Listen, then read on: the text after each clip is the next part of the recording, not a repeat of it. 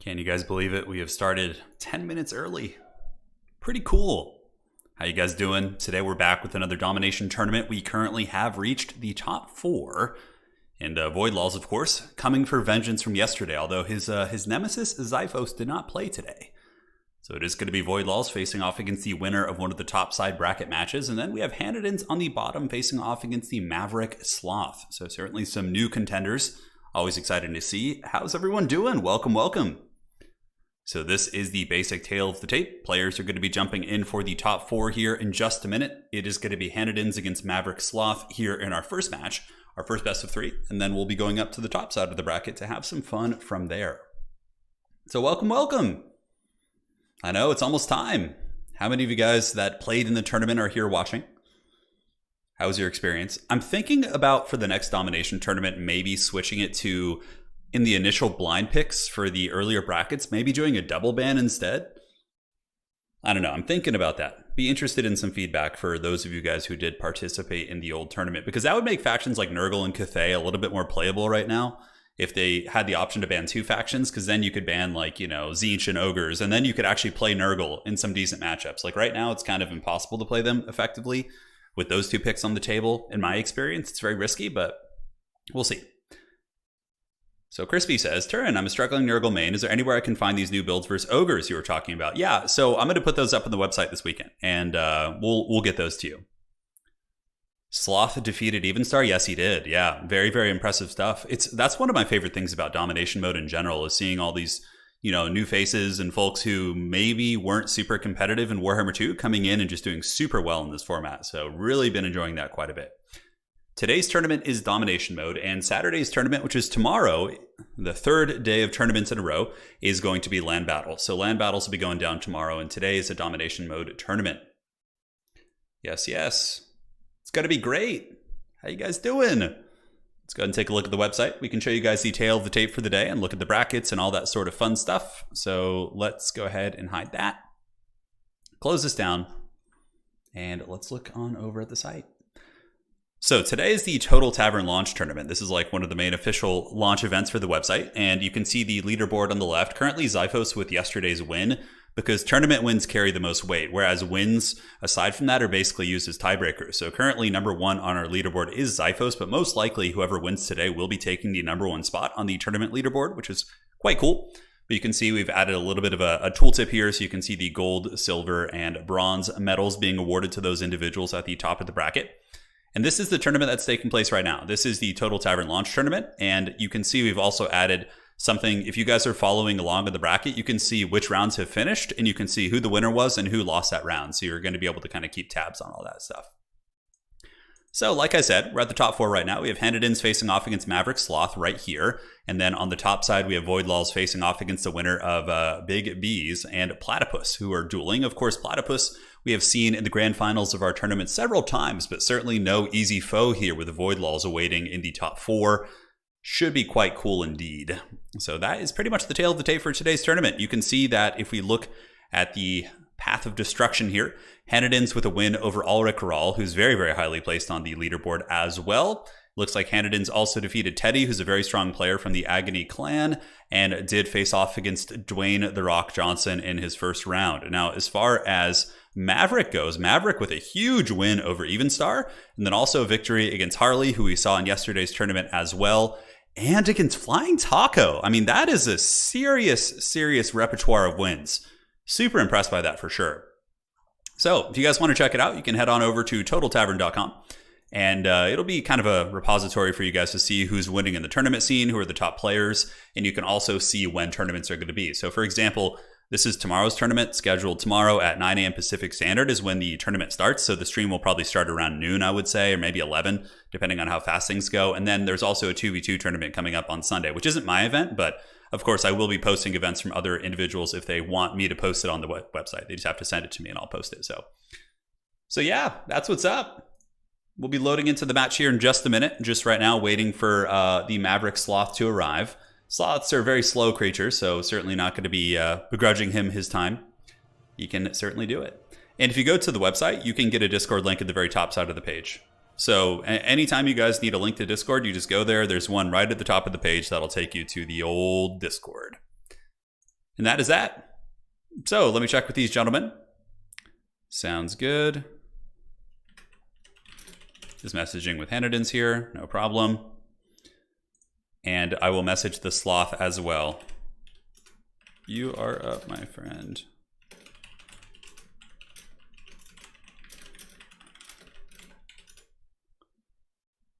All right, cool.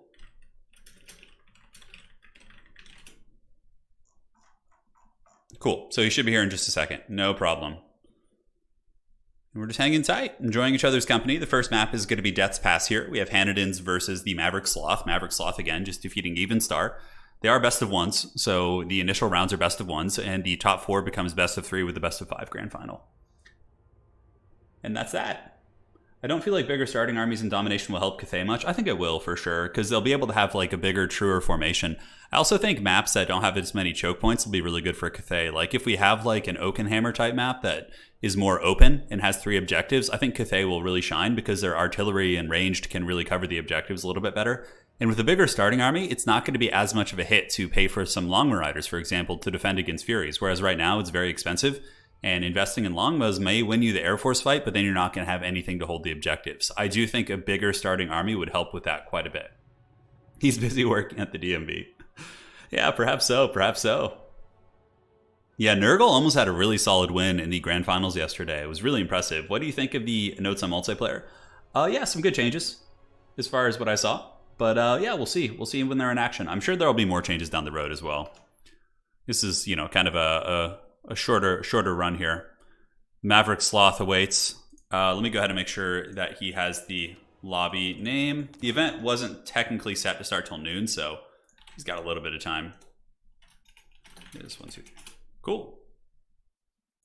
The dreaded Sloth has made it. Will the Sloth play Nurgle is the question, though. I would imagine the first maps will be some of the more competitive picks like Tzeentch and Ogres, but you never know. Sometimes you'll see some X Factors. Yesterday, we did see some really impressive Khorne play, too. With the Khorne defeating Kislev in the Grand Finals. And what was that, Game 5? I think it might have been. Yeah, it was Zyphos on Khorne defeating Voidlaws with Kislev in the Grand Finals. That was really insane. I think it would be too short notice for the changes from my patch notes to be included, obviously, because it has to go to testing. And then, so the patch notes that I'm working on would probably be something for like the next patch, which probably won't be too long, I would imagine. Maybe like a month or 2. Who knows? Double ban would be good for less played factions, but might not be good for faction variety. Yeah, I agree. The only thing is, like, pretty much every single game, you would have Ogres and Tzeentch banned, like, every single game, right? So then you would just never see them in the earlier rounds, which I suppose could be interesting for diversifying gameplay a little bit, but I don't know. I don't know. It's a tricky one. Hey, Mister, welcome to the stream. Hey, you're welcome. Is the patch live? No, I don't think so. I mean, unless I just totally missed it, but I don't think it's live right now. Yeah, I'm not sure. Hey, Turin, I don't often see you streaming and online in my subscriber list on YouTube. Is there a better way to see that? Yeah, Chris. So I think what you can do is you can go to the you can go to my YouTube channel, and like if you just go to a generic video, there's like a bell thing you can click, which I think allows you to set the notifications to a higher priority. Because for some reason, YouTube, like if you subscribe, it doesn't always give you the notification. You have to like subscribe and click the bell. You've probably seen all those like YouTubers who are like subscribe and click the bell to get, you know, full notifications or whatever. So I think you would have to do something like that. I'm not sure though, honestly. I'm pretty terrible at promoting myself. Yeah. Oh, Godfrey, you spoiled the result. Dude, you still got to go back and watch that, dude. That tournament was insane. It was absolutely insane. It was just one of the best of 5s we've had in a long, long time. Now, have we reached the top on the other side? Let's see. No, Voidlaws is still waiting for his opponent. Yeah, so he's still waiting there. So the top side of the bracket is not decided yet. The bottom side is, however. I don't know where Maverick Sloth went. Am I messaging? Is there another Sloth that I'm just missing here? How many Sloths do we have in Discord? I'm not sure. Should be the only one. Yeah, nonetheless, we'll get there. We will get there indeed. So Demons of Chaos are kind of an interesting one. I find in land battles they're not that OP, but in domination mode they're really good. Because basically what you see in domination mode is, number 1, you see Be'lakor, and Be'lakor is like a little bit unbalanced. He's very strong. And then you see him, you see an entire Tzeentch army. So they just bring blues and pinks, which are just super good units, and then they use Cornhounds. That's in the testing I've done in domination mode. That's pretty much what you see exclusively, and it's super super hard to stop. I mean, obviously Ogre Kingdoms can do well against it. Well, even Ogre is a little bit risky because of all the shooting. Like maybe Kislev has one of the better chances with the Bear Chariot spam. It's hard to say. It's hard to say. But yeah, Demons of Chaos seem a little bit OP in domination mode. Not so much in land battles. I'm thinking about allowing them in land battle tournaments, but for domination, it's just like, maybe if the Tzeentch gets nerfed a little bit, like the Tzeentch like blues and the shields and things like that, but right now it just seems too strong. Hey, you watched everything but the final? Right on. Right on, right on. We'll get you guys a link to the website in case you want to follow the tournament right now or future tournaments as well. Right now, we're just kind of on the pre-game show as we wait for the players to get ready. There you go. There's a link for you, bud. You can head on over to the site and check it out. Follow the old tournament scene. Yeah, I don't know where the Sloth went. The Sloth seems to have disappeared. Yeah, he had a nice little tournament victory over Evenstar. And, yeah, we'll see. We'll see. Shoot him another message. Cool. But yeah, maybe if some of the Tzeentch units are brought down a little bit, it wouldn't be so imbalanced. I don't think Demons of Chaos were necessarily designed with like balance in mind. There's a reason why they're not in like the domination quick battle queue and you can't play them. You're not supposed to play them at least. So I think it would be tricky. Because yeah, I mean some of the mortal units are really, really good. And maybe once and if the demon or the chaos rosters like Nurgle, Khorne, they get more mortal units and then like demons have even less stuff to choose from, maybe they could eventually be added in. Because it's a really cool thing in principle, being able to do all those. But also it's like you can get like Tzeentch infantry with Khorne dogs, and then if you want really fast, hard-hitting cav, you can get like Seekers of Slaanesh. There's just so many powerful synergies with Demons of Chaos and Domination mode. In land battles, not so much, because I think it's a little bit easier to anticipate the light armor and build around it, but in domination on smaller numbers, it can be very overwhelming. It can be very, very overwhelming. Don't know if you already answered this, but should we be reading anything into Tzeentch not being mentioned in the dev diary? I'm sure there'll be something for Tzeentch. I'm sure there'll be something. Yeah, there's got to be. Yeah, I did. Yeah, the bigger starting armies and dominations, definitely something I'm interested in. Definitely.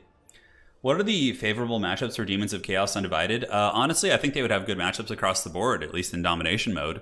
I don't see... Yeah, against Ogres, they're fine, because they would have all the Tzeentch shooting units. And then against Kislev, I think Kislev might be the one that they struggle with, just because of the Armored Bear Chariot spam, but if those get nerfed, then I don't think that's going to be the case.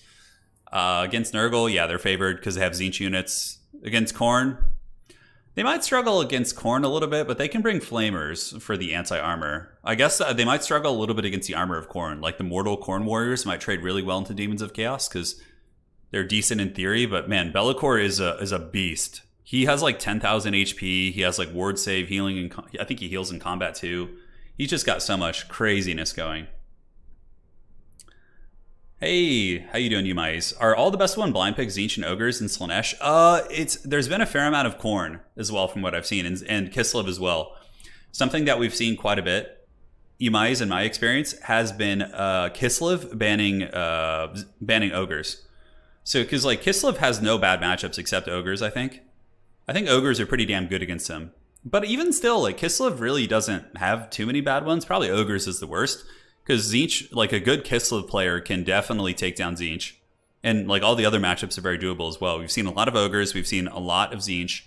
We've seen a couple Khorne matches. I think we saw a couple people play Nurgle in the lower brackets, but I don't know like how far they truly got. And on the, yeah, I don't know. Aside from that, I think we've seen a couple Slaanesh picks, like Slaanesh banning Tzeentch as well. So I mean, it's been pretty decent diversity for sure. It's been pretty decent, all things considered. I have to explore the format because domination mode games do take a long time, and if we made all the matches best of 3, this tournament could be like 7 hours, if not longer. Because the games are, 10 to 15 minutes on average, unless somebody leaves early, compared to land battles, which are like more like 4 to 7. So best of 3 for land battles is very viable, but best of 3 for domination in the earlier rounds is not a great choice. So it'd be curious to see what people think in terms of format. Yeah, so Loopy, today's tournament is domination, and Saturday's tournament is going to be land battles, which I know, Loopy, you've been asking for land battles, man. You better sign up for my tournament on Saturday, dude. I did that. I did that for you. I expect to see you there. Okay, one sec. I don't know where the Maverick Sloth went, honestly. I have no idea. Well, maybe something happened IRL. Let me go check and see if Void Lulls is ready. We can always do the top side of the bracket first. Yeah, Void Lulls should be ready. We'll see if the Platypus and the Big Bees are able to win their match. But until then, we'll just hang out and just keep chatting. All's good. I'm in no rush. Jokes aside, are we diving into a deep discussion into the 1.1 post? We can. I can take a look at it. Yeah, I think that's the way to do it. Umays for now. Blind Best of Ones is going to be insane when we get access to the Mortal Empires. Like when the old factions come back, that's just going to be pure anarchy. But nobody's going to really know the meta for months. Like I think Vampire counts will be disgustingly broken, but I think aside from that, I think I don't know. I think it won't be too bad. Hey, mister, thank you for the 20 SEK. How will the game change with the other factions? Dude, it's going to be insane. Yeah, Loopy, it's on Saturday. It starts 9:30 in the morning, I think. Yeah, or 9 my time. So for you, it should be like nice in the middle of the day. Hey, Chris, how you doing, man? I remember you. Is this a good time to rejoin Warhammer Competitive? So Chris, Rightus, I would wait like a month. Yeah, I would wait a month if unless you don't mind, and then yeah, in that case, I would wait a little bit longer. It's gonna be really good soon, but we're in a bit of a strange spot right now. Zero, the land battle tournament's gonna be tomorrow. Yeah, correct. Although, as far as, I actually thought land battle tournaments would be more popular than the domination tournaments, but in pretty much every tournament I've hosted so far, including land battles, it seems that the domination ones are a little bit more popular. Not by too much. I think it's because it has an easier barrier of entry because you don't have to memorize like rules and army limits and things like that to the same extent. But yeah, I think domination mode's really close to being like a really, really good game mode. Like really close. I think bigger starting armies and bigger like open field maps, and I think people are really going to be enjoying it like a lot. A lot indeed. Yeah, Chris, I would say like once we get this patch and then like they add in another faction, you might even want to just wait till they bring the old world back too, which I don't know how long that's going to be, but any thoughts on Bellicor versus Arcan once the old factions join? Are we talking from like a lore, like campaign gameplay perspective? Because I have no idea there. I really just focus mainly on the old multiplayer. I have no idea where the sloth went. I have no idea. The dreaded sloth has disappeared in the night. I guess we'll just have to start on the top side of the bracket. Let's see. Yeah, it says he's online. I'll tag him one more time. Worst case, we can just do the top side of the bracket first and then come back down here. Okay. Looks like there's a message pertaining to the other match. So I think we may have our top side of the bracket decided. We'll find out. I'm so excited for the Mortal Empires to be added back in though. Man, it's just like, I just want to play those factions in domination mode. It's going to add so much spice to the game. It's going to add so much spice to the game. Yeah, seems like Creative Assembly listened to the bit of feedback since they increased army sizes. Yeah, I think so. I think so. I have to assume the modders will let us turn off rifts. And yeah, I think that the multiplayer campaign, the Royal Rumble and Cathay campaign is really incredibly good. But yeah, the turn times are too short. It needs to be like 80 to 100 to actually get some momentum and some comebacks. Because what often happens is one person snowballs and then like it just takes too long to shut him down. I think so. Trondon, I disagree. I think bigger starting armies is going to be good. Because like, sometimes I load into domination battles and I'll see somebody has like 2 single entity models and like a lord and that's it. And I'm just like, okay, well this like doesn't feel like a Warhammer battle. Like, I think if you can have a little bit more money, it'll be more dynamic and will also make factions like Cathay and Nurgle better because they'll be able to cover the battlefield better since they don't have, like, things they can really abuse in small numbers. And, like, a lot of those type of armies like Nurgle need width to actually kill ranged armies because if they have a small force, they're too easy to focus fire. I think it's a big step in the right direction, personally. But, again, we'll see. We'll see. And hopefully Creative Assembly is willing to, work with us on it and make changes accordingly. Dude, give me the Dowie Slayer spam all day. All day. Okay, so checking the brackets. Let's see how that topside one is looking. Did we get the finish? Not quite. Those lads are still playing. Damn, must be quite a heated fight here. Yeah, hopefully the Maverick Sloth is okay. He was just like playing his games. Now he disappeared into the shadows.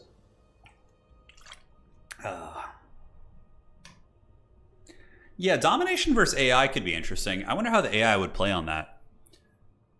I guess if you just like program them to prioritize holding the objectives, but you wouldn't really get like value trading experience. But I feel like you could have AI on domination mode to practice against for really, really new players, just so they can learn the fundamentals. I mean, you can always go into leaderboard or quick battles or whatever and play, but that's kind of a little bit wild. Sometimes you'll play someone who's like super seasoned, and sometimes you'll play like someone who's never played before. So from a 1v1 perspective in multiplayer, you're asking, oh, I mean, Archaon's going to be pretty good. It depends on how Lore of Fire is, right? Because he's tied to that. Burning Head was really good in Warhammer 2, but it's actually quite bad in Warhammer 3. So maybe Archaon won't be quite as good. Be'lakor, I think, is really strong. Insanely strong. Lore of Shadows is like one of the best lores of Magic. Has great debuffs and 2 really good damage spells. Ah, the Sloth is here. You know, true to his name, he arrives in time, and now the players can do their picks and bans. So, picks and bans, and good luck, have fun. See tourney page for instructions. All right, so the pregame show is coming to an end. And now we are going to be getting ready for our first match. The Sloth has arrived. And we're all set. Great. Yeah, I think it'd be cool to have like a really basic AI in there. I don't know. It'd probably be really bad though. But I mean, I don't know. It would probably just spawn random stuff out. But yeah, for like a brand new player, it could be useful to have that. I don't think that would be like a development priority for them, but you never know. Something like that could happen. And Dowie are going to be so fun. They are. You know why I'm excited for Dowie in domination mode? I just want to play on like Death's Pass and just like throw a huge fat organ gun in the middle and just blast them off the objective. That sounds so righteous. Meanwhile, you have like your Iron Breakers like holding the objectives on the sides and like all that sort of stuff. I think that's going to be incredibly cool. Very, very hyped for that. Really out of topic, but I find that the auto translate does a good job. I'm surprised to hear that. Sloth staying true to his name. I know he is. Yeah, pretty cool though. We got a newcomer coming in. We've seen Hanadins before. Hanadins was a contender in some of the earlier launch tournaments we did prior to the website going up. But Maverick Sloth, I don't know if we've seen Maverick Sloth in the top 4. He did mention me a couple weeks ago saying he was kind of just getting into it. So clearly the Sloth probably has some sort of an RTS background or some Total War experience that translated quite well into, I mean, getting to the top 4 of a tournament and beating Evenstar, who was a Warhammer 2 world champion. I mean, that is a huge accomplishment. That is a huge accomplishment indeed. Just in time, 21 minutes deep into the tournament. Yeah, I know. Dowie versus Skaven on Death's Pass. You know, I think that matchup will be more balanced on domination mode. Like it's very different. Dwarves usually get stomped by Skaven, at least in Warhammer 2, but I think domination mode changes the dynamic of a ton of matchups. A ton of matchups. Hey, Bubba's Big Blast, how you doing? And you see the positive note of the Sloth taking his time is that basically a lot of you guys would have missed the first match had the Sloth been on time. So now that he's a little bit later, it worked out well for everyone, which is great. Which is great. So what will the first picks and bans be? I'm quite curious to see what these champs are going to be doing. And we'll see what the top side of the bracket looks like. Do we have our contenders yet? I know Void Laws awaits in the shadows. The Dark Lord. He's certainly been the Dark Lord so far. Yeah, only dropping one series as far as our this week's tournaments go. Because we had a couple tournaments, obviously, the past couple weeks, but these ones are now like a little bit more official because they are tied to our leaderboard. And taking a look at the leaderboard real quick, something I'm going to be doing. So obviously, I have a lot of invitational tournaments and things like that, right? Like Faction Wars and all that kind of good stuff. So, you know, for folks who are on the higher end of the leaderboard, I'm going to be inviting them to more and more of these like invitational type events. So that's kind of one game plan I have. I'm also thinking about splitting this up into seasons maybe. I'm not sure. Where basically we have, you know, season 1, which goes, I don't know, it could be between content cycles too. Like we could have like whenever a DLC comes out, the leaderboard resets and the individual who is number 1 at the top of that season will receive like $100 cash prize or something fun like that. What do you guys think of that idea? I think that'd be kind of cool. Obviously, because, you know, if the leaderboard becomes like, you know, permanent per se, it could be really tough to eventually grind your way or catch up to it. Whereas if it resets and there's like a new season, there's like a competitive incentive to participate in tournaments.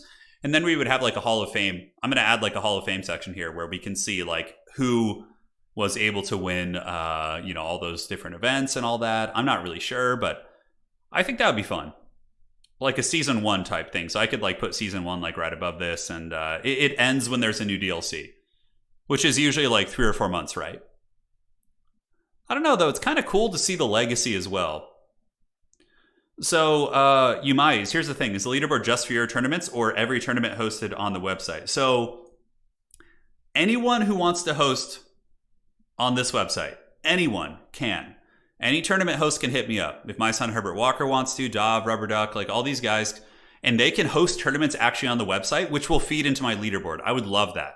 But it's up to them because, it takes a little bit of work, not too much. Like I would just have to teach them how to run the back end of the tournament management here. It's slightly different than Challenge. But also then it's cool because like there's like an epic kind of story to it, right? Let's say we're at the end of a season and there's 2 players really close at the top of the leaderboard. We could have like a prize split up of like $150 for first, like 100 for second, like 50 for third or something. And we could have different seasons, which I think would be pretty cool. And you see the legacy in the Hall of Fame. That's true. Yeah, that's true, Dalton. So you can see that in the Hall of Fame section, which I think would be a really cool idea. You could also have like a global leaderboard. Yeah, the thing is people have to host events on the site to be fed into the leaderboard, which I would love to have other tournament hosts doing it. Right now, like we have another tournament here. So there's 2 options for other tournament hosts, basically, right? There's 2 options. Number 1 is like if someone else wants to promote their tournaments on the website, they can just send it to me and I can drop a link to their challenge page, like right here, right? So that's what we did with this gentleman here. But if they actually want to host on site, it's a little bit different. They actually create a tournament on the back end of the website and they have full administrative control. They can do check-ins, replacements. It basically has all the functionality of Challenge, but you have a little bit more control than Challenge because we have access to the back end of the website. So, but yeah, right now it's just mainly my tournaments here, but anyone else who wants to host here can. You could have a legacy leaderboard and a seasonal one. Yeah, I actually think that's a good idea, Trusty. I like that idea a lot. But I think having seasons adds a lot of spice for sure. Anyways, it was a good discussion so far. Let's switch on back and see what the picks and bans are going to be. Kislev versus Khorne on Death's Pass. Okay. I feel like this is a matchup we run into a lot. The light war sleds are limited to 2, so it's a little bit better for Khorne because the Khorne dogs are obviously going to have a better time against some of the more expensive pieces, I suppose. We're just getting started with the first game. We were talking about seasons right now. I think theming seasons after DLC packs would be cool. I think so too. Okay, so I'll talk to my dev about that. Like, yeah, a legacy leaderboard and a seasonal one.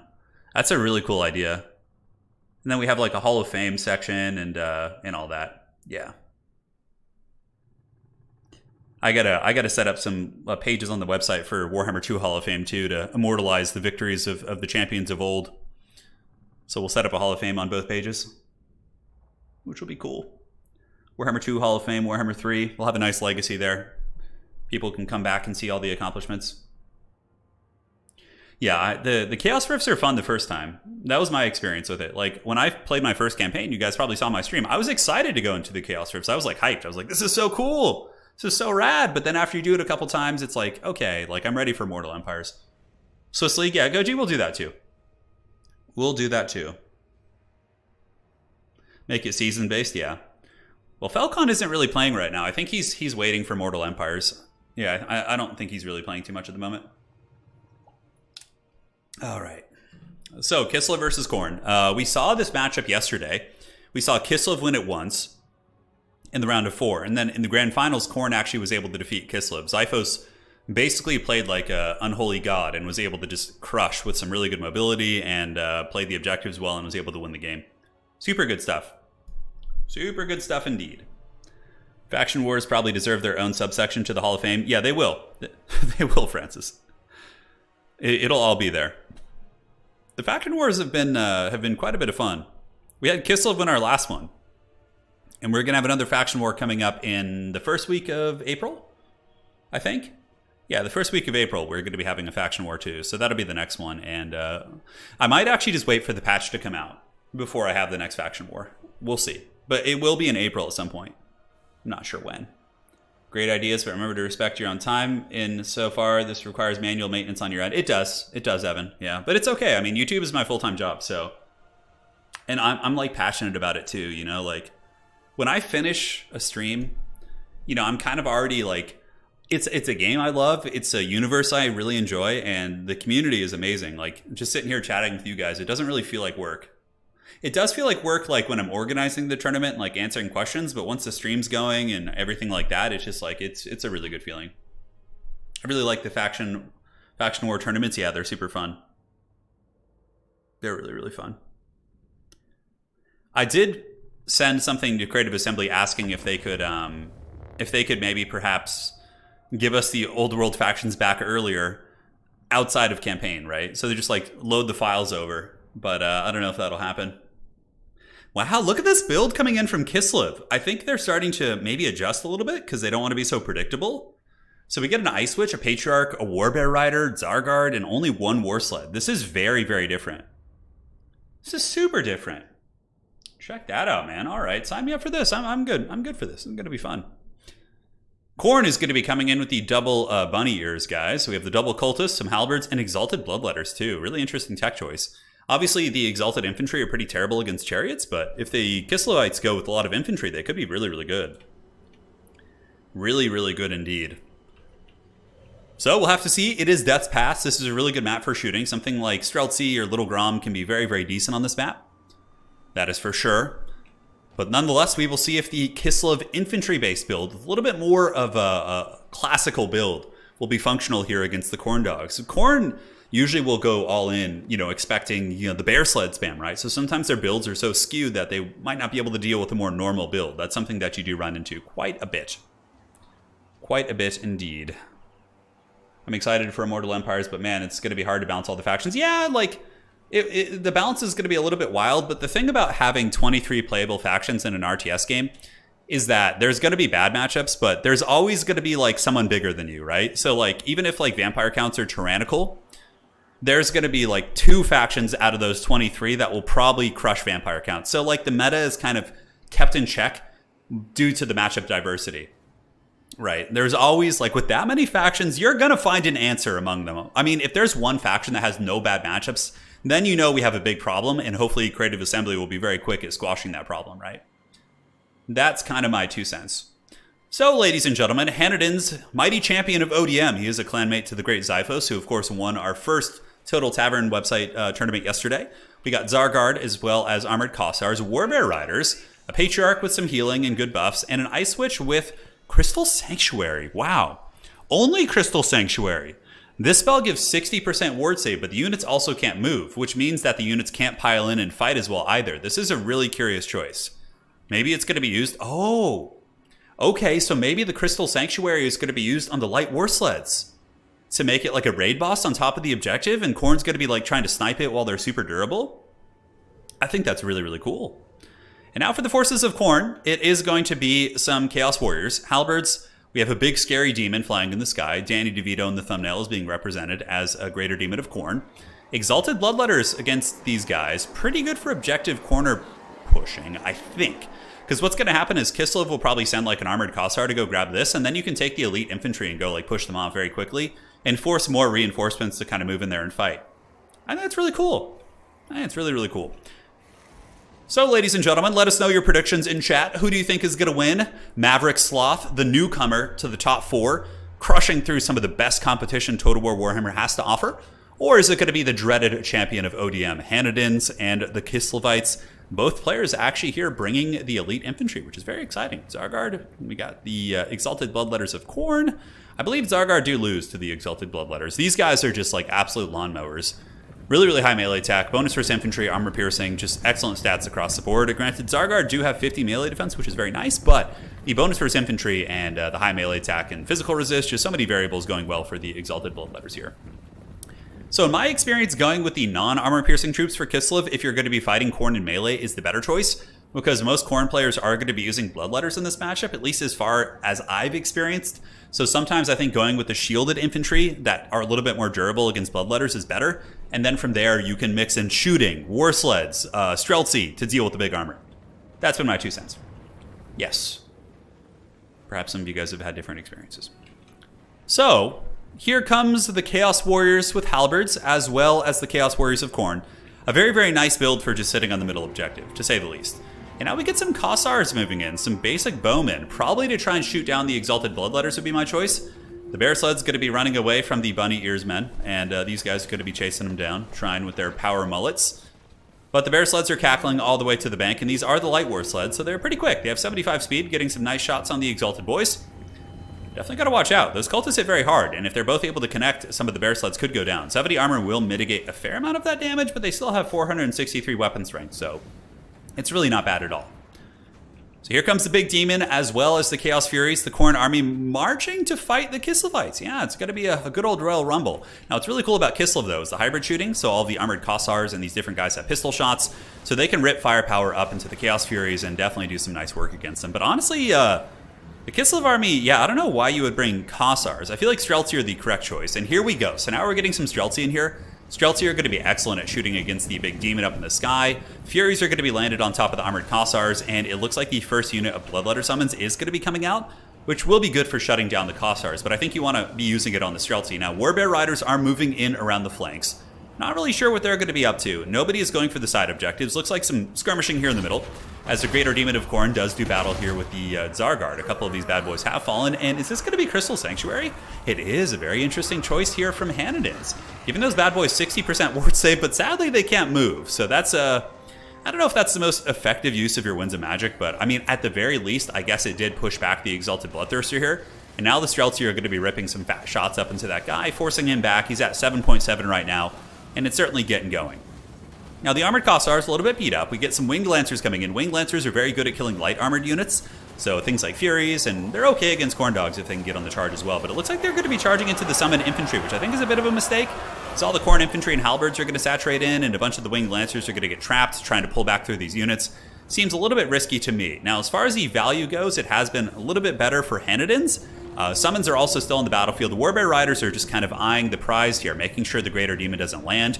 And we do get some more Kossovite Dervishes getting ready to roll in as well. So now the Khornate Infantry have engaged. We do have the Exalted Bloodletters, and this is where Khorne really makes her value back. The Zargard will put up a good fight here. We'll certainly put a dent in these guys, but for the most part, this is when you would want the Crystal Sanctuary, right? To prevent them from taking that huge, huge burst damage right there. Now in the back, though, Kislev in a very defensive posture, kind of yielding the objectives to an extent. Khorne does have some doggos, just some basic Fleshhounds. Not basic Fleshhounds, but the Fleshhounds grabbing that top objective. And now the Snow Leopard has come out. Snow Leopard is a summon from the Ice Witch, and has good armor piercing if I'm not mistaken, so he can put some hurt on this cultist, and it is a summon unit, so this is very, very cost effective for Kislev. Just to have a cheap summon unit doing this much damage against that cultist. I'm really impressed with that damage. That's quite fat. So Chaos Warhound's moving around, looking to shut down the missile pieces. Definitely some chariots could intercept those guys. And here comes the Warbear Riders, looking to get on top of the Exalted Bloodthirster, and that man does run away right before the Warbears get there, which is a good call. If he had been surrounded, that could have been a pretty disastrous situation for the Maverick Sloth, who is a little bit behind on value, but it's a very negligible amount of a disadvantage, really. And the Zargard holding on like champs, 44 against 72. The Bloodletters will eventually win that fight. Now, a bit of a missed micro here by Hanadins. He is moving his Streltsy up. I don't know why. I think he must have given a bad attack order. He was trying to maybe shoot some of the infantry here in the back, but now they are getting attacked in melee here by the Exalted Bloodthirster. Maybe getting the Snow Leopard over there to try and help with that could be quite good. And Winged Lancers are stuck in, entrenched combat against Chaos Warriors who are super armored, so that's not a feel-good situation for them. Ice Witch going to be pulling back. The Summoned Bloodletters of Khorne will be disappearing in about 7 seconds. And the Crystal Sanctuary once again goes down to the Streltsy here. And actually, that seems really good for missile units. Giving the Crystal Sanctuary, because you don't really take a penalty for not moving, and it does make them a lot more durable against this type of pressure, as the old Streltsy do shoot into the Exalted Bloodthirster. And I have to say, it's really interesting seeing a build of Kislev that isn't super oriented around the Warbear sleds, right? It's like more of a balanced build. And are these the Warbear Riders? Oof, man. Yeah, the Warbear Riders are really, really damaged at this point. Nice play here from the Sloth, though. Sending some Halberds over to objective number 1 is a masterful play, because for Kislev, that's going to be super tough to remove. You're going to have to send Streltsy or some elite infantry to take them down. And even if Kislev is, doing a little bit better on value, oh my god, look at the big difference. Khorne has just been taking over here, taking down these Warbear Riders. Yeah, the Blood God certainly really, really kicking into overdrive here as we get a little bit later here in the game, but this is so good. I love this Halberd play because, yeah, Kislev, their instinct is to get the Winged Lancers as well as the Kossovite Dervishes and move over here and go after the Chaos Warriors, right? But not going to be super easy, right? Because these guys are super meaty, super tough. You're going to have to send Zargard with great weapons or Streltsy or something elite. And now suddenly 2 of the objectives belong to Khorne, And it looks like Khorne is going to be going for the dreaded triple cap right now, which I think will be very, very good indeed. Now, the Bloodthirster are getting quite beat up, which is giving a little bit of comeback value. The one curious thing, I feel like the Ice Witch with Crystal Sanctuary isn't very good.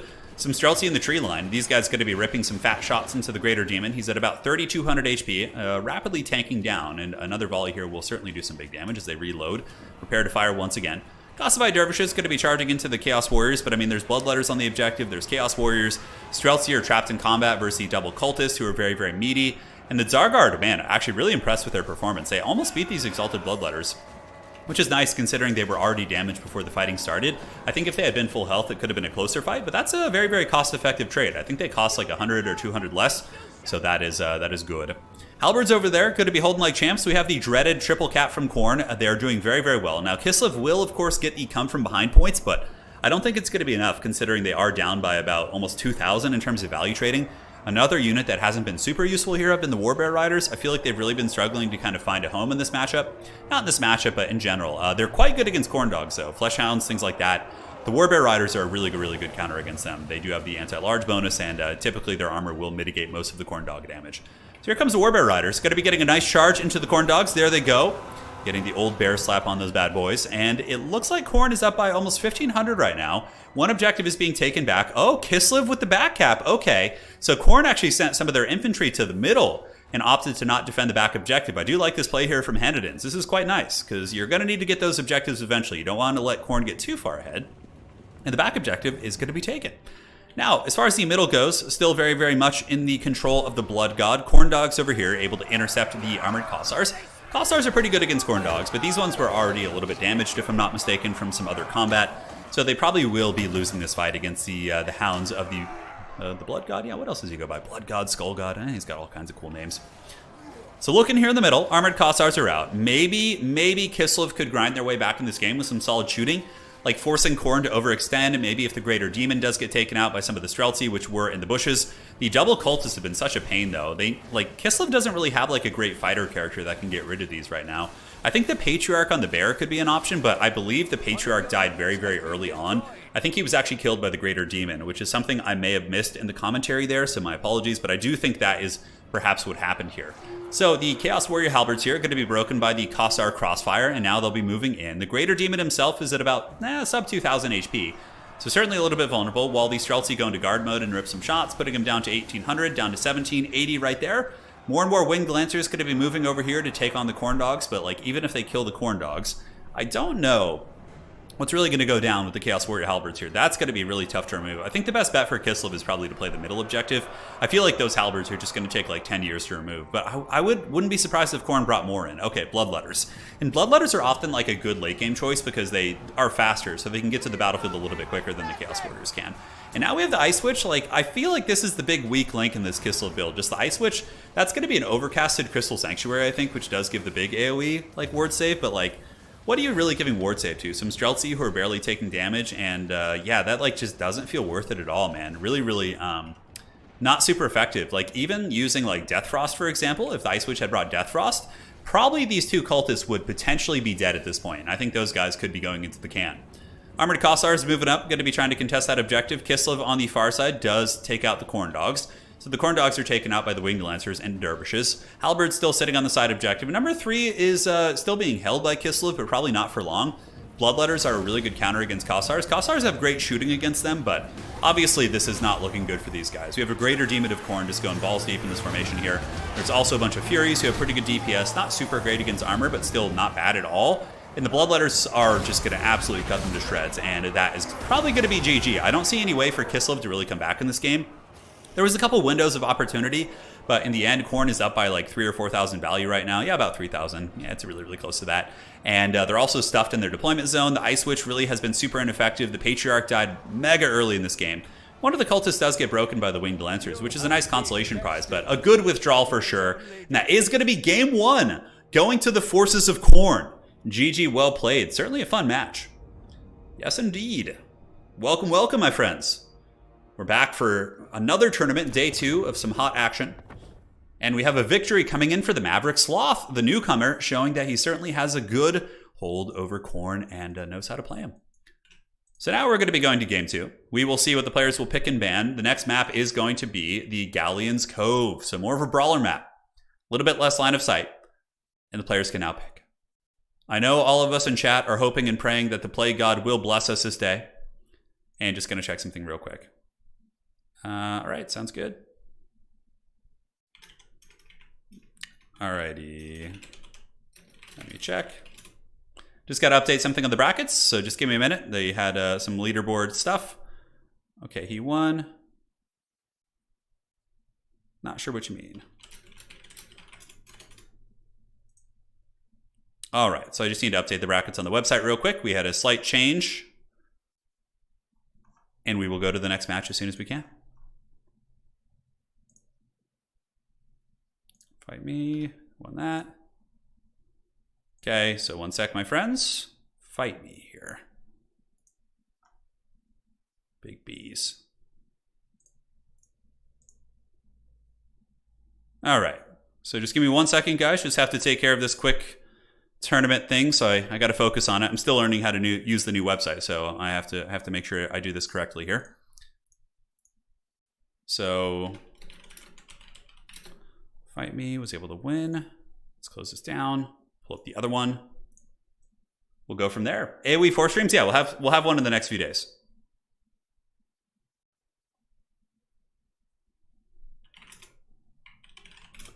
Perfect. Yeah, apparently there was some rules questions as well. What's really nice about Domination is not having to police all this stuff. We could see Nurgle. We really could see him here. I'm not sure. I'm not sure. Okay, so Fight Me won this. Ah, okay, so they replayed that. That's what ended up happening. Got it. Okay. And then we want to do this too. Perfect. Okay, so I just have to adjust a couple things here. Some of the players entered the scores wrong. Things got out of control. Souls for Slaanesh? We could see Slaanesh.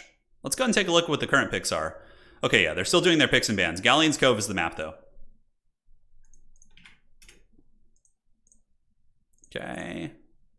And this was the match here. And the score would actually be like this. Cool. And then this would be...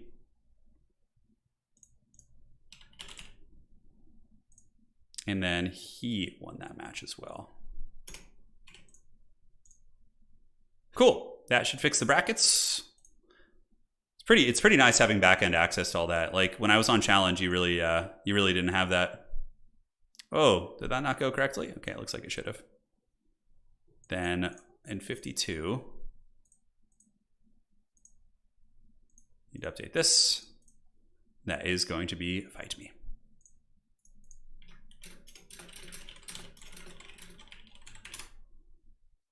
Thanks for your patience, guys. I'll be back with you in just a minute. Hey, mister, I love the dwarves, but it really seems that they will be steamrolled in Warhammer 3. I think they're going to be great. And I think many of the Warhammer 2 factions will actually be quite a bit better. Well, like everybody, you know, like the new factions aren't as fleshed out, you know? They're not. So that is something to take into account. You think it'll be ogres? Yeah, ogres are a safe bet, especially in a competitive format, right? Whoa, whoa. Wait, did that work? Yeah, perfect. Okay, it did. All right, no problem. Did I just like flip the bracket? Looks like it might have. Oh, interesting. Well, I'm not going to ask questions. All righty. So we are all set here, and let's see what the players have picked. We're back. Hey, mister, thank you for the donation again. Really appreciate that. How many of you guys played in the tournament today? And if you guys did play, who was the faction that either carried you into a glorious victories or what was your biggest disappointment? I know we had a couple people play Nurgle today. Did anybody in chat actually play Nurgle in today's tournament and have some success? And if so, what were your matchups? I feel like I've been testing Nurgle quite a bit. I haven't played against like people that are of the caliber of like Void or these really, you know, top 4 guys, but I've been having pretty good success with Nurgle. The one faction I just can't beat is Tzeentch. Like, if I'm playing a good player who's equally skilled to myself, I've just been struggling, and I just cannot defeat Tzeentch. It just seems like literally impossible. Unless you're just much better than the player. Or you have like a skill advantage over them, like with your micro and all that. I think dwarves are going to be fine. Like dwarves, because the thing is, dwarvish infantry are much more fighty than Cathay. Like Longbeards, Ironbreakers, they have blasting charges too, so they can push people off objectives with blasting charges. You have to remember this. Like a Longbeard is like an absolute, you know, he gets in there, he chooses bubblegum, and he handles business, right? Like good melee attack, like relatively hard hitting compared to Jade Warriors. And also dwarves have like really good shooting. Like Thunders are way better than the what's it called? The Iron Hail Gunners. So I think dwarves are going to be fine. I think dwarves will be more than fine. All right. Maverick Sloth says, all right. So Maverick Sloth wants us to do a poll. Sure, we can do a poll. Nurgle, Cathay. He played Khorne. Ogres. Tzeentch. I can only do 4. He wants you guys to pick his faction. What an absolute Chad play. Wow. Yeah, I mean, he's up a game, though, so he probably feels comfortable enough, right? Yeah, that's pretty crazy. All right, so which 4 do you want pulled? Right now, I have Nurgle, Cathay, Ogres, and Tzeentch. I'll get Slaanesh in there, too. So, Maverick, if you're listening, you need to let me know which ones you want to pull, because you've only played one faction so far. But yeah, that's totally fine. If you want to do that, you can totally put your fate in the hands of chat. Okay, he's typing. Ogre, Tzeentch. Okay, he's like Ogre, Tzeentch, yeah, as if Nurgle isn't going to be voted, you know. And Kislev, okay. Here we go. Nurgle or Riot? Dude, this is a risky play here. Ogre, Tzeentch, Nurgle, or Kislev. Yeah, what do we think is going to win? What do we think is going to win? Oh my god. A true champion of the people? Oh man, no, this is what he wanted though. Just 83% for Nurgle. Oh my god, I should just tell him it's gonna be Nurgle. I'm just like, dude, we don't even need to run a poll. It's gonna be Nurgle. Yeah. That's a pretty alpha male play though, for sure. All right. I'm just gonna tell him it's Nurgle. All right. Yeah, like Ogre's got 13%. Tzeentch got 9%. Kislev got 4%. Nurgle got 75%. His most exalted filthiness. Nurgle's just such a meme, dude. Oh man, yeah. I don't know. What if you put in like 3 really good competitive factions and then a meme faction and leave it up to chat? Of course, we know the direction it's gonna go. Nurgle or the tourney is off. Yeah. All right, guys. Well. That is definitely a bold move. This is a pretty good map for Nurgle, though. This is definitely a good map.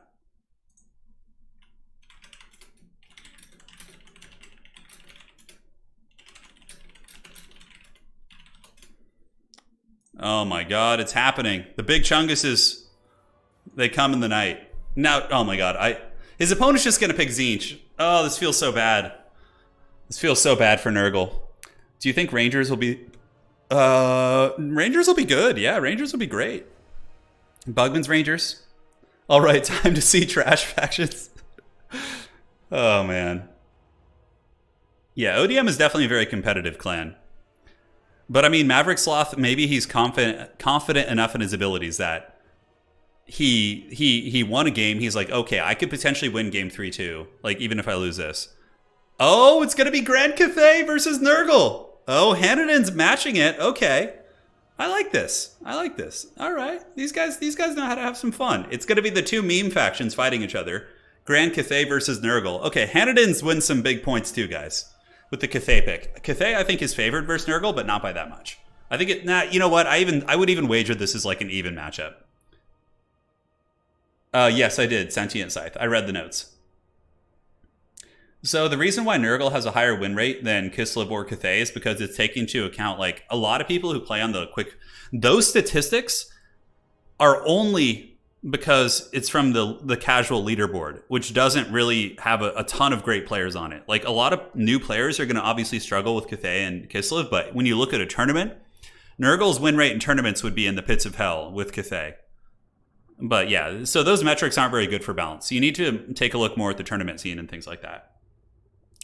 2 Ultra Chads fighting for our amusement? I know. This is great. The 2 junk build is mandatory. Dude, the junks against Nurgle can be good, but Nurgle has a good air force, actually. You can bring, like, Rotflies and a bunch of other scary units and certainly cause some problems. Man, I'm mega hyped for this. This is going to be good.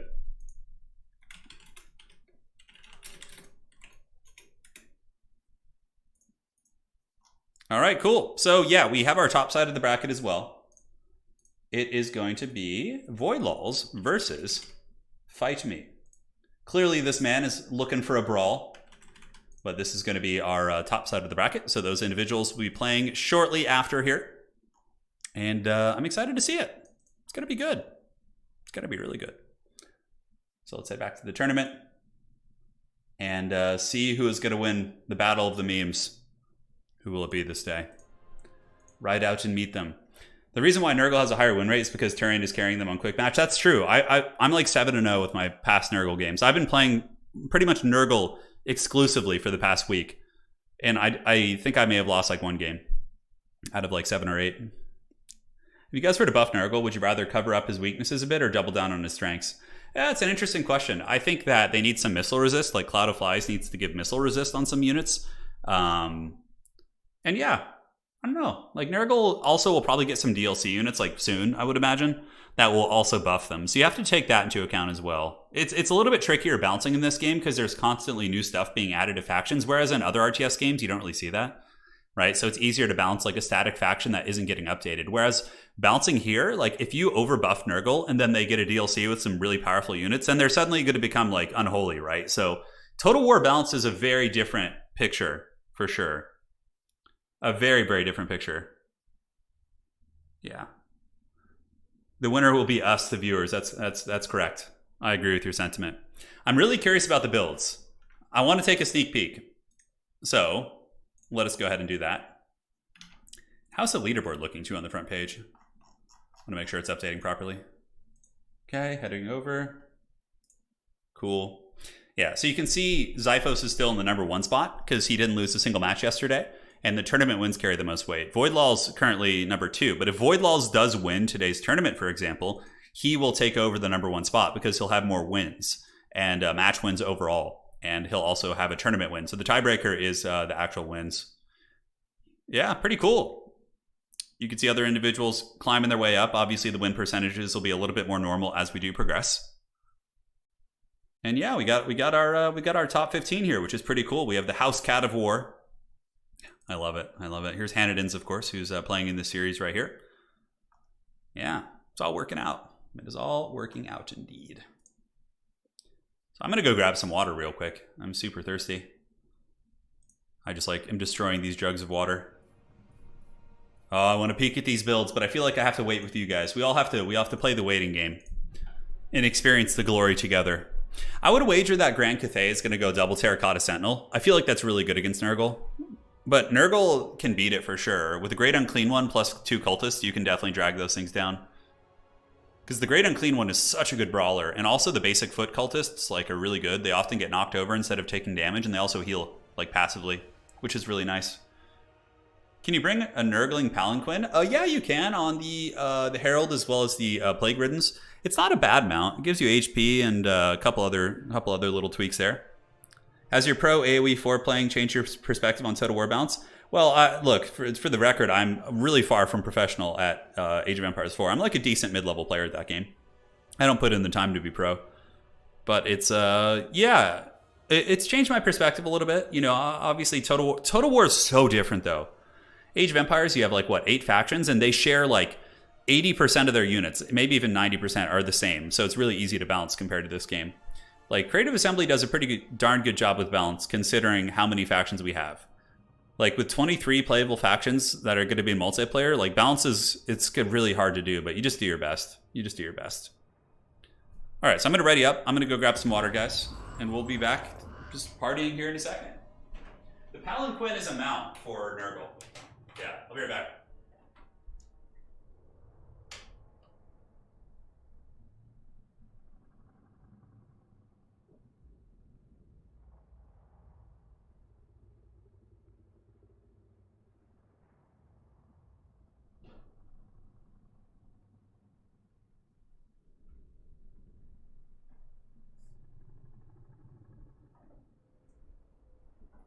All right, my friends, I'm back. Let's have some fun. Zeri, you haven't missed that much. We are in our first best of 3. This is game 2. And Maverick Sloth, with the ultimate flex, said that you, the viewers, could pick what he would play in the grand finals of a tournament with money on the line. Which is pretty damn cool. I'm super into it. You know, we will probably have... I don't know. So for Faction Wars 2, I'm thinking about doing 2 Faction Wars per month. So the other idea is having 1 Faction War be Domination and 1 Land Battles. Because I feel like a Land Battle or a Domination mode Faction War could be really fun too. Although the games are quite a bit longer. So if we're taking a look at like, you know, a 23 Faction War, I think that would be too much for Domination mode. That would be extra chunky. All right, ladies and gentlemen, it is Grand Cathay facing off against Nurgle. Both players picking some awesome factions. It's going to be a pretty good build. We have the Exalted Great Chungus, backed up by 2 Cultists, very standard, a Spawn, and a couple Forsaken. And now for Grand Cathay, we have Longbow Riders to secure the air, which makes me think that Grand Cathay might actually go for like a Skyjunk as their second summon, because when you see the Air Force dominance, it makes you think that they're going to want some blimps, which would be a pretty epic thing for sure. Yeah, Maverick Sloth quickly becoming a favorite of the people. How much have you missed? Not too much. You're here just in time. Don't you worry. Just in time, indeed. It's a meme battle for sure. I mean, I don't know what their picks were and whatnot, which would obviously dictate quite a bit. I mean, picking Tzeentch into Nurgle would definitely make Hanadins the villain. And Cathay versus Nurgle is a very fair matchup in my opinion. I think it's totally fine. I think both sides can definitely win this one. So I'm excited to see what they do. Very, very excited. Yeah, double longbow usually is a sign that somebody wants to secure the skies, right? Because you want to secure the skies for 2 reasons. 1, you either want to get Skyjunks and Lanterns, or 2, you want to just protect your cannons, right? Because, you know, Nurgle's going to want to send Furies over there to kill your cannon. And if they can't, you can park the cannon up here, and the cannon can shoot at Objective 2 and at Objective 1, which is a really, really nice play for Cathay. So I would wager that the cannon is going to move up here, and 1 Longbow Rider will just kind of be lurking around here to protect from the Nurgle Furies, which I think is really, really cool. Jay, we do have Discord, and if you go to my website, which is totaltavern.com, you can find the Discord link at the top of the website. Dragon-Blooded Lord, Shugengan Lord. He has the Dragon Breath, or she has the Dragon Breath, the Jade Shield, as well as the... I think that's the buffing spell that imbues fire damage. I think so, yeah. Imbues fire damage, which is pretty good against Nurgle. Also gives a little bit of melee attack too. Good against demons, especially, because demons typically have physical resist. A couple Jade Warriors, as well as the Peasant Archers here for Hanadins. Now, for the big chunky boy Nurgle, we have some of the cooler looking units in the game. These Forsaken of Nurgle are so damn cool looking. I love Nurgle Mortals.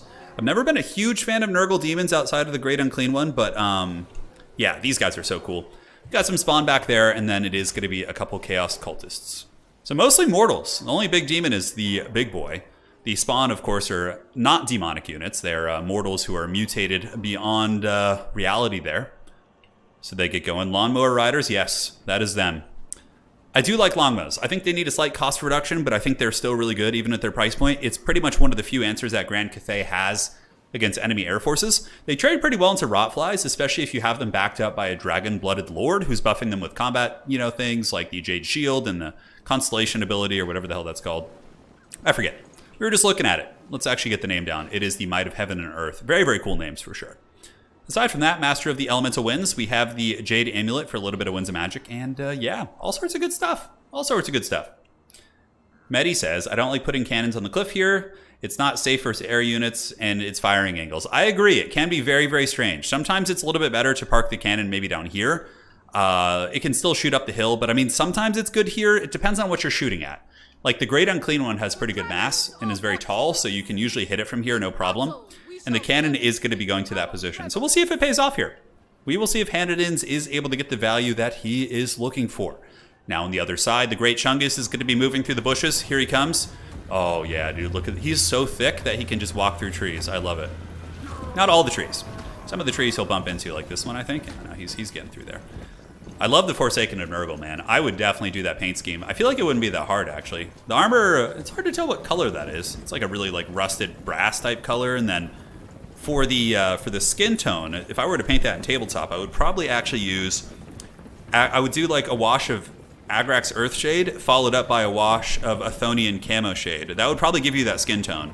And then you would just probably use some sort of a neon type paint for the claws. Yeah, very, very cool. It's funny, now that I like paint tabletop quite a bit, or at least I have been the past couple years. I have a Death Guard army. Like I can recognize like what paints I would use to paint such a scheme. It's really, really fun.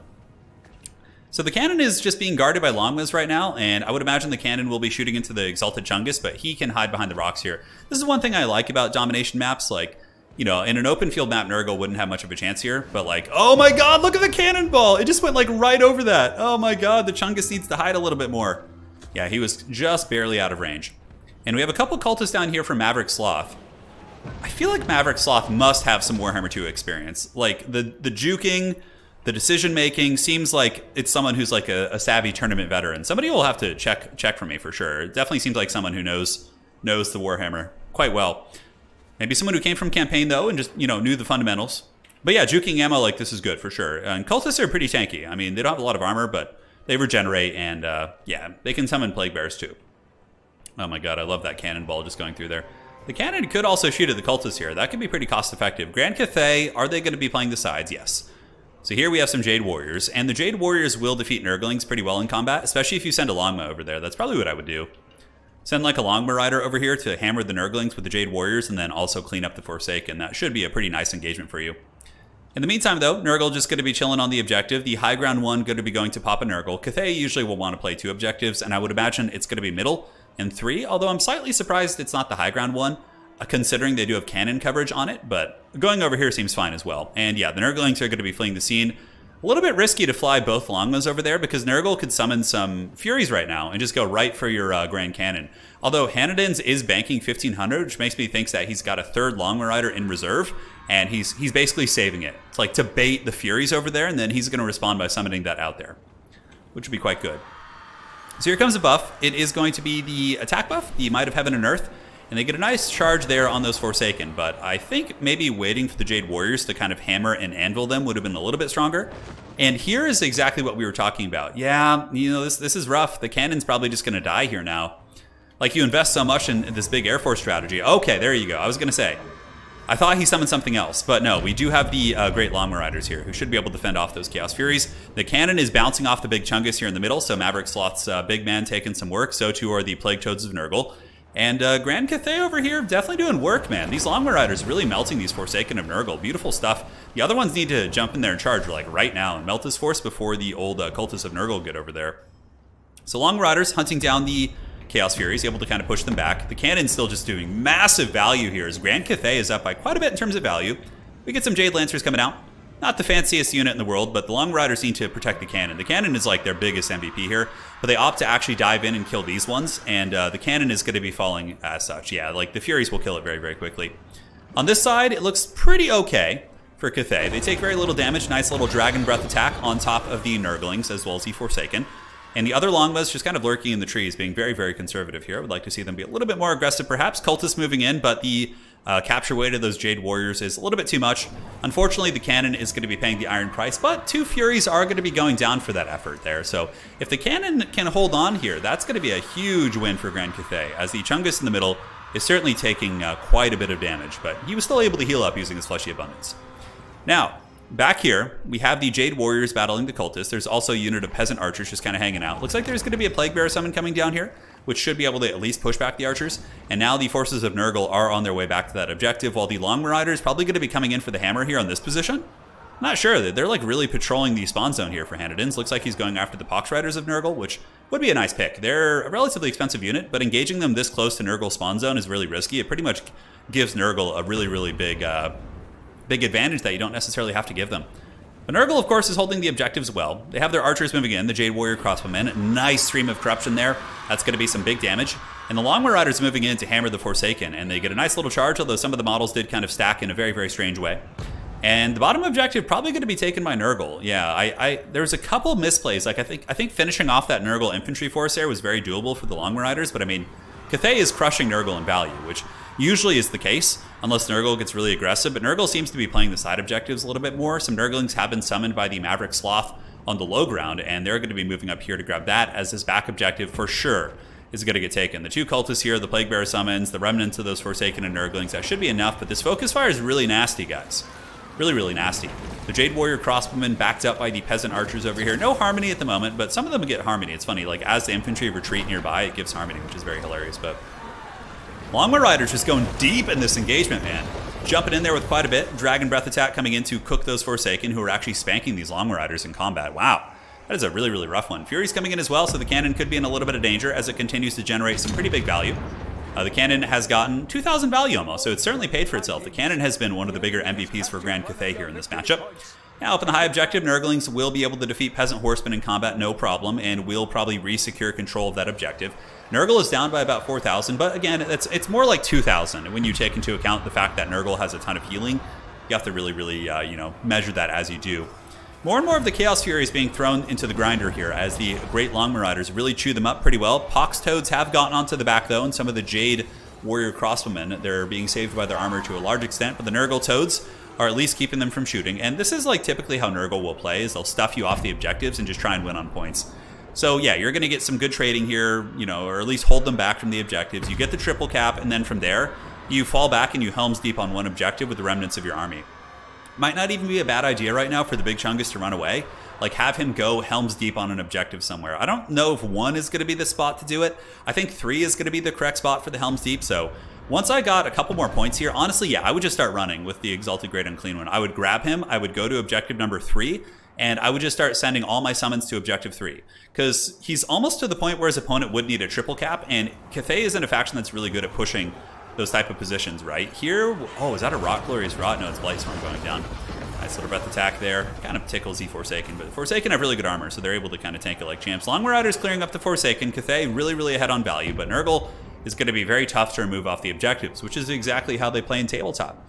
Most of the time when you play with the old Nurgle in tabletop, in my experience, you'll get the objectives, your army's getting blasted off the table, but by the time turn 5 comes around, when you're playing Death Guard or Chaos Demons of Nurgle, you can potentially be winning the game if things have gone your way so far.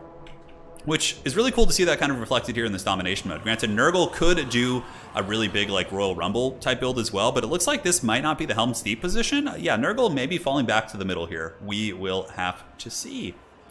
We will have to see. Nurglings, though, very tanky. I don't know if there's another summon in the back pocket for these cultists. Cathay is now moving down Iron Hail Gunners, but this is very much going to be the classic paradigm of like, okay, Cathay kept its army together. They didn't play the objective super hard, which means that, oh, Rotfly's coming in right now too. It's going to be some sort of a buff. Nice buff by Handedins there. That's going to really make them melt those Rotflies, especially with the Shugengon Lord. I think that's how you say that. Yeah, on the drones. Really, really nice damage from those longbows. Those Rotflies, those are actually Plague Drones. Yeah, those are the heavy hitters that cost 1,300 gold. Relatively good unit for sure. Grand Cannon's still going on the Big Boy. Big Boy is going to be retreating to the back objective, which I think is smart. Nurgle does now have enough that there needs to be a triple cap. So yeah, you just Helm's Deep here. This is a really, really important knowledge to have as a Nurgle player. Like, many Nurgle players will just keep grinding and trying to hold all 3 objectives. That is a mistake. You need to Helm's Deep. You need to sound the horn of Helm Hammerhand once more in the deep and get back there. Ooh, man, Iron Hail Gunners. Nice play here by Handedins. They're blasting into the Exalted Great Unclean One. Yeah, this big boy's taking some serious damage as he's going to be retreating back, but Cathay is pressing the objectives pretty hard. But it's getting to the point where Big Chungus Nurgle probably will be a little bit too tough to remove. Cathay is not great at grabbing objectives. It's one of their bigger weak points, and that's also one of the downsides of investing, 4,500 gold in Longbow Riders. They're going to get value for you, but they don't play the objective game well. Now down here, we get to the Blight Swarm once again from the Exalted Man. He's going to be trying to hold this, but Cathay does have a couple infantry on, but they are pushed back by the big man. Dude, I think the Great Unclean One is one of my favorite units. Oh my god, the cannonball bouncing off him! And he's going to be stomping, and all of you Nurgle fans in chat finally going to be getting a victory here. Most likely, as he drops the bell, Fecundity going down, and that is going to be a victory for Big Papa Nurgle, baby. Hell yeah. Calio, thank you for the 200 NOK. I decided to order some food and watch some more Turin. Have a pizza or something on me. I will. Oh man, I would love a pizza right now. The Nurgle calls to me. The Nurgle calls to me.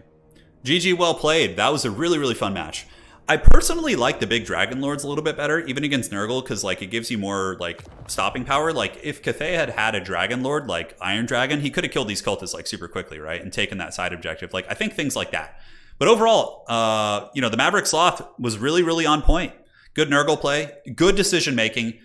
Nice value from Hanadins for sure. Hanadins did a great job in terms of the value trading, but a little bit too defensive. Like Cathay needs some Terracotta Sentinels to go play the objectives. Like you have to do that. I think that's really, really the way of things there. So, for whom the bell tolls. That is going to be a 2-0 victory here for the Maverick Sloth, who will be moving on to the grand finals. Let's make it official, baby. As the Sloth prepares to face the winner of Void Laws and Fight Me. GG. Well played indeed. This will empower grandfather's children. Yes, it will. Yes, it will. So next up, we are going to be having a duel between Void Laws and Fight Me. So we need to make some more spots. Let's do this, copy, and let's tag him. All right. GG, well played. Fun match for sure. So Fight Me and Void Laws.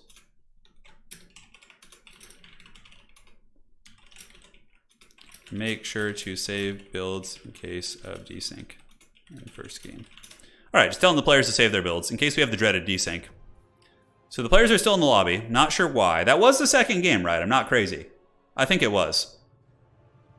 The cannonballs bouncing off the Great Unclean One and killing a halberd is peak Nurgle. Yeah, it is.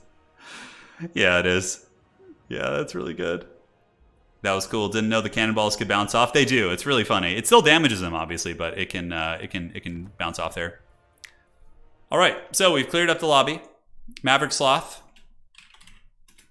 Stand by for grand finals. So now we have our next series. Quite excited for this one. The players should join in just a second, and the first map is going to be the Broken Leg Gully. So Void is in here. Void Laws, of course, has been doing super well in the tournament circuit so far in Warhammer 3.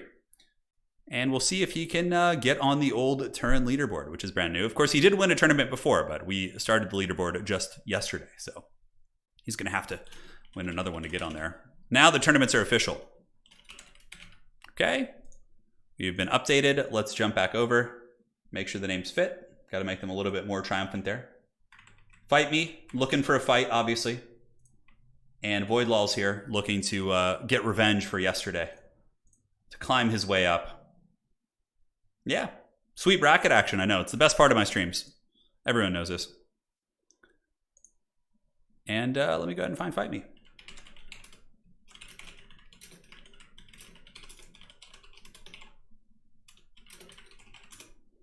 Excellent. I've sent the key. The Broken Leg Gully is going to be the map. I would imagine we'll see some Tzeentch and Ogres. You guys have had your fun. You got to see Cathay. You got to see Nurgle. You know, life is good. We saw Khorne and Kislev, like really, really fun faction diversity. Brett, if you go to the website Total Tavern, you can see the prize pool. Yeah. It's not like a huge tournament, but there is a prize. Dibs, thank you so much. Holy shit. 100. Figured I'd celebrate finally getting into medical school. Don't normally watch streams live, but I think I've watched darn near every video in the last 3 years. You've helped me sleep and study so much. Thanks for all the content. Thank you, man. Yeah, that's always a trippy thing, right? Like, I used to watch grubby streams and just like pass out. Although the ultimate sleeping stream for me, where I didn't want to sleep, I wanted to watch it because I love the content, but like if I watch it late at night, is Winter's SEO. He's a tabletop battle report guy. If I watch that guy's battle reports like past 10 p.m., I am like drooling and asleep within 15 minutes. Yeah. Dude, Dibs, thank you so much. Thank you, thank you. And yes, I do King of the Hills, but they're not like tournaments. It's more of like a casual thing for people to practice. But I'm thinking instead of King of the Hills, I'm just going to be hosting more tournaments because people seem to really enjoy that. Yeah, the tournaments are the most fun because everyone gets to participate and, you know, have a part in there, you know? Yeah, Broken Leg Gully's been around since Warhammer 1. Man, Dibs, I can't thank you enough. Congrats on the med school. An epic victory, my friend. I hope you're ready for the party. And by the way, if you don't mind me asking, what are you gonna be focusing on in med school? What is your field of expertise going to be? All right, so let's see if he can find his way in. Looks like he's in. Maybe he was in like a practice game or something, but nonetheless, should be here soon. Yeah, Winter's SEO is really good. Dude, Dibs, again, thank you. You'll show that med school business who's boss. I basically have your content on all day. Thank you, man. Try staying awake while watching Bob Ross midnight. Oh, that's rough. Yeah. For me though, I think it's not just the voice of the person. It's also like it's the voice mixed with the subject matter, like tiring. If you tiring out your mind, right? Like if I'm watching a Warhammer 40k battle report with Winters, I'm trying to focus on like all the minutia, like the rules, the dice rolls, like all that stuff, plus the voice. It's like the combination of those variables that put you to sleep because it tires you out in like multiple ways. Did you say hand medicine or did somebody just say that for you? Because hey, man, I'll be looking for some hand doctors, I'm sure. Yeah. Oh, Ryan, for sure. Same with my grandparents. They love that as well. They love that for sure, dude. Again, thank you so much. That is a huge one. And congrats on the medical school. He says, don't know for sure yet, but I'm hoping to do trauma and emergency. My dream is to work on a helicopter. Oh, damn. Yeah, and do some of the more... do you live in the United... Well, obviously you don't live in the States. Based on the currency I saw. But yeah, I'd be curious what it's like in your country. Like in the States, there's a lot of ways to do that. Like we have... obviously, you could work as like an emergency room doctor, like emergency trauma surgeon type thing. I actually have a friend who does that. It's super intense, super intense. He's just like one of those like super high functioning people who sleeps, like barely sleeps and is just like always gung ho and ready to go. Is like super in shape, does like marathons. One of those types. But also in America, like most of our firefighters are also all like paramedics and things like that as well.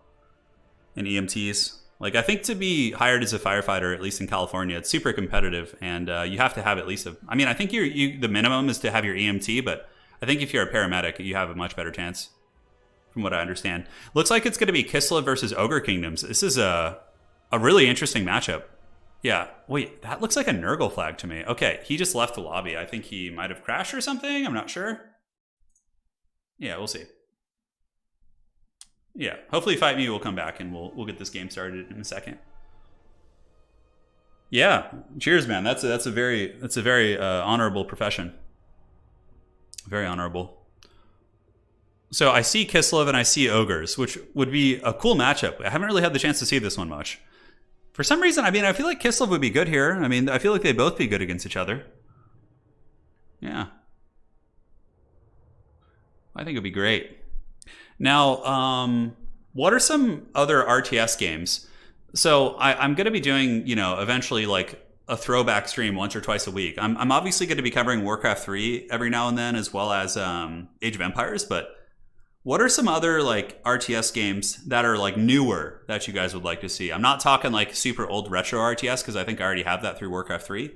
But what is like a new RTS game that you guys feel is like really underrepresented that could be covered here on the channel? Yeah, I'd be interested to hear what you guys think on that. All right, let me make sure he's not having any issues joining. Okay. And we'll copy a link for him. Maybe he just had to reset something or the lobby was bugged. Sometimes the lobbies can get bugged if you use the same one over and over. Yeah, a little bit weird, but nonetheless, they will be back. There he is. All right, so Ogre Kingdoms versus Kislev, I think, is the matchup based on what I'm seeing here. Granted, I don't see the actual picks and bans. I think they're doing them in the direct messages with one another. T, do you think you could add crane gunners to the Cathay proposed changes? Maybe a price drop or an ammo boost? Yeah, I'm going to look at those. Company of Heroes 3. Okay, could be interesting. The new Dune. Yeah, when does the new Dune game come out? I do want to cover that because I love the Dune universe. New RTS, They Are Billions is the only one, but is it PvP is the thing, Carrot Shell? Because I only really care about player versus player. Men at War, Company of Heroes, Total Annihilation, Gothic Armada 2. I covered that on the channel a while back. It was really good. I would be down to go do like a Battlefleet Gothic stream, just to Dawn of War 3. I would do a Dawn of War 3 stream, playing with some friends or something. Head-to-head campaigns, yeah, Jeffrey, I need to do more of those. They're really fun. I'll be doing another one with Professor Pone starting probably this next Tuesday. Because he's only free once a week. He's got a really busy schedule, so. Yeah, so it's Kislev versus Ogre Kingdoms. I am excited for this, actually. We do not see this matchup often, so this should be quite interesting, to say the least. Spellforce 3. I have a couple friends who play that. Yeah, when does the Dune RTS come out? And a question for you. Iron Harvest, I have seen that, but does it have an active community? Do people actually still play it? Or is it a game that, was it like hyped and then people didn't really play it? Yeah, I saw the increasing funds for domination, which is exciting. I think that's going to be a really good change. I think early access will be April 26th. Okay, and that's for the Dune game? I have to play the Baron and Dune, the ultimate Nurgle Chungus? Yeah, we'll play him. Fight me sitting on Demons of Chaos. I don't know if it's a mind game. We'll see. Let's see what he's saying. Perfect. So let me go ahead and check. Void Laws has a question. So 1 second here, my friends. What do you need to know, Void Laws? So it is going to be for best of 3. For game 1, player 1 picks. So player 1 is Fight Me will pick first.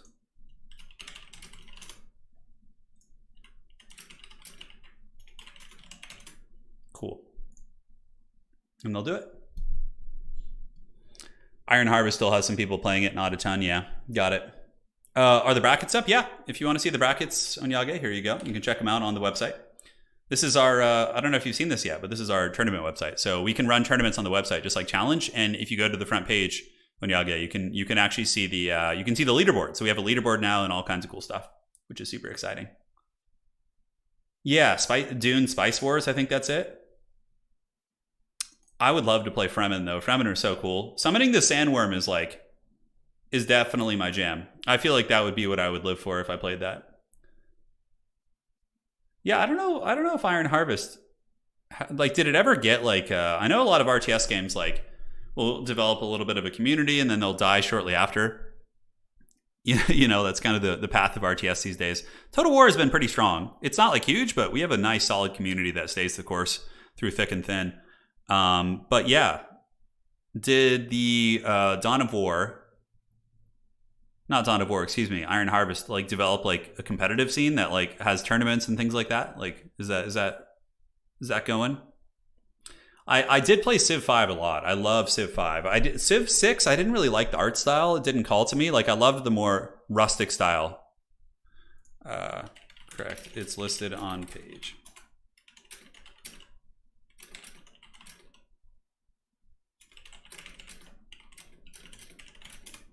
Just explaining the picks and bans. Fight Me, I don't think he's gotten to the top 3 yet, so I'm just explaining that here.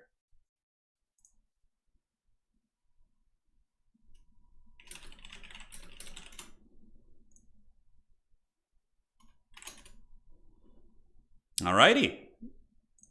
So, let's see what's cracking.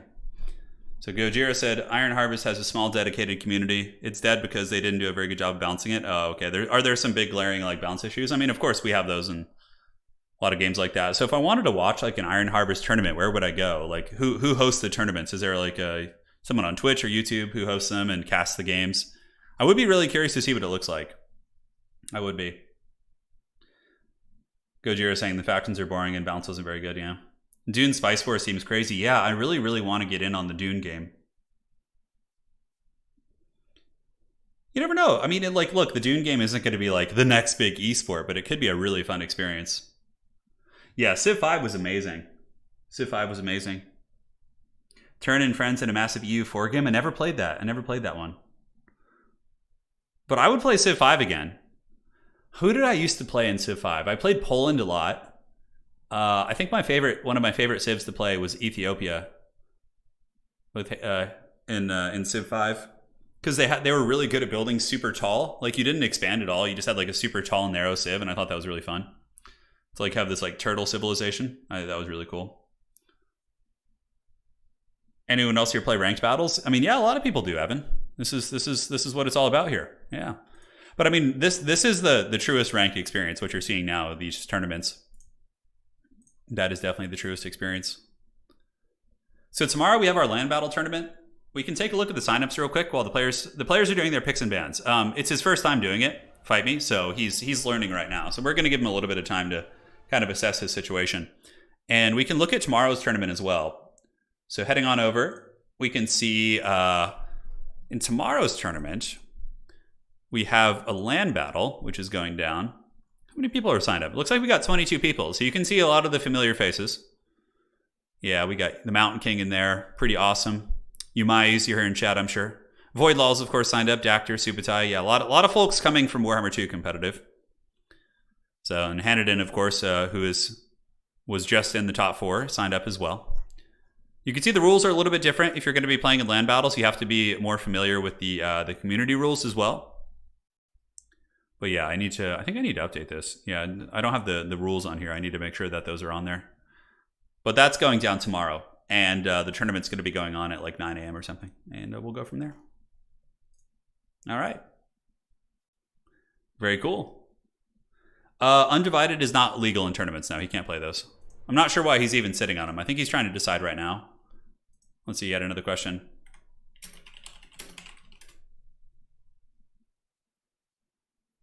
All right, so Fight Me is giving me his picks here, just so we can relay it to you, so thank you to that. I don't think the patch is live yet, is it? No, I don't think it is. So how it works is you pick 2 that you want to play. For example, you would pick Kislev and Khorne. He then picks one faction to play against either of those. Then after he does, you decide on one of your 2 choices. Cool. Sorry it's taking a little bit of time. I just had to explain to him. I think there's a little bit of a language barrier as well. Not sure, but we'll get there. Clearly the best of one is a little bit more straightforward there. Yeah, patch notes are for next month. Yeah, that's what I thought. That's what I thought. Yeah, and I did read the dev blog and everything. Yeah, absolutely. Yeah, Civ 5 was great, man. I put countless hours into that game. Plus, Civ 5 doesn't hurt my hands at all. It's just like, you know, there's barely any clicking. And you also do have simultaneous turns in Civ 5, which I thought was really cool. 15 beers in and you love watching the game. Damn, dude. How are you handling that much, man? I definitely can't. My ability to drink has just gone massively down as I've gotten older. Like, yeah, like just like any 21-year-old, I could of course drink quite a bit, but you know, once I've gotten into my 30s, it's just like I have like I'll go out at a restaurant and have like a beer, and I'm like, okay, I'm good. I'm a little tipsy now. That beer was was a little bit strong. Yeah. Yeah, I've never been one who's like just a beast of a partier or anything like that. Yeah, Medi, we'll see. I think it's good to experiment for sure, because I think that domination mode shines at its best when we have like 2v2s and 3v3s, okay? And the reason why I think those game modes are so much fun compared to 1v1 in domination mode, which I still enjoy, is because in 2v2s, the funds are bigger and the armies are bigger. So like there's more dynamic play across the map. You know what I'm saying? And I think by having a starting bigger army in domination mode, we're going to come closer to that experience. Yeah. Oh, there you go, mister. There you go. Take care of yourself, man. Look out for your health, dude, you know? I don't know if you're a young man, or young lady, but yeah, look out for your health. It might seem like fun in games when you're young, but when you get older, that kind of stuff catches up with you. You know? All my old aches and pains coming back to haunt me from being stupid in my 20s and working out like an idiot. So, the picks and ban phase still going on. It's his first time again, so we'll give him a little bit of action here. So let me explain to you guys how it works. Is what you do in the picks and bans when you get to best of 3, we changed it. So let's say I come in and I am the individual who's picking first. I will say I want to play Ogre Kingdoms and Khorne, and then my opponent says okay. I will then pick Cathay. And then after they pick Cathay to counterpick my 2 choices, I then choose from one of the 2 factions I declared. So usually you're at a disadvantage by being on the first pick, right? Because your opponent counterpicks you. But with our current system, it's not too bad because you pick 2 and your opponent picks 1, and then you have a choice between the 2. So it's definitely not bad. Although it looks like it's going to be an Ogre Kingdoms matchup. Of course, we've seen Void Laws loves to do mirror matches. Matthias, will there be another hot dog stream with Sparty? Yes, there will. Absolutely, there will. Turn-based games like Battle Sector isn't an option? Battle Sector. Let me look that up real quick. Battle Sector, okay. Hold on. Battle Sector? Is that oh, is that the Warhammer game? Is that like the one that's basically like tabletop? I would be interested in looking into that. I like all things Warhammer, so I would be interested in that. Ryan says, all I ever wanted to see was a flag to spawn at the end of land battle so you can't cheese. Yeah, it's still, there still would be ways to abuse it, I'm sure, though. Yeah, that would be weird. I think they definitely, like, a lot of the individuals who worked on the domination mode and whatnot are folks who are pretty passionate about RTS games. I know a couple of them personally, and yeah, come from other RTS backgrounds and competitive, so I think it's really a step in the right direction. It just needs a little bit of fine-tuning, because it's a very new thing to put it in the Total War engine, right? It's a very, very new experience. So once we get it fine-tuned a little bit, we find the proper funds, we get the factions balanced out, I think domination's going to be really sweet. Yeah. It's going to be really, really sweet indeed. Yeah, I haven't really played Battle Sector, though. No. Gojira wants to be on the hot dog stream again. He loved every second of it. Have you ever casted any tabletop simulator stuff? I have. I have 2 tabletop games on my channel from 8th edition. It was right before the Rona happened. I actually had a setup in my living room with like lighting and a table, and it wasn't great, but it was really fun. But unfortunately, the Rona came, and then basically I couldn't find anyone to play with, and it was tricky. I love how the hot dog stream is the community's main priority. Who cares? Hot dog stream on. Yeah, hot dog stream was fun. It's pretty legendary, but it's going to be an Ogre mirror match, guys. It's going to be an Ogre mirror match here. So that's the plan. Yes. Well, Umais in chat asked, B-Master, did we wait this long for these 2 players to pick an Ogre mirror? We did, but the reason why we waited so long is because Fight Me has never been to the top 4 and hasn't played a best of 3 before in these tournaments. And there was a little language barrier explaining the new pick and ban phase. So I worked with him and explained that, and now he gets it. So it wasn't that it was taking that long for them to decide. It's just he wasn't sure about how it all worked. So, yeah. Which is totally fine. Brazilian sausages. Is that what is that like, Jav? What is the unique thing about those bad boys? Wow, look at this. So we have a double Gorger, double Maneater, Iron Blaster build, just the 3 most OP units on the Ogre roster, facing off against Maneater, Great Weapon, Gorger, Iron Blaster with the Slaughtermaster. So one of the sides actually has an Iron Blaster as its lord, which is pretty hilarious. And the other one has a Slaughtermaster of the Great Maw to give the Troll Guts to the Iron Blaster. Have I seen Crossfire? No, I haven't seen that Dragonborn. If you could send me a link to that in Discord, I'd greatly appreciate it. So yeah, we had the desync. I told the players to save their builds. Void Laws has that for some reason. Every now and then. There's a couple players who do, and I think what happens is it's players who are connecting through a VPN or something. Like, I have a feeling that that's the variable, because when I played with a couple players from China, I did notice that was happening more than it was when I was playing with folks from the US or all that kind of stuff. Oh, you're all good, you guys. Don't worry about it, man. Cool. And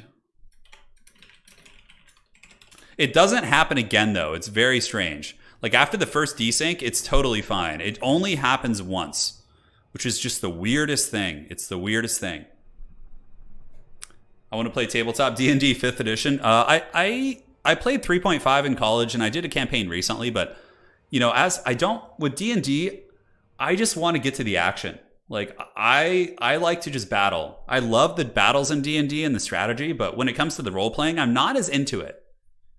Like, I remember when I was playing in the D&D campaigns, there was like an entire session where we were in a city, like, talking and trying to figure things out, which I don't mind doing in video games, but when it comes to like the tabletop, like, I don't know, I just wanted to get straight into the action. I was like, where's the fighting at, I did role play, and I played basically a necromancer, and I just basically made him Palpatine from Star Wars. That's who I played him as. It was kind of fun.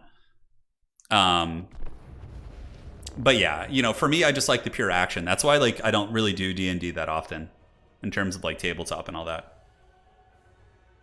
Hogwarts Legacy, is that like a Harry Potter RTS game? Yeah. That's kind of interesting. Could be a periodic reset or something in the VPN. Yeah, who knows? It's weird. It works though. Like, after the first reset, it works totally fine. Like, we're not going to have another crash this whole series. And we should be good. Hey, Dragonborn, thank you for sending that link. I really appreciate it, man. I'll check that out later. I was like, last night I was on Reddit just like looking for like new RTS games. Gojira, is that true? Yeah, I guess that. You know, I actually liked the Warhammer. I liked the Warhammer tabletop RPG a lot because it seemed like there was more action. It was just getting in there. Yeah, CP, I was the same way. When I was role playing, I was definitely cringing at myself. I was like, ooh, that's pretty cringy. Yeah, yeah. I guess that's just like an insecurity. More of a hack and slasher. Yeah. I like straight battle. So if I did a D&D campaign where like the DM it was more like action focused, like a constant stream of conflict with like minor role playing in between, I would be really down for that. I'd be really down for that. So Dov Plays says, I asked Dov what Brazilian sausages were, and he says, so Brazilian sausages is a deliciously spiced pork that I can get easy through my work connections. Got it. Got it. Okay. I'd be down to try it, man. And Dov, you don't actually live that far. I mean, someday when the world comes down a little bit, the wife and I would definitely love to come out and visit you guys out there. One sec, grabbing some water. Oh, that's delicious. Hey, thank you, Grillian, for the big donation. Appreciate that one. Yes, yes. Have I heard about Chaos Gate? Yeah, I've seen it. I have seen it. And I will perhaps take a look. Hey, Turin. Hey, hope you're doing well, and thank you for the donation. Gorger Lord confirmed. Is it a Gorger Lord? Okay. So Slaughtermaster of the Great Maw, Iron Blaster, and a bunch of random ogres. And that's pretty much it. Now, for the army here of Fight Me. Fight Me going with the dreaded Iron Blaster here, with the double Maneater pistol, and Gorgers as well. Oh my god, it's so memey. How do you feel about players bringing non-lord units as their lord? I think it's totally fine. Yeah, I mean, like, he doesn't have a caster. Like, Voidlaws can afford to take some damage on his Iron Blaster because he has the what's it called? He has the troll guts. You know what I'm saying? The Lordless Army thing is really funny. It is really funny. But the Iron Blaster is moving in, and it's going to be an Iron Blaster Duel of Fates. Fight Me does not have healing on his, right? So this Iron Blaster has access to troll guts. The other one doesn't. And I don't think I've ever actually seen anyone like outtrade Voidlaws in the Iron Blaster duel. He pretty much jukes every single shot. Like, this one's going to come in and he jukes it. And then he's going to return fire here once he gets a little bit closer. Or he's going to shoot at the Maneater pistols, which is a much easier target. Okay, he shoots and then he's going to start moving again right away. We'll see what Fight Me can do. Yeah, nice shot there. Takes out one of the Maneater pistols. And Carillion, you're doing good. Glad to hear that. Glad to hear that. Hopefully better now. We got this tournament going for you. Iron Blaster shot. It does hit. So despite juking, oh man, is Fight Me going to be one of the first people to outdo Voidlaws at the Haggard Ogre Kingdoms duel? We will have to see. A little bit of lag going down, not too bad. Gorgers creeping up in the high ground, going for objective number 1 here. Iron Blaster shooting and dodging like it's a Matrix movie until they're out of ammo. Yeah, they're such a nasty unit. Holy shit. I got to show you guys this replay somebody sent me earlier of an Iron Blaster. Well, maybe we'll do it after the tournament. If somebody reminds me, I'll show you, but I might forget. Okay, Voidlaws returning the favor. Here they come. Oh! That was a pretty unfortunate shot. He didn't even try and dodge that, but that one just basically, you know, missed right there. So Noblar's moving up. These little guys just kind of chilling and cheering. Ogre Bulls up in the high ground for Void. Currently, the Ogre Kingdoms of Fight Me do have a slightly better position. I would say on the objectives at the least. They have a bunch of Noblars. The double Maneater pistols are going to be putting a ton of DPS into these Ogres. And the Iron Blaster duel is just going on. Both players just kind of juking and shooting, which is pretty hilarious. Did you hear about the player count for Warhammer 3 dropping by, what, 90% or something like that? You know, interestingly enough, it hasn't really affected multiplayer. I think that's more people who play campaign. So, like, I still see pretty good numbers for these tournaments, and honestly, yeah. So I think that's more for folks who are playing campaign. But honestly, a large portion of those people will probably come back when the Mortal Empires gets added in. So we're just gonna keep having fun, man. I'm having a good time with multiplayer in this game. It's not perfect, but you know, it's a good time. That's what we're here for, man. We got a nice, happy community. So Fight Me's Iron Blaster is getting a little bit beat up, and now Void is moving up with 2 Ogre Bulls to start going to town on those Noblars. And once again, Fight Me is losing the Iron Blaster duel. The fact that Void does have the healing ability on the Iron Blaster is a pretty big advantage. And Void is going to be summoning in a bunch of units back here. So Leadbelchers, Noblar Trappers, and more Noblars as well. As they continue and prepare for their Royal Rumble. Up in the high ground, we do have the Gorger Lord of Fight Me. Going to be jumping on that objective. And yeah, the Chungus Kingdoms are coming, and they are getting ready to party. 2 Gorgers is the limit. I would imagine that like Scrag is going to be something like that, you know, in the reserves here or something. With the Gorgers being on the table, I would wager that's the case. Man, Maneater pistols are so good too. And yeah, they're going to be ripping some fat shots right here into these Ogre Bulls. And just look at the DPS when they shoot. They should unload here in a second. They have a long reload time, but yeah, look at that. Takes down 2 Ogre models and does a lot of HP damage. Maneater's really, really good. So objectives opening up here. The high ground objective is going to be owned up here by Void. Maneaters with great weapons just kind of chilling. And it looks like the Maneaters are going to come down to fight and the basic Bulls are going to be holding. And this objective is being held. Oh, we got a Gorger party. We got a Gorger party.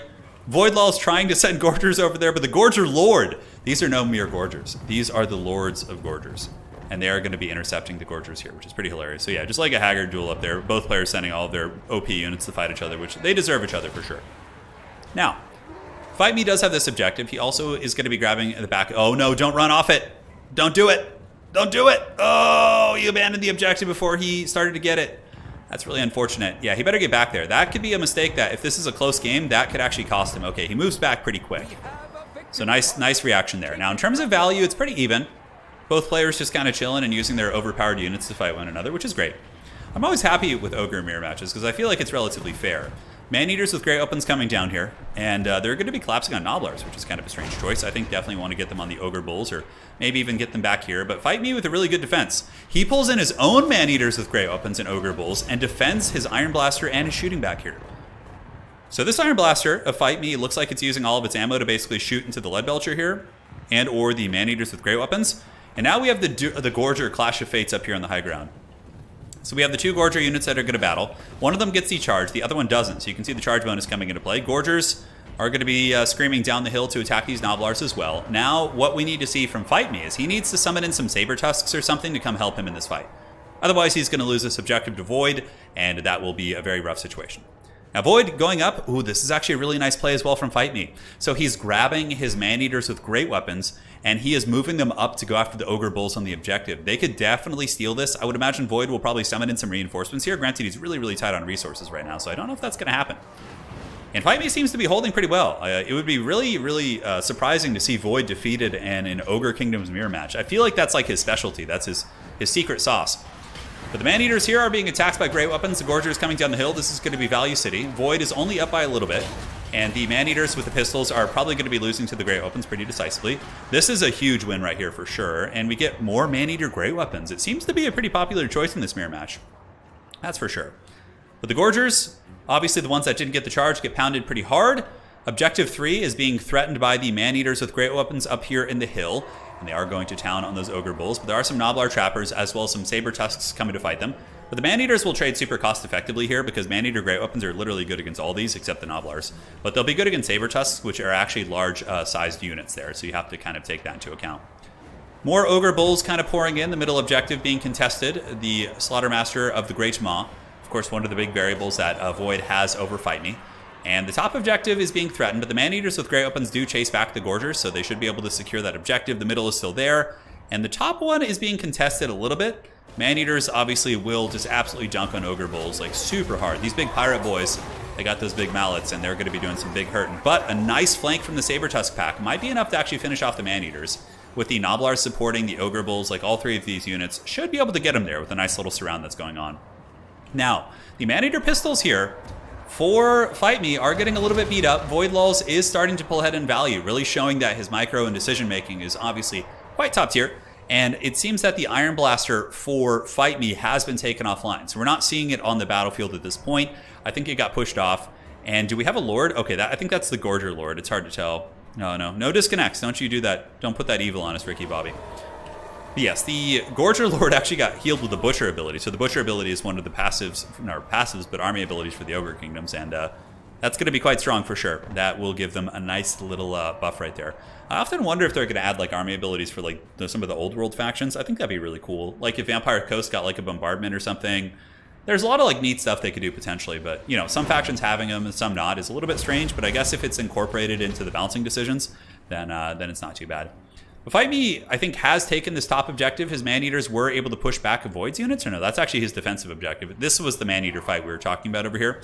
And the Maneaters with great weapons were actually crumped by the Nobblars as well as the Saber Tusk packs. and those Man-Eaters with great weapons are going to be chased back into the old Shadow Realm there. So Void secures his back objective. He's currently down by about 1,000 points. 2 objectives being held by Fight Me, and if he could just keep buying time on these 2 objectives, probably his best bet is just to pour things on, like just keep piling on reinforcements and doing the best that he can there. And again, apologies about the lag, guys. It happens from time to time when you have players connecting from all across the world. Unfortunately, we do not have dedicated servers. We have the dreaded peer-to-peer, which is like one of the worst things for PvP games. But we make do. We make do. So Fight Me moving down with Man-Eaters, getting blasted by the Iron Blaster. Their armor is sundered as well. And yeah, these Gorgers definitely going to get taken to Pound Town pretty hard. Troll Guts goes down on them. Nice Troll Guts from Void to give them a little bit more stopping power. But suddenly, the big great weapons come in, big rear charge, and many of those attacks do land square on the Gorgers. I don't know if they lose any models outright. It seems like the Troll Guts did mitigate some of that for sure. But top objective 3, still owned by Void. Objective 1, very securely held by Fight Me. Seems like he's chilling there. Could send some units up. And for him, it's just about holding Void off the objectives. He's obviously starting to lose the battle. Void Laws is slowly getting ahead in terms of just, overall battlefield position, but if he can somehow just keep throwing bodies on the second objective and just kind of starve his opponent out on points and maybe get to the point where it would be like a triple cap or something like that, then, he's in okay shape. But I don't think it's going to be easy. Void Laws obviously has been in this position many times in our tournaments. We see him kind of outvaluing his opponents, and then he kind of comes back a little bit later on, focuses more on the engagements, but we've also seen him lose to Xiphos that way. Yesterday we had Xiphos actually defeat Void in Game 5 of the Grand Finals by basically stuffing Void in his deployment zone with Khorne. And then, of course, he was outvaluing Khorne at many points, but in the end, it didn't matter because he was just stuffed back in his deployment zone and he lost the battlefield positioning for a little bit too long. Lead Belchers, I think, are a big variable. Lead Belchers have been shooting and they're pretty much, using all their ammo here. So they're putting a lot of hurt on this army, but Fight Me is doing a really good job just keeping bodies up on this objective. Now, we do get Saber Tusks moving up here, which is going to be forcing a summon response. And we do get Fight Me with a response using the Saber Tusks to chase down the Saber Tusk pack. So we got Saber Inception up there. Now, are we going to see some threatening up here on this? We got some Ogre Bulls, which could probably take out those Noblar Trappers and maybe threaten that objective. Void is going for the final thrust here. He's moving in with all of his Ogre squad, including his Lord. Captain Pegleg is going. I love the Pegleg on this guy. I like how it's like all golden and ornate and things like that. I think that's really, really funny. But here they come, the Battle of Battles. Iron Guts, not a bad choice, but there are Man-Eater great weapons here. So the Man-Eater great weapons will hard counter the Iron Guts, basically. A little bit of shooting left. We still have some Man-Eater pistols. We have 4 and 6, so almost a full unit's worth between the 2 of them. And if they put some hurt onto the big targets here, like the Man-Eaters and the Lord maybe, Dismember going down as well. But the objective is now being contested as more and more Iron Guts do move on to the objective. And Void actually does lose the charge here. He wasn't paying attention. And the Saber Tusk pack is able to get a jump on his, so he's going to be losing that gold. While the Ogre Bulls here for Fight Me need to get on this objective for sure. And I think they will. They're basically just clearing out some Noblars right now. So they're having a good old time beating up on a smaller unit, which certainly something they enjoy. Value for Void still up by about 1,200. I think, again, a lot of that has to do with the shooting back here. Like a Lead Belcher using pretty much all of its ammo is pretty darn sweet. They're able to rip some incredibly cost-effective shots, but oh, here in the 4th quarter, we get the Iron Blaster summon again. So the Iron Blaster has come out for Fight Me, whereas Void, oh my god, did Void resummon his? That's so funny. Oh my god. So they both brought out their Iron Blasters again. The Ogres are bringing out the big guns. The big guns. For Fight Me, what he needs to do is hold this objective until he gets to the point where he needs a 3-cap. I think if you're going to be a really, really high-level domination mode player, you need to eventually get really good at doing the math, and knowing when your opponent has to triple cap you is a huge variable, right? Because falling back on your back objective on number 1 here would be, very, very strong for sure. So Iron Blaster shooting downtown. Both of them blasting away, just being overpowered and having a great time doing it. Noblar's moving on, very good choice. Noblars will obviously lose in combat, but they buy you a little bit more time. And I think we're getting to the point where, yeah, it's going to have to be a triple cap. So start reinforcing this back point if you're Fight Me here. And I think you're going to be cozy. Just reinforce that bad boy. Maybe stop piling into the middle. Although here we do get the Ogre Bulls starting to press. Void, I think, is very aware that he needs the triple cap here. So he's going to be running across with the old Ogre Bulls. And we do have the Saber Tusk pack. Nice distraction Carnifex here. The Saber Tusks obviously are going to get taken out by the Ogre Bulls. But they'll do good damage. And they will keep them from getting to the objective and buying a little bit more time. So yeah, it's definitely to the point where there needs to be a triple cap. But the Ogres are still trying to contest this middle objective. I think it's time to just fall back and defend objective 3.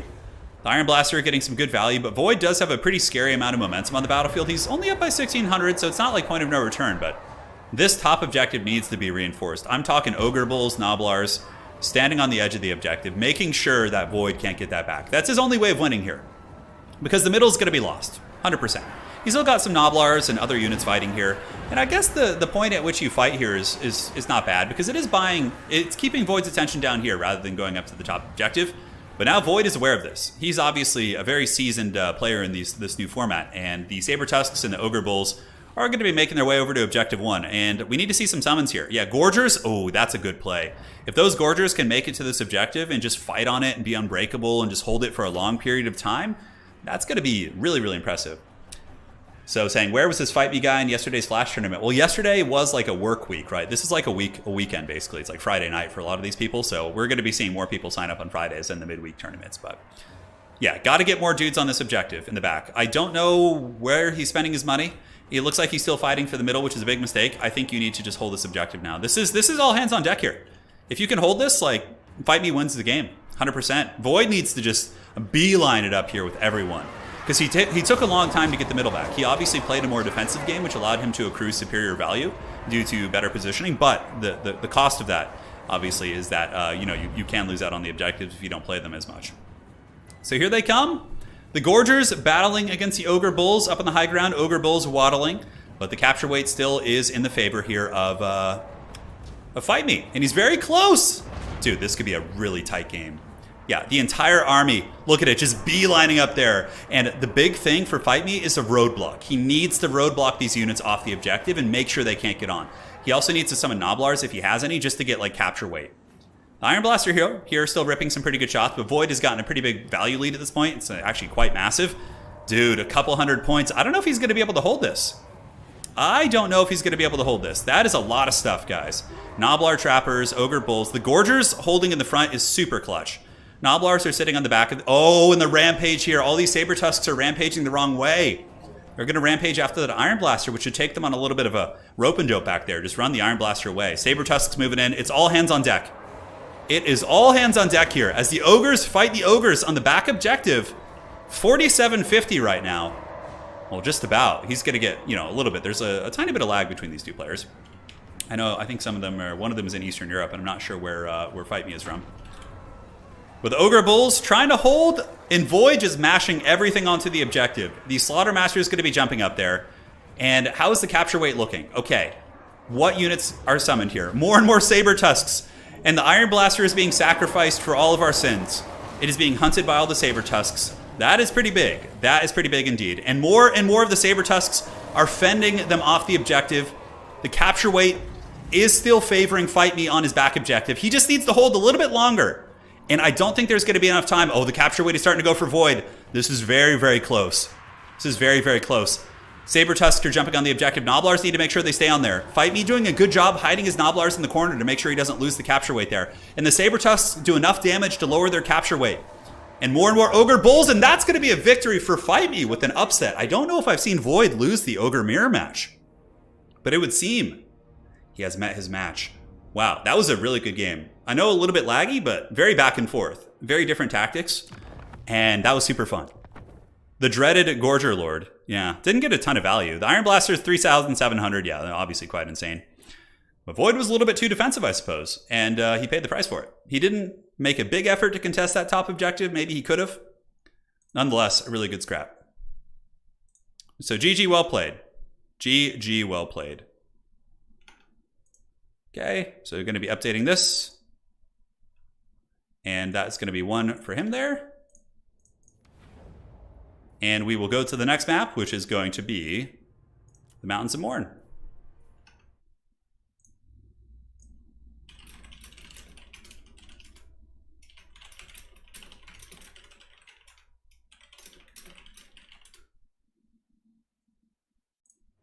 All right, so we'll see what they do for their picks and bans.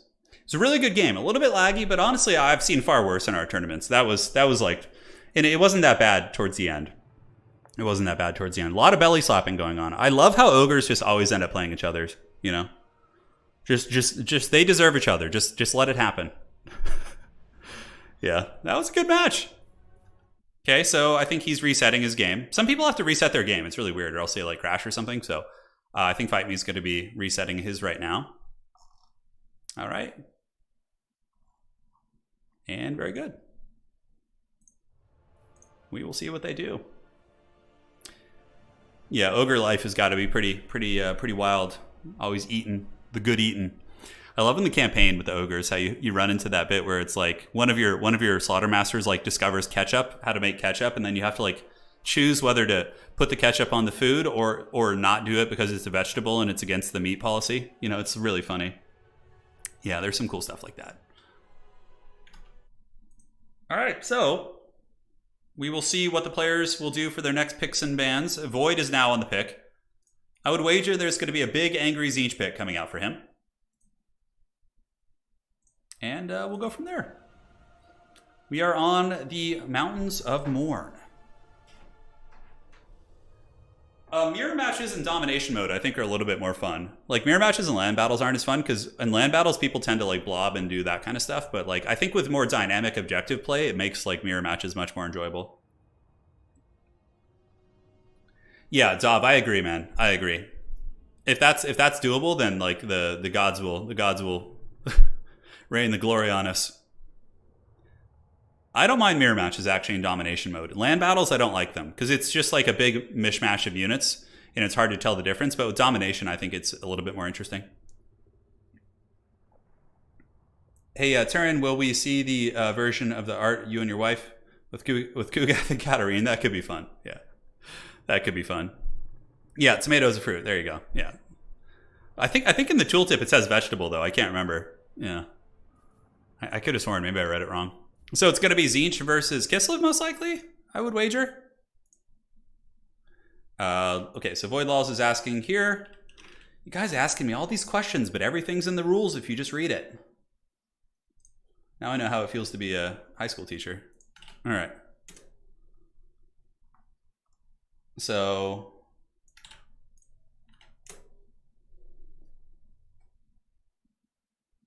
all right, so I just explained that to him. And he's all set. So Derek says, Turin, when I was a teen, I always wanted to try 40K. Now that I have disposable income to do so, I second guess myself ruining models with poor paint skills and never pull the trigger. So my advice to you, Derek, would be find a faction that you really like lore-wise, because that's really important. Like, I play the Black Legion because I really like the thematics of them, and I really like the books, the Talon of Horus and the books with Kion. He's the Thousand Suns sorcerer who joins the Black Legion with Abaddon. Like, I love those books, and I like the idea of like these like this kind of like villainous redemption arc of like this guy unifying the fallen warriors of the Imperium. You know, it's like really cool.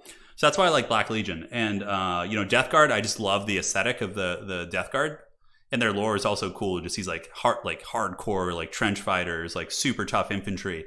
So you got to find someone that you really like have that passion about. Because for me, unless you're just like one of those tournament like meta chaser folks who, you know, I do play competitive 40K, but I still stick with my factions. I don't chase the meta. It depends. But what you do is you just buy get a couple of them. Like, honestly, it's not going to be terribly difficult to get like on eBay, just find like a couple Chaos Space Marines or Space Marines and just try painting those. Find some YouTube tutorials and just copy them step for step until you get it down. And then when you're comfortable with like your level of painting and you're happy, you then can make the bigger purchases and really fully commit. Because to buy like some Space Marines on, you know, eBay would probably only cost you $20-30 for like a batch of 5 of them unpainted, and then you can just like experiment from there. It's really fun, man. It's really fun. Also, make sure if you want to just hobby, that's one thing. But if you want to play, make sure you have a local community around you, because it would be a really bad feeling if you do that. And then suddenly you can't you have no one to play with around you. That would be really a bummer. Yeah. That would be a bummer for sure. So that would be my 2 cents for you, man. It's Kislev versus Tzeentch in this next matchup. This will be a fun one. Obviously, this has been Kislev favored, but we saw Void Laws win it yesterday. Void Laws was able to defeat Zyphos on this matchup using this exact same build. And, oh, whoa! What is this? Double Ice Guard with Halberds? What planet are we on? Ice Guard? Against Tzeentch? Ice Guard. Oh. All right, there's some crazy stuff today.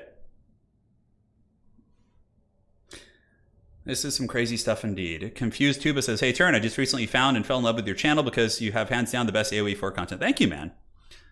I know, I feel like I've been slacking on the AoE 4, but this is like, Warhammer's always been my main thing, so AoE's been kind of a side thing, but yeah, I will continue to do it as well.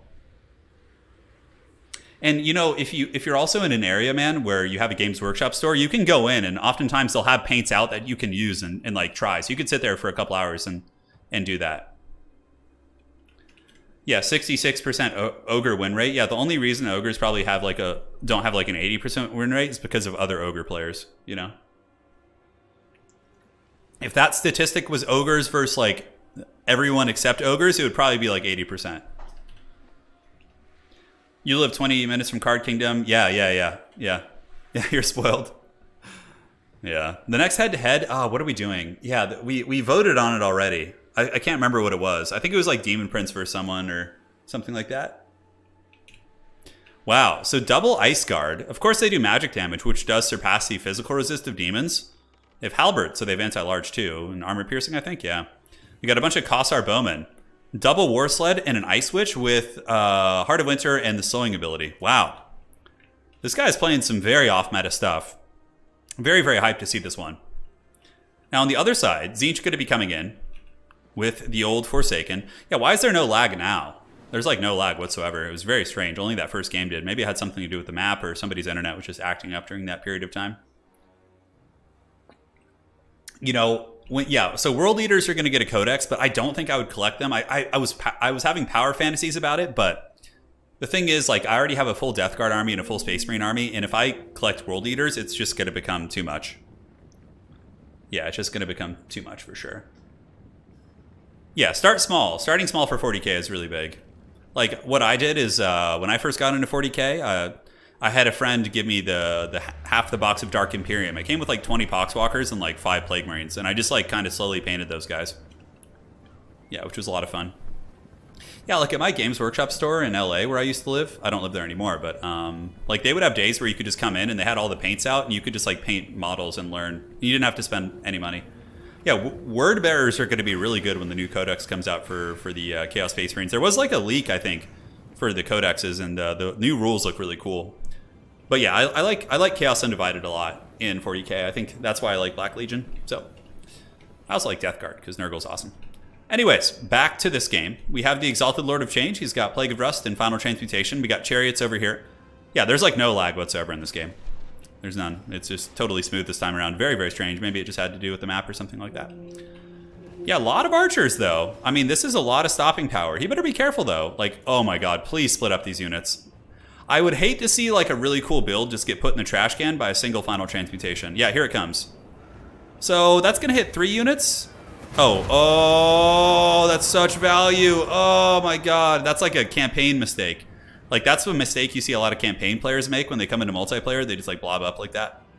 Oh, because the AI usually won't make good plays, right, and punish you for such things. But I mean, it's not the end of the world.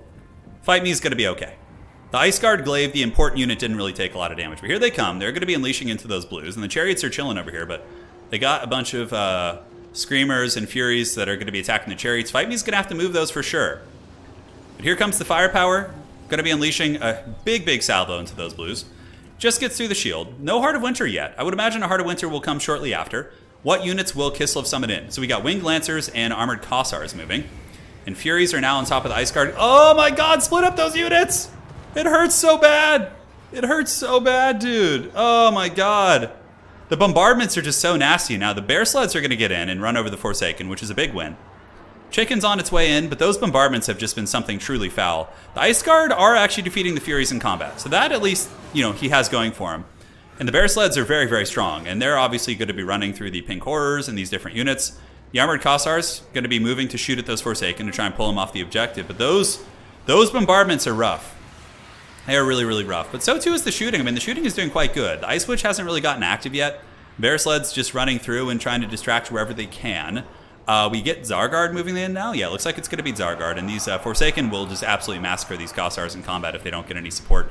The correct play right now would be to take these Light War Sleds over here and actually kill these Forsaken. That would be a super big brain, powerful play.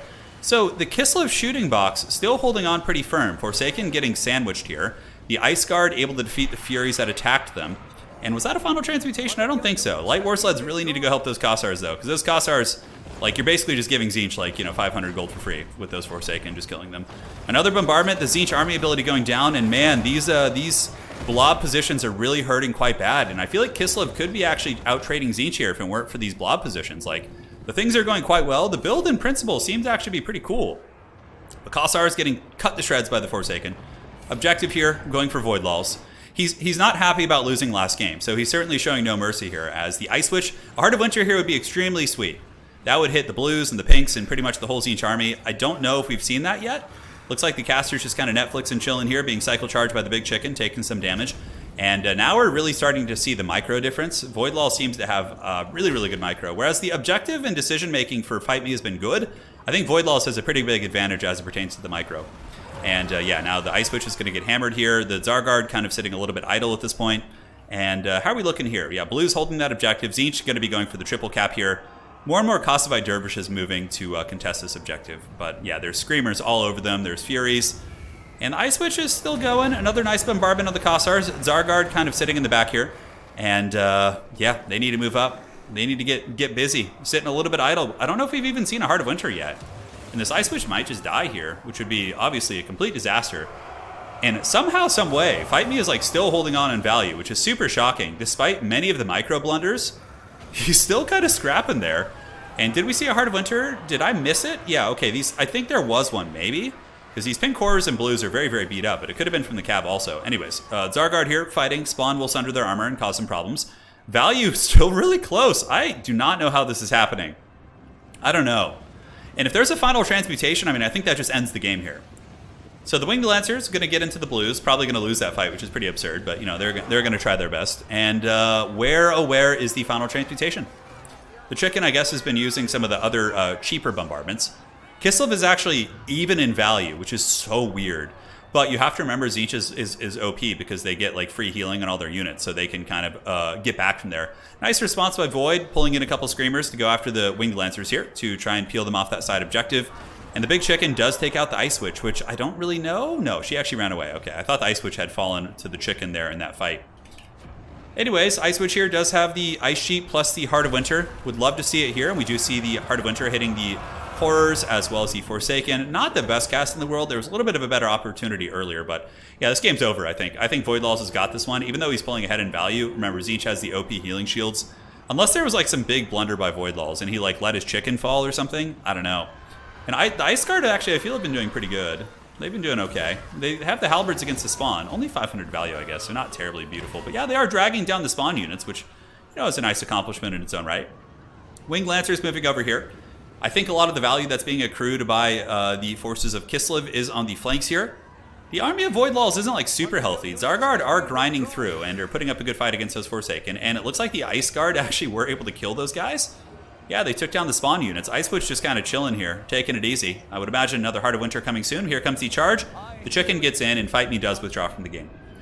So yeah, that was a weird match. I liked the build. I thought it was really cool. But if he did, like, he was trading almost dead even in value with Void. And it almost seemed like in many situations the units were just standing kind of idle.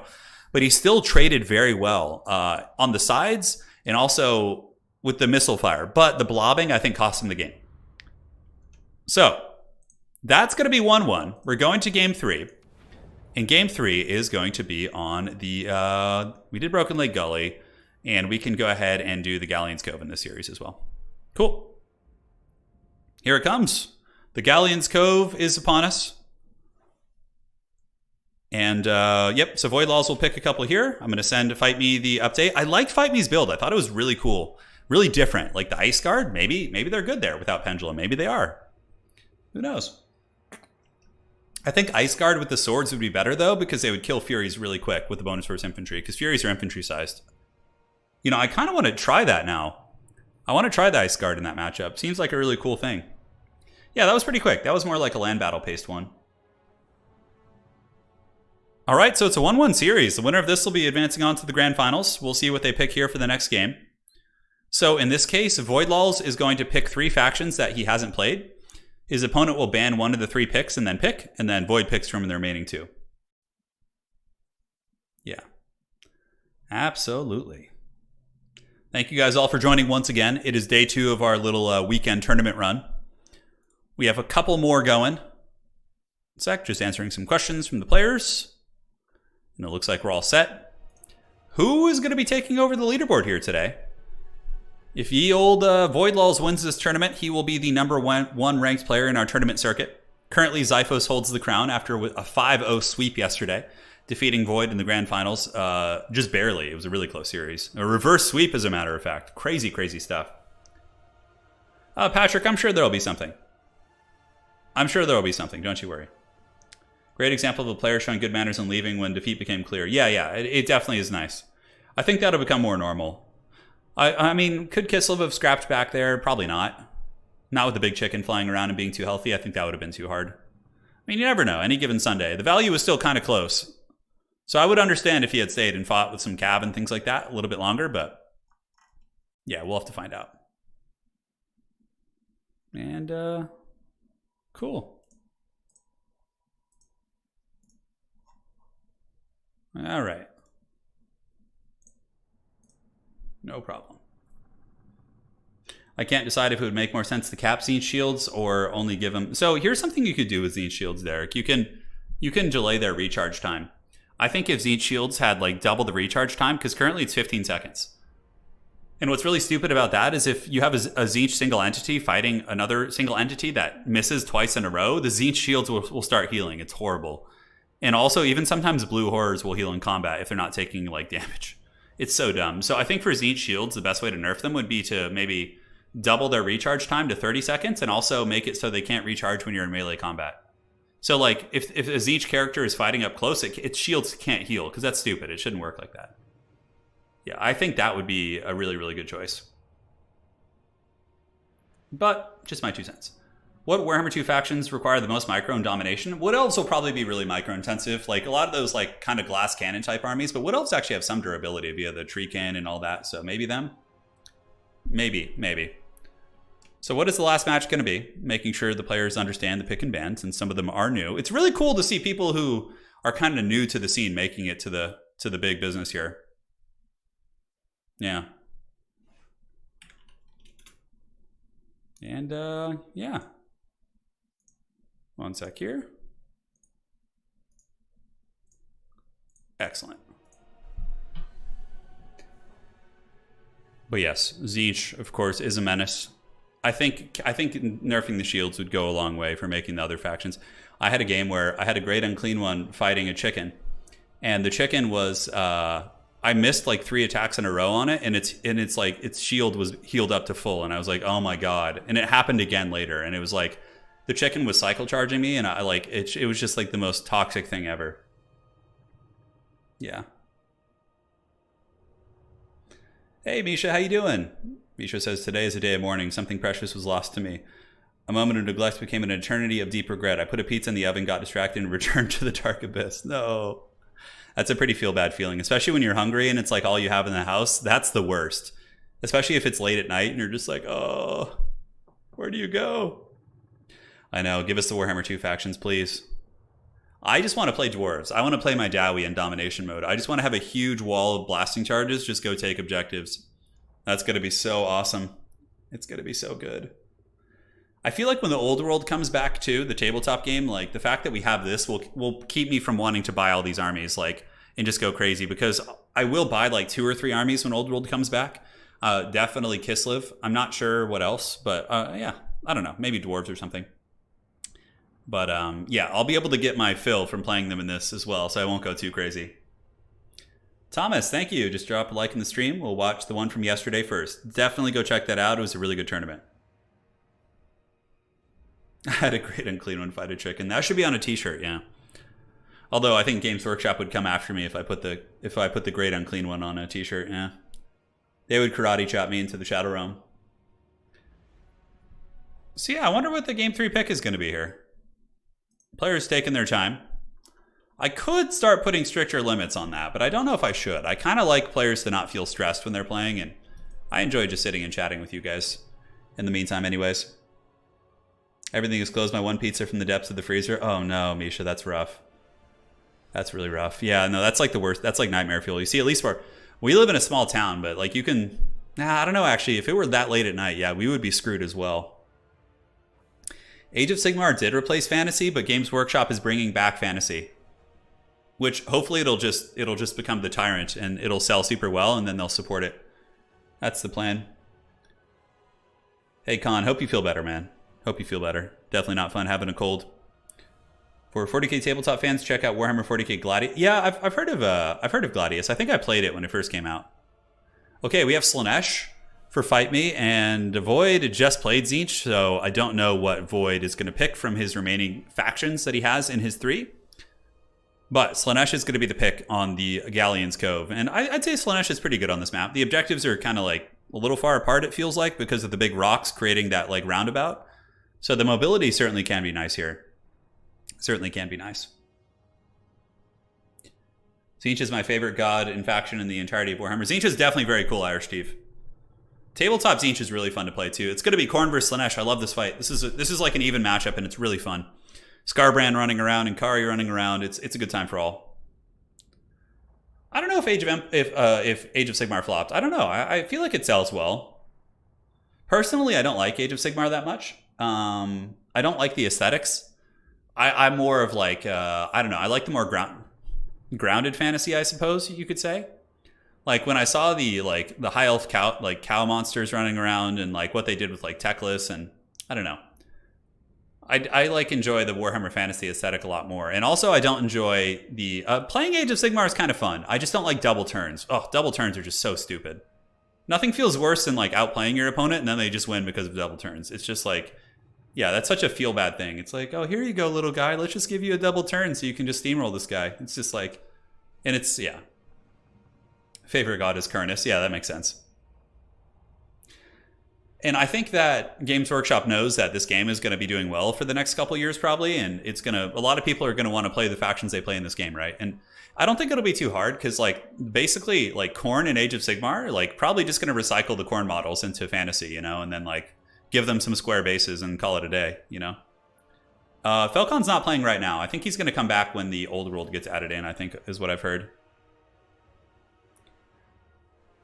Yeah, there was no like Age of Sigmar armies that really called to me because they have the cities of Sigmar. I like regular humans in like fantasy games, and they, like yeah, you can play cities of Sigmar, but they're an afterthought. That's like a charity codex, you know, which is fine. But I would like to have like new models and that kind of thing. So how it works at the end of Age of Sigmar turns is they do double turns. Like you roll a dice, and there's a tiebreaker, of course, but yeah, it's like. I can't tell you how many times I've lost or won Age of Sigmar games because of a stupid double turn.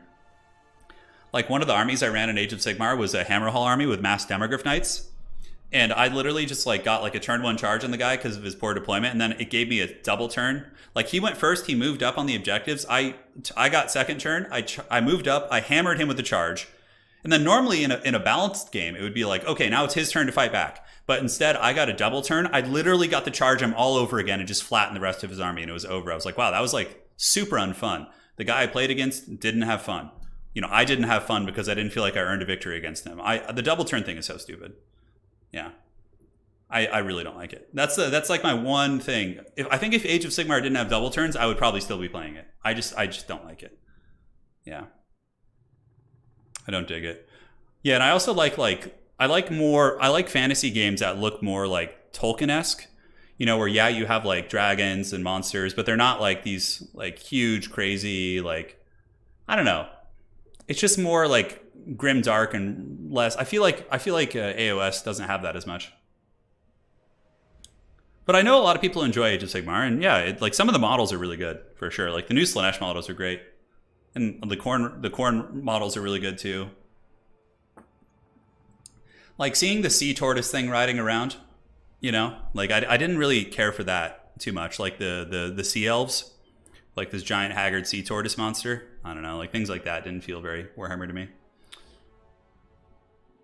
Yeah, but you know, again, my first experience with Warhammer was basically seeing Warhammer Fantasy and Total War Warhammer. So I'm very biased. It's not like fair, you know, it's not fair. I'm very biased.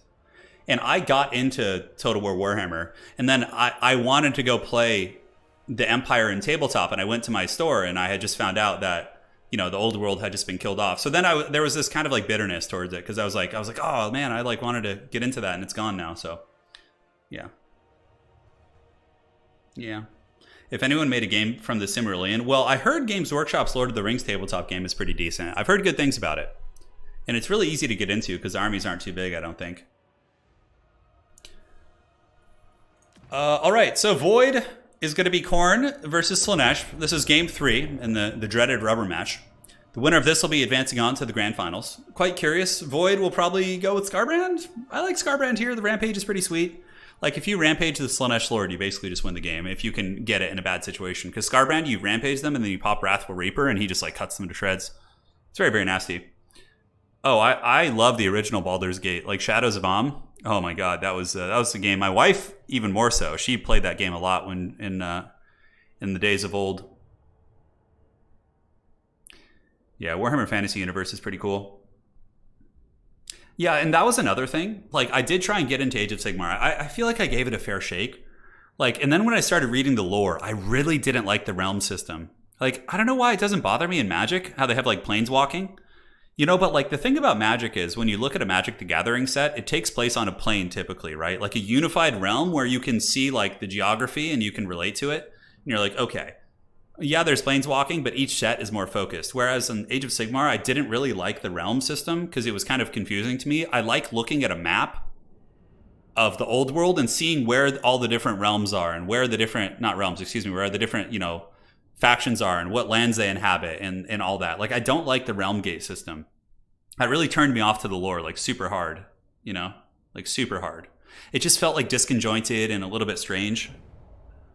I don't know if you guys can relate, but I like to have like, so in our living room, we have a map of Middle Earth, right? It's up in our living room. Like I can see where Harad is. I can see where Mordor is. I can see where the Shire is. And it's like really cool to just look and have it all in one picture. But then when you have these like gates and realms and levels and planes, it kind of like, I don't know. And I do like the fact that like there's gods in Warhammer, right? Like I think it's really cool, but you don't see like Nurgle out on the battlefield. You don't see Khorne. You see manifestations of them to an extent, but I know like in Age of Sigmar lore, it's more like the gods are out marching amongst like people and like the mortals. You know, like Gotrek is technically like a god in Age of Sigmar. Like I don't like that as much. I like when the gods like obviously imbue power on their followers and there's manifestations of them, but like I don't know. That kind of like didn't tickle my pickle at all. The pickle was not tickled. Yeah. So, ladies and gentlemen, enough ranting. We are here in the next match. It is going to be Void Lulls with Skarbrand, a bunch of halberds, and some dual weapon warriors, just as a contingency plan against Marauder spam. I like that a lot. And facing off here against ye old Slaanesh, it's going to be Fight Me, a newcomer making it to the top 4 and taking a victory off Void Lulls in game 1, losing game 2. But this is the rubber match. It's going to be Hellstriders with anti-large, Marauders of Slaanesh, and more Marauders of Slaanesh. Very interesting army. Feels small. Where's the rest of this army? Okay. I was like, where's the rest of this army here? So we got a bunch of Seekers of Slaanesh, a huge Slaaneshi goon squad hiding in the trees, having a big old naked party. Pretty crazy stuff indeed. So we'll see what happens. We'll see what happens. Marauders of Slaanesh are going to be moving up, probably to contest the middle. I don't think that Slaanesh wants to fight Khorne head on. That's going to feel pretty bad. Like all the armor, all the durability. Slaanesh wants to like force you to overextend, catch you in bad situations, and then butter your bread in the forbidden parts of the map, right? That is more kind of what they want to be doing. So here comes the Khorne dogs, scouting for some prey, looking on the far side and maybe at some of the Marauders. Marauders of Slaanesh versus Khorne dogs. I feel like Khorne dogs win. Samuel, thank you for the $8.88, the number of corn. He says, blood for the blood god, skulls for the skull throne. Right on, man. Thank you for the donation. Really appreciate that. Well, we'll see if your chosen god here is going to have a chance of winning this duel. We will find out. So Fleshhounds of Khorne moving up, looking to chase down the Marauders of Slaanesh, looking for some freebies. Obviously, all the Slaanesh cavalry is kind of hiding still in the back. Yeah, he's still got this huge ambush back here. I love it. I love the sneaky tactics. It's super fun. And these Marauders are going to be hanging back. Slaanesh just waiting for an overextension. But these Marauders are going to be getting pounded pretty bad. I mean, they are bonus versus infantry, and Khorne dogs are monstrous. So they're going to be pretty terrible here. But all the cav comes out of the bushes. Hellstriders of Slaanesh swarming in.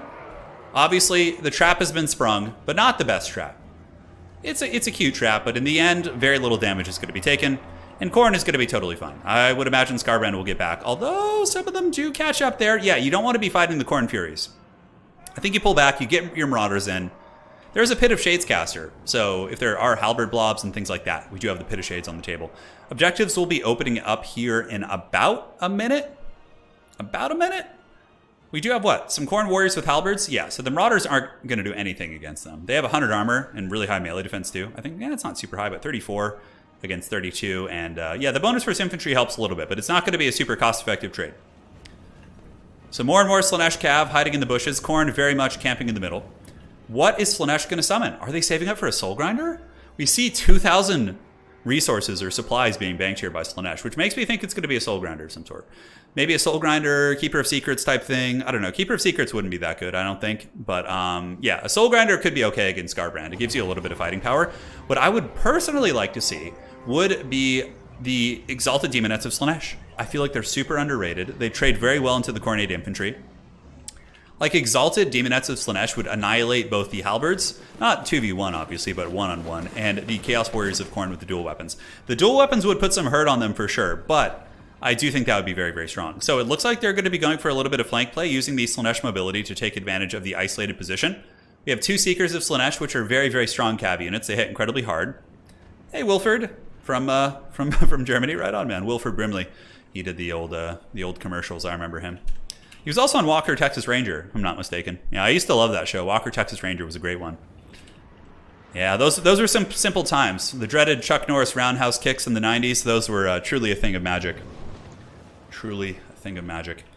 So Seekers engaging Corn Dogs, but missing the charge. Fight me with a pretty massive micro mistake there. And the Seekers are going to be trying to escape, but they're taking huge casualties. It looks like they're going to be going for a sandwich in the middle, which I don't know how well that's going to go. I mean, it's not like these are a unit that is vulnerable against Cav. These are Chaos Warrior Halberds. And these Seekers, 1,000 gold unit, is most likely going to get massacred. Now over here we have more Slaanesh moving in. We got Marauders moving in to fight the dual weapons, as well as some Seekers of Slaanesh. Skarbrand and the Corn Dogs going to be collapsing on the middle to take out these Seekers right here. I think that's going to be going down, and I would imagine Pit of Shades coming soon. We have the double Foot Cultist from Void as well, so Slaanesh obviously loves the Alpha Strike, right? Big Pit of Shades coming down. Oh, that could be pretty good. And here it comes, the Shadow. It does emerge, and those Chaos Warriors are going to be taking quite a bit of damage. Pit of Shades is a very strong ability. Look at this. The Herald of Slaanesh is actually dying here. Void somehow gets the pick here, and I don't know how this Herald with 100 speed got caught here, to the point where the Cultists of Khorne are just basically able to kill it. Yeah, that's probably game. Slaanesh is a faction that you can't make too many mistakes with. If you execute, like, I love how Slaanesh plays. If you execute like a flawless strategy, you're rewarded for it. But if you don't have finesse, you just get crushed. And I think Slaanesh really, really captures that playstyle. But honestly, just kind of a sloppy engagement there for sure. The Lord getting karate chopped. And yeah, Slaanesh is going to pile in, but they're just going to lose this blob fight. They're down by quite a bit of value. They have no caster. Skarbrand is just going to go balls deep in this formation and just cut apart these units. The Chaos Warriors are holding on. Halberd's able to fend off the Cav. Corn Dogs trading super cost effectively here. And yeah, man, I think that's just kind of it. Like, I don't see much that Slaanesh can do. They just blew their load, and, you know, Khorne wasn't having it. Khorne just was entrenched. The side objectives weren't played super heavily, which I think is one of the big strengths. There's a good fight here. Some of the Khorne Furies do get taken down, but I don't know how your Lord... Yeah, having your Lord get trapped in a bunch of, you know, Chaos Halberds is rough. Pretty rough for sure. So Skarbrand the Exiled and company will be claiming victory. There's no way that Slaanesh can come back from this. There's no way. They're going to try a little bit more, which I respect, for sure. But you got to have slightly better engagements in the beginning than that. You got to have slightly better engagements. So Chaos Furies going to be landing here. The Chaos Warriors of Khorne with dual weapons going to get surrounded. And the Furies of Slaanesh are actually one of the best units on the roster, in my opinion. Really good armor piercing. Super good against Khorne. Like, Khorne Halberds get wrecked super bad by Chaos Furies of Slaanesh, because they have really good armor piercing and they're also infantry sized. So the Halberds don't trade really well. And looking around, Khorne is just kind of cleaning up. It's only a matter of time before they get to the high ground objective. Corn Dog's going to be ripping these Hellstriders to shreds. So there they go. Getting chopped. Hellstriders of Slaanesh do have anti-large. Normally trade okay into Corn Dogs, but they need the charge, and obviously they were very, very poor health right there. And that's going to be GG. And definitely doing us a favor. Hey, nice try, Fight Me. You're fighting one of the best players of all time in Warhammer, and you managed to take a game off him in the beginning. So despite some mistakes, dude, hold your head up high. You played a great series. And Void is going to be advancing on to the Grand Finals. So let us make it official. Void Laws wins the series 2-1, losing the Ogre mirror match. And now we can go. Look at that. Oh, almost a seamless transition there. Void Laws versus the Maverick Sloth is our next match. So Fight Me, GG. Thank you for joining. Maverick Sloth, it is you. You are up. Will the newcomer take down the champ? We will find out. All right, so Maverick Sloth. Good luck, have fun. All right, so the Sloth Man is on the way. GG to Fight Me. And we're going to hang out and get our match started. We'll be opening up with the Silver Spire for our first map. We haven't really had it today, so I think it's time. And cool. I wonder if we'll see another Chad Nurgle pick. I don't know if we will. Yeah, he took a game off him. That's super impressive. Even if he is a newer player, getting to the top 4 of the tournament is still very impressive. And also, and it could be very much be the case of, you know, Fight Me might be like really practiced with like Ogres and got his way to the top 3 by winning with Ogres. And then when he had to play more factions, maybe it got a little bit trickier for sure. So now we hang tight. You know, the Sloth likes to arrive fashionably late. I did link and I saw them all. Yes, I saw all the passionate stuff. I am excited for sure. All right, so let's do this. Maverick Sloth. I know his name is pretty long, so I have to make sure it fits on the old nameplate here. That'd be the one cool thing about like actually working like at esports events, so I don't have to like update the graphics and all that. It's like, oh, yeah, it's rough. I'm pretty terrible at all that stuff. Once again, thank you all for joining. We are in the Grand Finals today. And this is the finals. And this is a best of 5. So yesterday we were spoiled with a super, super good best of 5. Like amazing. So let us see if we can have a repeat of that success here and get a glorious, glorious round 5 duel. No guarantees, of course. You got to do another Nurgle multiplayer stream. I probably will. At some point. I got to do the other factions first, though. I don't want to leave them in the shadows. So I'll be right back, guys. Just give me just a second, and we'll return in about a minute. Just going to refill my water.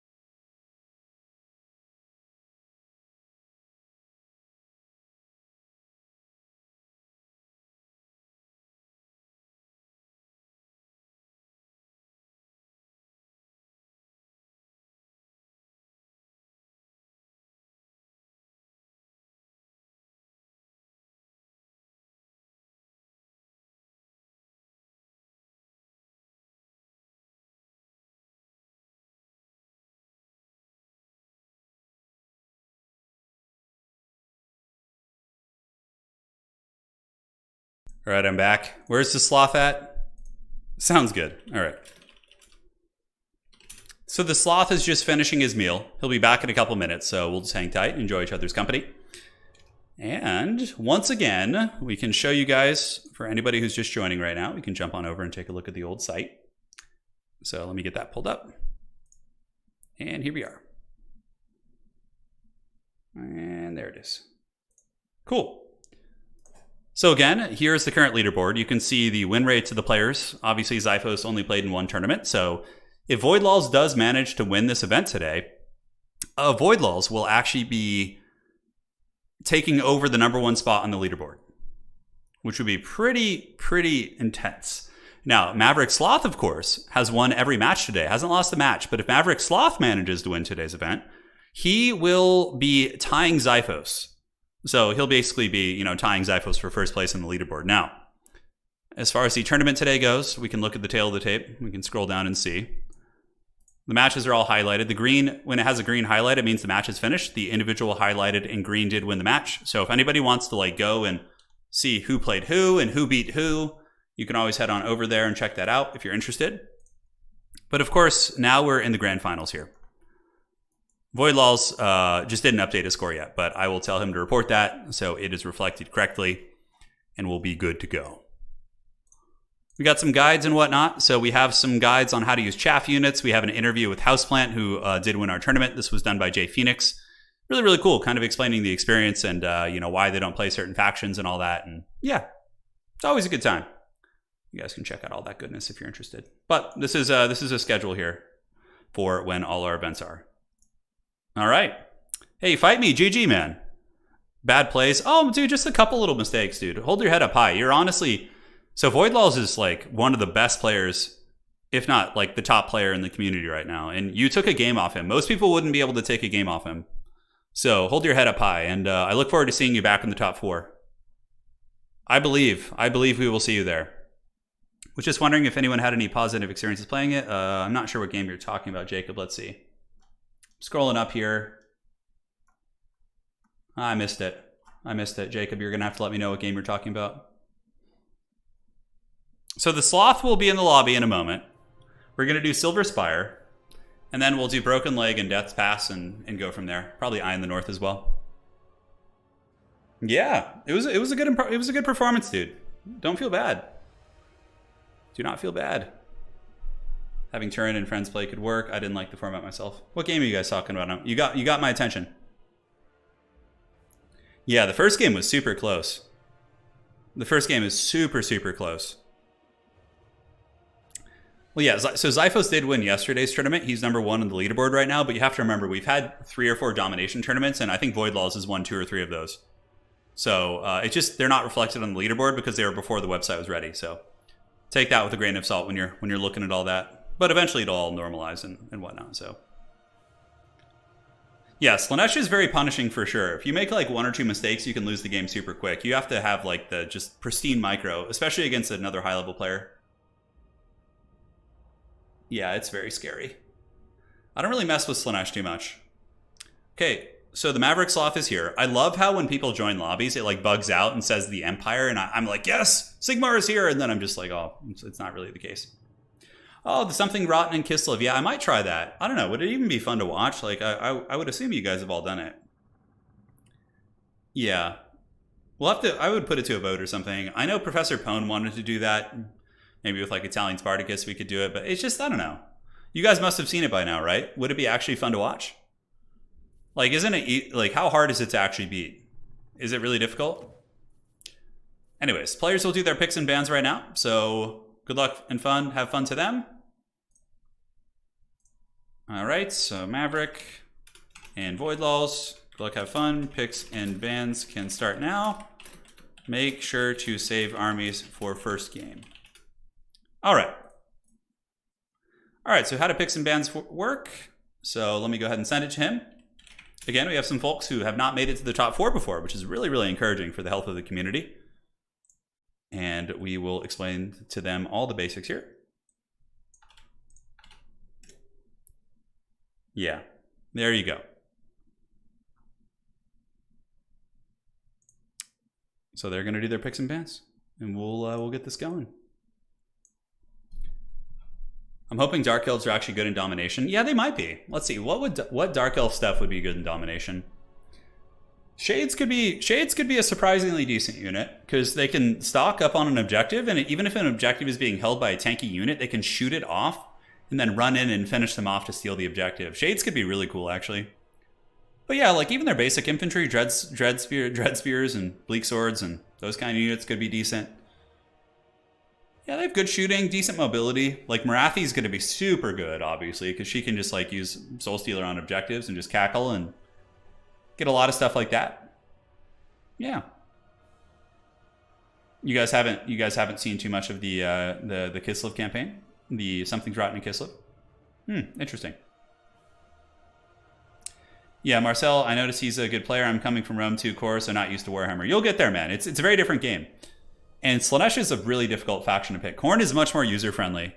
But Slanesh, obviously, if you have like insane micro and game knowledge, it can be really, really good. It can be really good. Turin, care for the new Warhammer 3. Yeah, I love it. But like, again, I'm a multiplayer guy. So for a lot of people who have complaints about the Vortex camp, or not Vortex campaign, the Chaos Realms campaign, like, doesn't really apply to me as much because I really just only care about the multiplayer experience. I do campaigns for fun on the side, and you know, they're enjoyable enough. Head to head, like the fact that Creative Assembly added like simultaneous turns is so legendary. But I know it's funny, whenever I bring up the simultaneous turns campaign, a lot of people will be like, well, I don't have any friends to play with, so it doesn't really benefit me. And I'm always like, oh man. But yeah, Soul Stealer and Domination is going to be really scary. It is going to be really, really scary. So what is the first match going to be? We'll find out now if the Maverick Sloth can claim victory over Void, or Void will claim victory and get revenge for yesterday. We'll have to find out. And yeah. Should be good. One moment.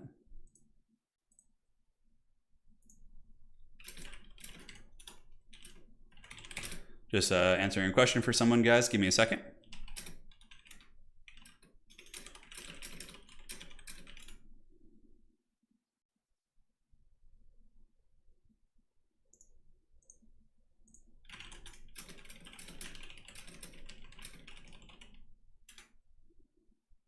All right, cool. So I think the players are all good there.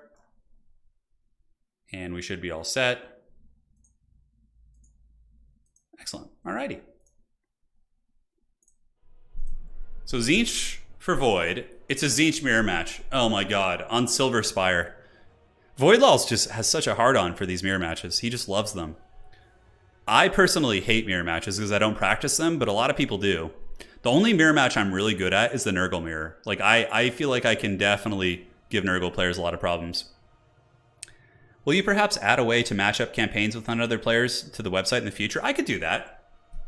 Like, I'm going to put up a video sometime this week, Monday, Tuesday, Wednesday, showing people the website, like the new updated website. And it's going to also have... what's it called?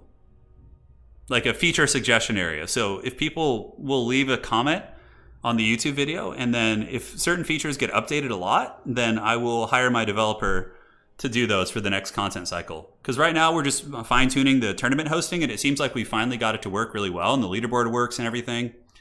You know, I figured out the back end, but that's the next step, is to get feedback. And, you know, people have talked about army builders, matchmaking tools. We could even, something else that could be really cool would be to maybe put Anticity's ladder on the website somehow, where like people could queue for that. There's like a queue button and it like matches you in Discord or something, because I think that'd be really fun, just to keep it simple. Nurgle so bad, even Nurgle beats Nurgle. Yeah. Yeah, like a 2v2 tournaments are really fun, but the problem is they lag a lot. Like, and I don't want to like, you know, discriminate people based on their like internet connections. It feels bad to be like, yeah, you can't play because your internet sucks. Like, I do like 2v2 tournaments, but they do often turn into pretty big. No, Anticity is not the dev on Total Tavern. No. My good friend Paul, who I met recently, but he's a great guy. He's been doing an excellent job, and he's really responsive to feedback, and is passionate. He plays the game as well, so that's one of the better things, right? He's in touch with the community, which is good. How many people worked on the website? Me and the developer. That's it. Yeah, that's it. Obviously, I just like, you know, we sketched out the website together. I told him what features we wanted. I got the graphics together and all that stuff, and he just did all the, you know, the coding and the fancier stuff like that. But yeah, there's a lot of fun stuff we can add. I don't know what else we could do, but Army Builder could be fun. Or like, I don't like, part of me like forums doesn't feel super necessary. Like, some people asked for forums, but we already have that via Discord, right? Like, Discord basically is a forum that is like, you know, already there. I don't know if we need that. Yeah. Maybe somewhere where people can, you know, create a build and like download it as a PDF to share with their friends could be kind of a cool thing. Like an army builder where you could like print your army. I kind of like that. That would actually be really useful for like Warhammer stuff. Do you think CA will get dedicated servers for Warhammer 3? I don't think it's impossible. I think it's within the realm of possibility, but I think the chance is very small. Like, I would say there's like maybe a 20% chance they do that, which is better than none. But because they did have dedicated servers for Total War Arena, and that was done through Creative Assembly. So I don't think it's impossible, but it's not likely. Those latter stats they released, you know, all the Nurgle stats are just me taking out new players. Yeah. Yeah, Loopy, I know there's Total War forums, but I'm saying like a forum that's dedicated purely to multiplayer competitive and things like that. But yeah, I think Discord already does that, right? Like Discord does it. Yeah, forums, we have Discord for that. Yeah, they're really high maintenance. You need to babysit them. I agree. And the problem is like, yeah, we have like an excellent mod team in our Discord who just like literally keeps it running and are just the heroes of the people. But like managing the website forums would be annoying because, you know, it could get like people could post some nasty stuff, and if we're not on top of it 24/7, and like also bots, and like it's just a whole nother beast to open up. Thought about creating your own server to host your 2v2 tournaments? That could fix a lot of lag in 2v2. Creating my own server. Like, I don't know how players would connect to it for the games, though. Like, yeah, that does cross my mind. Like, if I could pay to have a server, but yeah, like, obviously I think it would be super expensive. An army builder that automatically tells you if your build is legal would be awesome. That would take a little bit of work, because the rules... The thing is, once Creative Assembly fixes the issues with some units, we're not going to have any rules, is the whole idea. Because the whole point of domination is to get away from rules and having to police people on what they can and can't pick. Like, I don't like that aspect of things. It is necessary for land battles, but if we can get domination to that point, which I think we will after a patch or two, then, yeah, that would be great. That would be great. So it is a Tzeentch mirror match, guys. We have the Maverick Sloth, the newcomer, facing off against the grizzled veteran, Void Lulz. So Void brought a Herald of Tzeentch on his little disc. He's got a bunch of blues, Forsaken, Pinks, and a Cultist. And looking here at the army of Maverick Sloth, he is going to be going with a blue front line. So blues are just super good. You know, against Tzeentch, they have good shooting, good fighting, no complaints. But the army for your boy Maverick is much smaller. Now, in my experience, every single time I've seen this matchup, the Tzeentch player who has a smaller army tends to lose. The more elite armies tend to lose this, while the wider Tzeentch armies with Pinks and better shooting seem to be a little bit stronger. Now here we do have ye old Kairos Fateweaver. Kairos coming in with the metaphorical steel chair. He's got Regrowth, Blue Fire, and Harmonic, and also Soul Grinder. This is a really curious choice. Like, I feel like Soul Grinders aren't good in this matchup. Like, what is he even good against? I mean, maybe Doom Knights and Chaos Knights. Okay against Forsaken with a little bit of armor piercing, but overall seems like a very strange pick. But I'm quite eager to see if Maverick Sloth can make this work against the player of Void's caliber. Delicious. Alien Star saying, I have basic experience in multiplayer, but really enjoy playing Cathay and Nurgle. I'm kind of the same way. I don't enjoy Cathay that much because I don't like being pushed back in my deployment zone over and over. But Nurgle is for sure my favorite. But if I'm playing competitive, I will usually pick Kislev or Khorne. Those are my favorite ones for competitive play. Yeah, just the wider armies seem a little bit more effective here. Like, the big Soul Grinder isn't going to be good against any of these units. If it was a Soul Grinder of Nurgle, mind you, it would be very good. It would be able to bombard into the blues and the pinks and typically get some big bread. But that one is an anti-large specialist, anti-large ranged specialist. So it's designed to shoot things like the Herald. And somebody like Void's going to be dodging back and forth, and it's not going to let that happen. Rain, thank you for the donation. We'll start playing when they release the entire world map and give me a proper sandbox experience. Money for the money, God. Thank you. And I kind of feel the same way about campaign. I'm not too interested in doing campaigns right now, but when the old world comes back, you can sure bet that Sigmar is going to be having a word with these foul demons as Volkmar the Grim and Karl Franz march north and stomp out the Chaos Gods and cancel the apocalypse. That's what's going down, baby. Thank you, Rain. Appreciate the donation. So the first shot from the Soul Grinder, not bad. It actually goes through and takes out the shields and takes out a couple models as well. I wonder if he's going to keep throwing there. I mean, it's probably not worth it into blues. The big chicken is going to have to be a big playmaker. You know, he's going to have to come in and cause some problems. The shield is already starting to regenerate, which is so annoying for the blues. So that's going to be coming back. All that damage, that ammo, is basically insignificant. It doesn't really mean anything, right? On the far side, what are we getting here? We got some Forsaken of Tzeentch, a good choice. But, like, this pink shooting is going to be so nasty. And you can see how much smaller the army is here for the Maverick Sloth. I think if you're Maverick here, you don't take this engagement. I think you go play the back objectives. You like pull the battle in different directions. Try and take advantage of your big chicken here and see if you can get good value there. It's hard to say. So here comes the pink shooting a Maverick Sloth, able to get a nice volley to these pinks here, which of course are real. The big chicken's going to be landing, which, you know, he'll be disruptive for sure. And what magic are we going to see? Blues and regrowths. I guess he's got regrowth for himself, but look at the focus fire coming in. So big focus fire from the pinks. Chaos Fury is coming from both sides, and now the Soul Grinder of Tzeentch is going to get embroiled in combat, as it looks like the Herald does drop the Tzeentch Vortex ability there, which does a little bit of decent damage. Maverick Sloth is a little bit up in terms of value at this point. Slight bit of lag there in the beginning, but it does happen to the best of us. Now the Chaos Furies of Void are going to be in the back to shut down the... Oh! These are Exalted Pinks. Okay, that explains it. So a lot of people don't actually know that, but Exalted Pinks have really good combat stats. They have 30 and 38 with 32 weapon strength. So Exalted Pink Horrors can actually fight off the Chaos Furies and do pretty well. So now Kairos Fateweaver up in the sky trying to battle against the Herald of Tzeentch. He does hit the shield. Opal Amulet is popped here by Void, which is going to be preventing a lot of the damage. And the big chicken's on the hunt. Regrowth going down, and some sort of a magic spell is being used on Kairos. Kairos does have Gaze of Fate, though. I don't know if he brought it. He did. So there could be like a Gaze of Fate cheese or something like that to snipe the characters. But honestly, the value is pretty close. But Void is probably slowly going to take this one over in terms of value just because he has more shooting.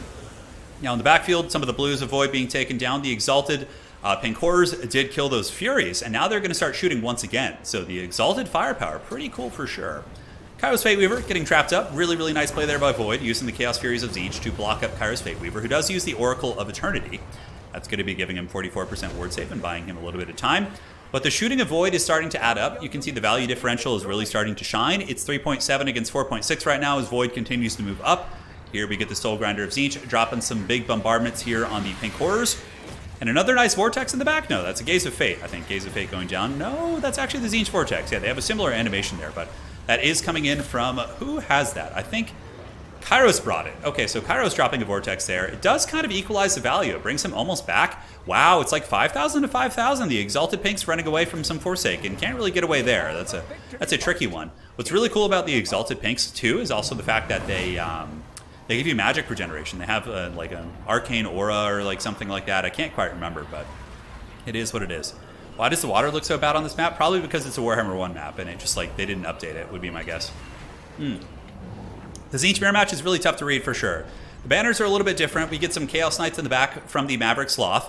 They're going to be moving in. Chaos Furies of Tzeentch also pouring in. So could the Chaos Knight change the momentum? Void Laws once again is crushing on value. And I think it's because the Soul Grinder and the Big Chicken are just being trapped by these Haggard units.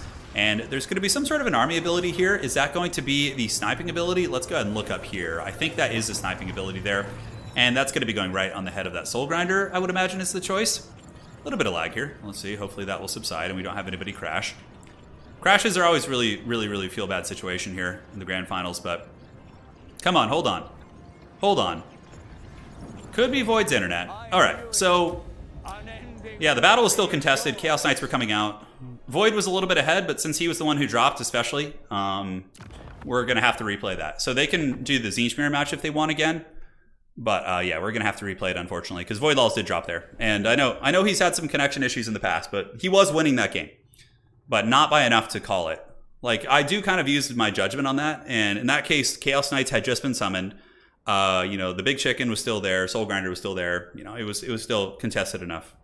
It was very confusing to watch. I agree. Very confusing to watch. So, let me go ahead and get tag Void Laws here. Void, and then we have the Sloth. Q2 will replay that game.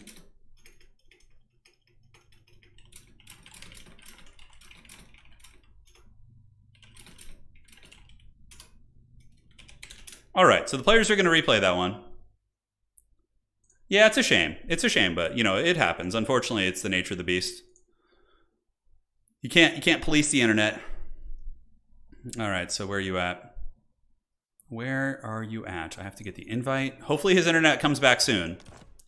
That would be quite an unfortunate situation. And cool.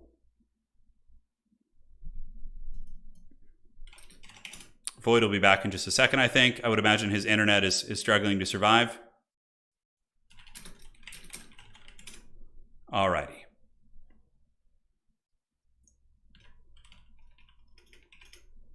Cool. So when he gets back, we'll go from there. All right. Please not another mirror match. Yeah, we could have them switch their banners to more stark colors, which would help. But I think Tzeentch has like 4 or 5 options in that regard. They have a couple. Yeah, the dreaded crash. That doesn't really happen too much in other games. Like, I don't know, like Void Lulz does have a pattern of crashing though.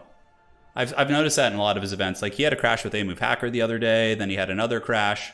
So maybe that's why it seems like we have a lot in this game, is because he typically makes it to the finals, to the stream, and so we see that a lot. So it's a little bit more prevalent than it might seem. Yeah, we'll just start it fresh.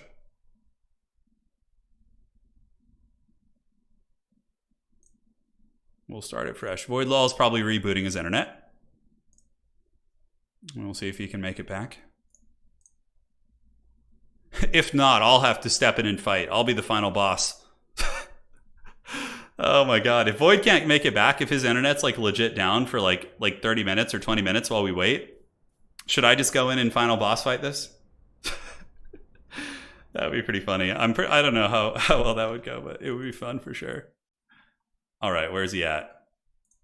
Of course, we would give the tournament win to you know, Maverick Sloth. Okay, it looks like Void is back now. Okay, so we have a slot. There is a slot. There is a slot in the game right now.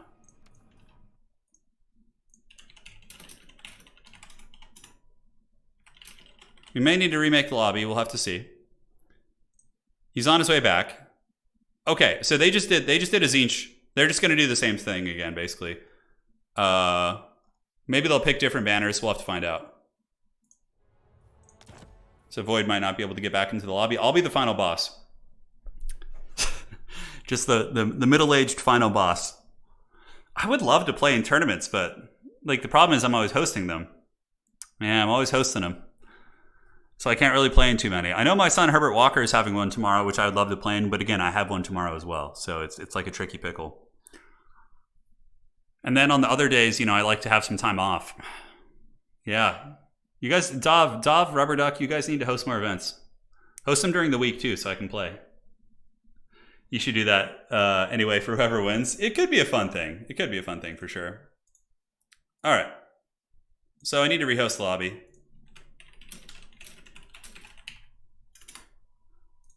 All right, so I'm going to rehost it. And host game and spectator.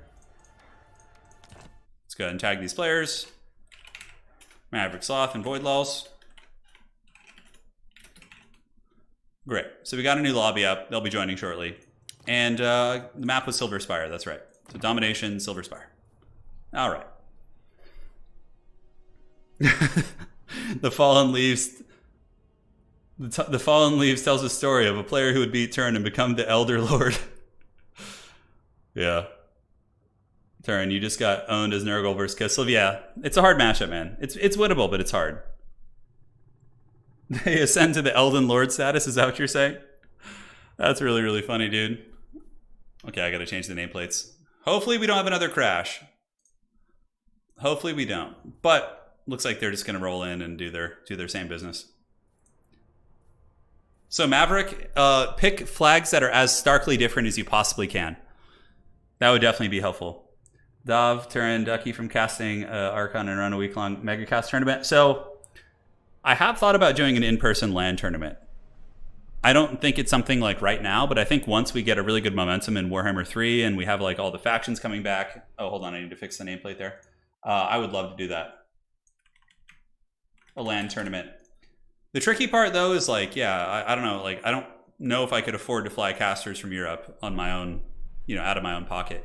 Now, if we had like a sponsor or something, like if Creative Assembly wanted to sponsor it, to like promote something, I think we could work something out to like fly some casters and players out. Because I would want to do a LAN where it's like in person, so there's no connection issues. You know, it's like everyone's just like in the same room, and that would be really, really fun. Then we could do like player interviews afterwards. How cool would that be?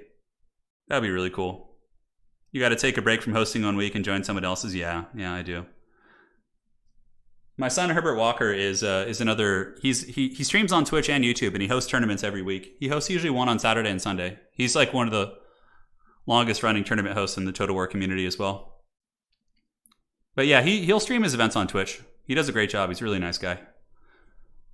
All right, so let's see if Void Laws can get in.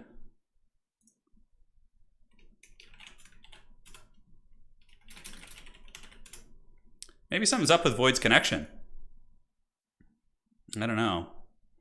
He's having trouble joining the lobbies now too. It's like as if he got like kicked or something. If the prize was decent, people might pay for themselves. Yeah, we would put up a good prize. You know, we would put up a good prize for sure. Like if we did a LAN event, the prize would be at least several $1,000s. Which format would it be though? Probably Domination's better. Because you don't need to, the problem with having big money tournaments in Total War Warhammer LAN battles is rules. Because people break the rules, and then I have to make a judgment call when there's thousands of dollars on the line. Well, did he run a little bit too far away? Was he a little bit too close to the white line? I don't know. It's a really gray area, and it's a really, really feel bad feeling. Like really, really feel bad. It's not my actual son. His channel name is based on my son Herbert Walker from There Will Be Blood. Yeah. That would be really fun, though. I would love to. I think Domination, once it's ironed out a little bit, would be the better format for that. Because, nothing feels worse than having a super high-stakes tournament and having a rule break. And then, it's a very controversial situation, and it just doesn't feel good. It doesn't feel good. So that's why I think Domination would be better for a big money tournament. Because, honestly, Domination games are really fun to watch when you have equally skilled players. They're really, really fun.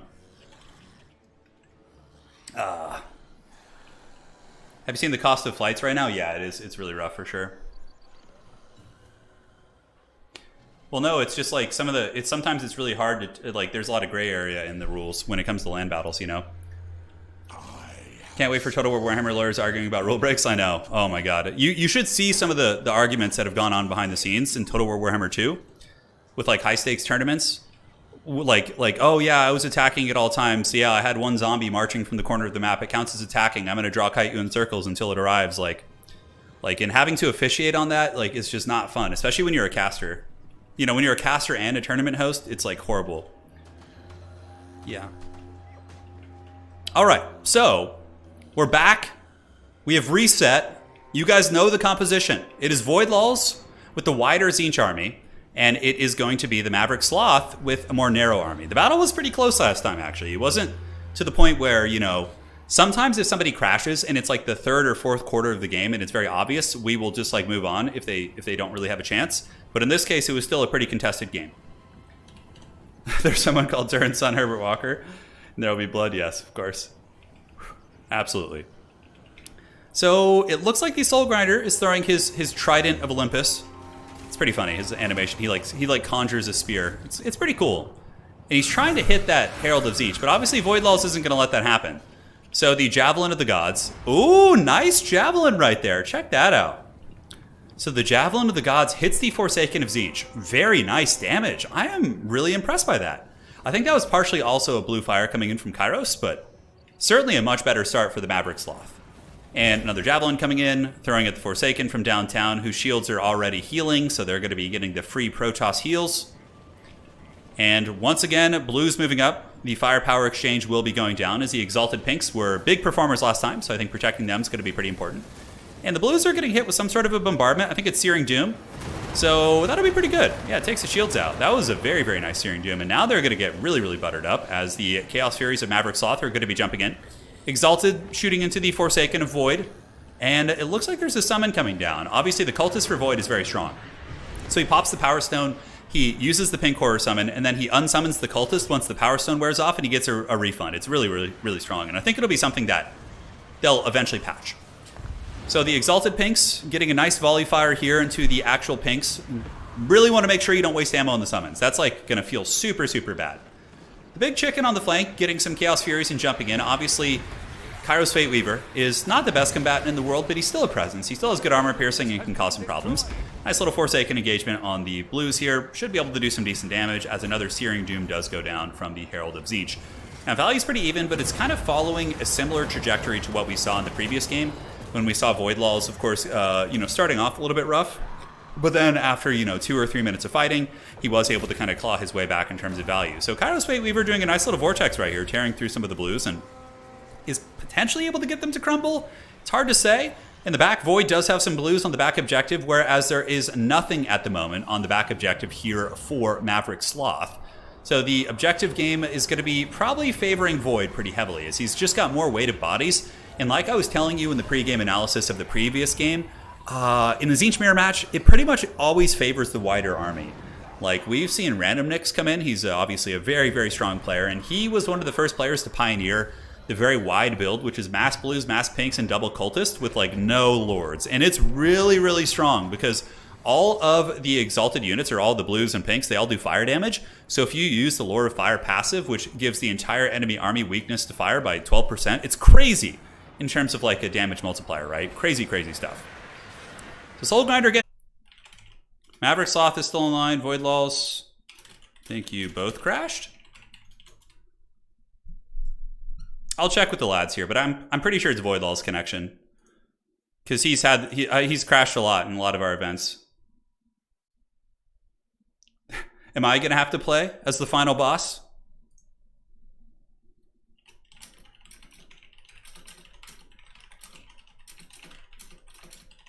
All right, checking with him. I don't think that was actually Maverick who crashed, because he still appears as online to me, but Void Laws doesn't. Void Laws, he appears as offline. Oh, was it me who crashed? What? Oh, was I the one who crashed that game? Okay. Wait, no way. Do I have any drop frames? I crashed that time? Oh my god. Well, I think they're still playing, which is good. Let me double check with them. Dude, what is this? This is just treachery. Just throwing it out there, your stream gave up for 30 seconds. Might be you that time. Could have been me that time, yeah. It's weird because normally it says if I drop any frames due to connection. It could be a Steam issue, honestly, that we're experiencing right now. It could be Steam. No, but you guys lost connection on me, which means it was something. YouTube certainly went down for most everyone. Was it? Yeah, my internet, I have a feed that tells me, and it doesn't seem like anything happened there. So let's let those players play that game out. I'm sure you guys are sick of the Tzeentch Mirror match anyways. And we'll just follow up shortly after that.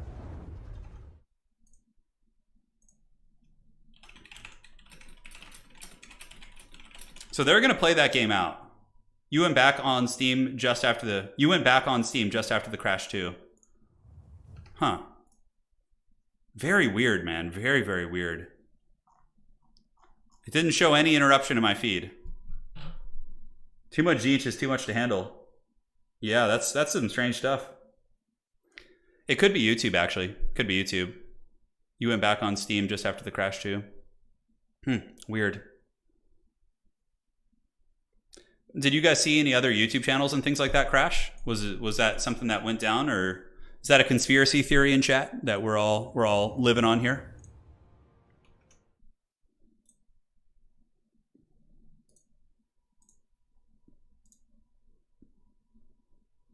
The changer of ways. You guys want to see the Ogre? While we're waiting, you guys want to see the Nurgle defeating the double Iron Blaster? We could do that, but just let's give it a second, see what the players say. Sorry about the issues here. Yeah, sorry about that, guys. Nothing we can do. It was a glitch in the Matrix. No, the game wouldn't end. It might have just showed me dropping, and then they can keep playing, which I hope they do. So in that case, we can move on to the next game, potentially. It's a Tzeentch Mirror match. You guys, have already witnessed this twice. I think Void was winning it. I think he was. So we'll update it. So let me go ahead and remake the lobby. Turin top 4 tournament. Yes, yes. Very weird stuff. I've never seen that where it doesn't show an interruption in my feed before, but the stream crashes.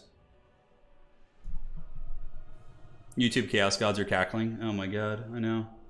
I have pretty good internet too. It's not insane. I don't have that sweet fiber internet, but I think I have like 50 upload speed, which is pretty good. Nick, the ways have been changed. They have. Thank you for the $5. Really appreciate that, my friend. Really, really appreciate that. Okay. Well, Nick, we'll hopefully be back soon. The players can battle their glorious Tzeentch battle. I'm pretty sure they're both still playing. Yeah, because neither of them are responding, so I think they're embroiled in heated combat. Yeah, the Tzeentch mirror match is just a width one. It's whoever plays the width and has better target priority at that point. So if you just have like identical armies, it's like whoever kills the pinks quicker is probably going to win that one. Yeah, there's definitely a lot of pretty colors flying across the map. Brian says that his PC fan colors are the same as the pink and blue Tzeentch Fire. That's pretty cool, actually. Has your PC been corrupted by the Great Changer? Okay, checking here. Let's see what happens. Oh, they played. Did they play? Did you two crash or play through the game? I think they played it. I think Maverick just said that like he lost it. So we can remake the game here, no problem.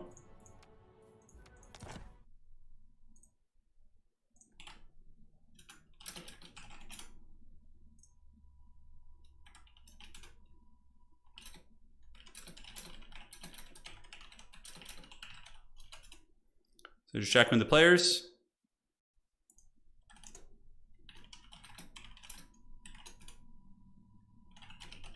All right, so they managed to play the game despite the crash, and it looks like Voidlaw's won it. So the next map we're going to be doing is going to be Death Pass. All right, no more crashing, guys. CA, please. Internet, please. Everyone, help. I am too weak.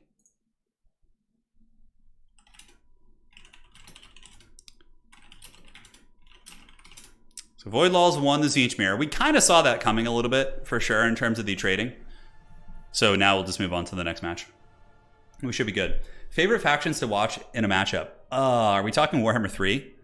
In Warhammer 3, I really like to watch like Nurgle versus Khorne. I really like if I have to watch Ogres, I like to watch them versus like Kislev or Tzeentch.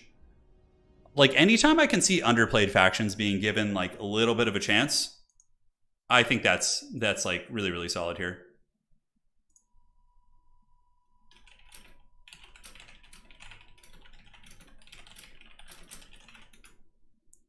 Should be fine now. All right, so the lads are on their way back. Hopefully they can get into the lobbies. I will go ahead and send them messages here. And we'll send it to Void as well. And great. Hopefully we can get this going. Sigmar bless his ravaged body. I know. I feel like it. I definitely feel like it. I definitely feel it. So there's Void. He's back. Death Pass is going to be the next map. This is a very good map for shooting. It has that huge avenue in the middle, but also really fun flanks. They have those like two forest kind of terrain pieces there so the players can get some really good angles and do all sorts of funny business. So the map is set. Void and Sloth, you guys are all good to go.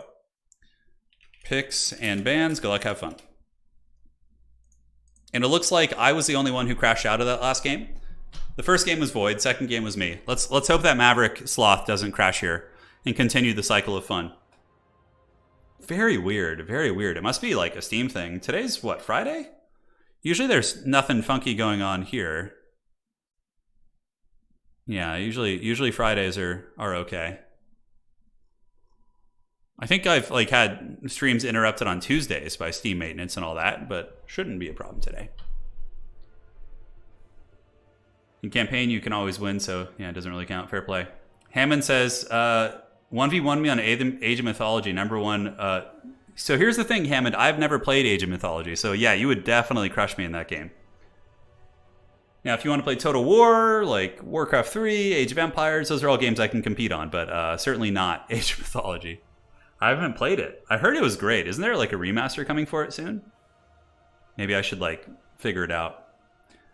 A game that I've been really wanting to do on stream with you guys has been Diablo. I've been wanting to do Diablo 4 or Diablo 2, like the remaster. I heard it was pretty good, and they're actually like patching it and things like that. Like Blizzard usually just fails on everything now, but I did hear good things about the Diablo 2 remaster, which I think they actually outsourced. I don't think they did that in studio there. Okay, so Khorne and Ogres is going to be the pick for Maverick Sloth. And we will see what the response will be from Void. Age of Mythology remaster, please. Haven't heard that game in years. Hammond, thank you for the donation. Yeah, you would definitely show me who's boss in that game. I can assure you. Yeah, it's a good game. I bet it is. Yeah. I was just so into Warcraft 3 that I didn't play too many others. Diablo 2 servers are still pretty bad. So what I thought about doing for Diablo 2, Diablo, how the hell are you supposed to say that? Is, yeah, so DT Remastered, I don't know if it's on sale still, but ideally I would get myself and a couple friends, and we would play hardcore, and then we would like do like a survival thing. So I would get like, I don't know, like Italian Spartacus or something, and a couple other folks, my lovely wife would play as well, and we would play on hardcore so that if somebody dies, they die permanently. And we would just push and see how far we could get in one stream, which would be really fun. Just to do like a 5 or 6 hour Diablo stream. Okay. So Void Laws picks Ogres. Maverick Sloth can pick between Ogres and Khorne. Void Laws did lose the Ogre mirror match earlier. It's going to be Khorne versus Ogres on the Death Pass. This one is a hard one for Khorne. It's winnable, but it's difficult. Khorne dogs are really good here, and halberds are also decent. They're one of the few units that trade well with Gorgers for some reason, the Khorne halberds. So, yep, they're going to do their picks, and we'll get started here soon. Yeah, I just mangled it. Diablo. Yeah, Diablo. There you go. Appreciate it, Brian. I always mangle that one, Diablo. Yeah. Those are some good times. If you die in hardcore, if you die in hardcore Diablo, you die IRL. So my favorite class in Diablo is the Necromancer. He is my boy. I always play Summoner Necromancer. It's super fun. Granted, it gets really bad when you get to Hell difficulty, but on the lower difficulties, he's a beast. And like if you're just trying to survive in the lower difficulties, he's really good. Because you could just sit in the back and cackle, and then, you know, everyone who's playing a melee class is just like running from Andariel and trying not to get like two-shotted by Duriel in Act 2. Hey, Hammond, it was 50% joke. Have a great birthday. Thank you, Hammond. Appreciate it, dude. Yeah, it'd be great. But yeah, maybe we'll do that on the remaster. That'd be pretty fun. Like a one-off stream. Oh, you know what we could do? Is we could do a Diablo hot dog stream. Here's the thing. If you die in hardcore mode, you have to eat like 10 hot dogs or something. Oh my god. Or hear me out. We could do non-hardcore mode. Oh my god. This is so good. So we do non-hardcore Diablo, right? It's basic. But what you do is, every time you die, you have to eat a hot dog. Oh, I think that's the formula. So, like, we just have a plate with, like, 10 hot dogs next to us. And then as individuals fall, they have to eat the hot dogs. They have to just go down on those things.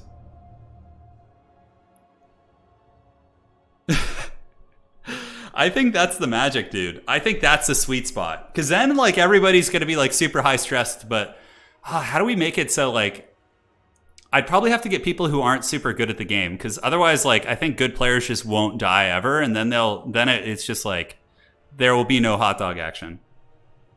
You know? Diablo hot ones, every death a hot wing that gets hotter and hotter. That could be good too. Although I really don't handle spicy food well. Like, I would barely be able to speak probably. Yeah, the hot dog thing, I can definitely feast on some hot dogs. My American blood will carry me through the hot dogs, but watch turn die repeatedly on purpose. No, it would be like a big one. I don't know, maybe like a ballpark frank or something. But yeah, you need the bun and everything.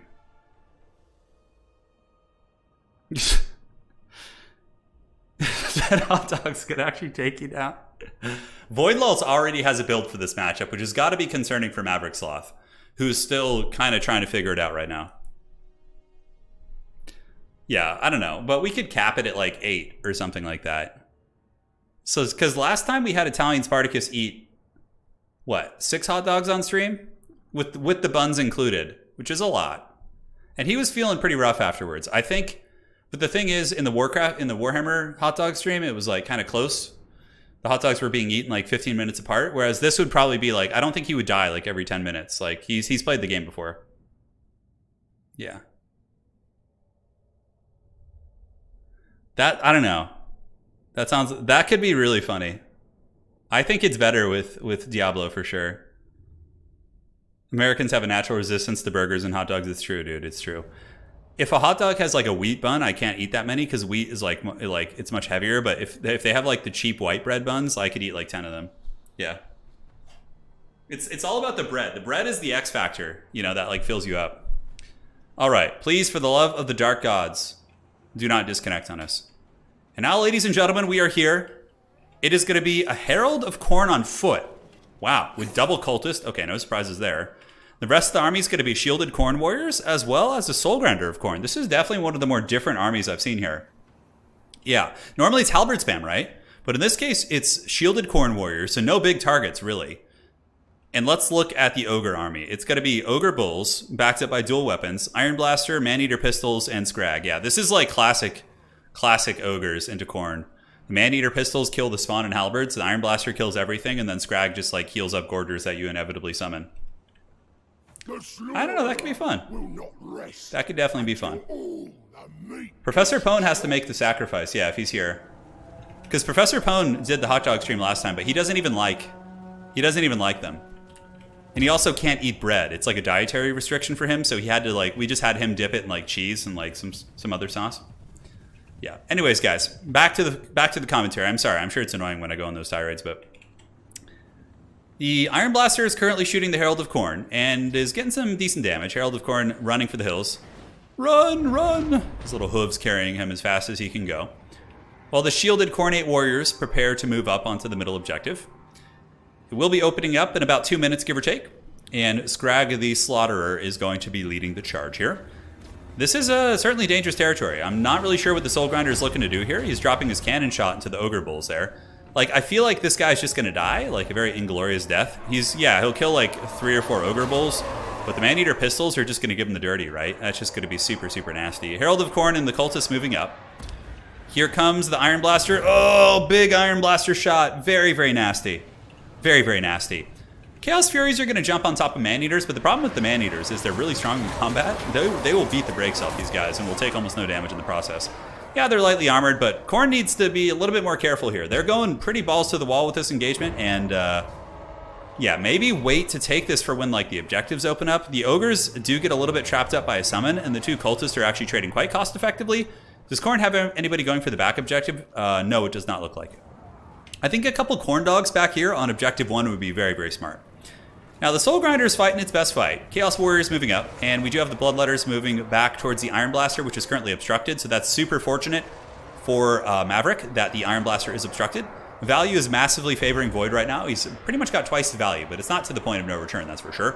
Corn Dogs engaging Ogre Bulls. Corn Dogs should win that. They're going to take some damage in the process, but they should be able to get there. And the Khornate Cultists moving up as the Soul Grinder of Khorne does juke backwards. Looks like there's going to be some magic here. The Power Fist of the Great Maw comes down. Oh my god, that's such big damage. Damn, that spell is good. That did a lot of work. But Khorne is kind of creeping up on value. They're getting there. Soul Grinder's still alive. You know, the Herald's still alive. 2 Cultists still going. Could see a Bloodletter summon here in the center. And you can see that Corn Dogs are able to defeat Ogre Bulls in combat. It's a fight. They take some damage, but I would really like to see double Corn Dog just go take out these Ogre Bulls on the side objective to try and win on points at least, because I think Ogres are just out value trading here a little bit too well, right? Like the Power Fist on those infantry, the Soul Grinder getting taken out. Corn Dogs, of course, able to take out Ogre Bulls, but now they're being attacked by Saber Tusks. And we do get the Khorne character squad here on the middle objective, holding like champs, but what's going to happen now is on the other side. We're going to have the Gorgers just basically go balls deep and tear apart these Chaos Warriors. And if they were Halberds, they might be able to hold for a while, but the Chaos Warriors with the shields are going to lose pretty badly. And this is looking like a game that's going to be pretty favored for the Ogre Kingdoms.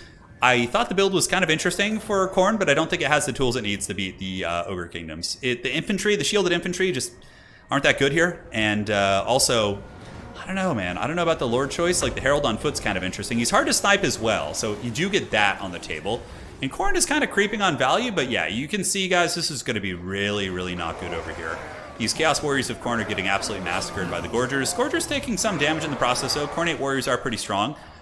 If you actually attack Gorgers in the back with Khorne Furies, you can lose. The Gorgers will get wrecked pretty bad, but you have to send the Furies over right away. At this point, it's probably too late, and I think the Gorgers will take that.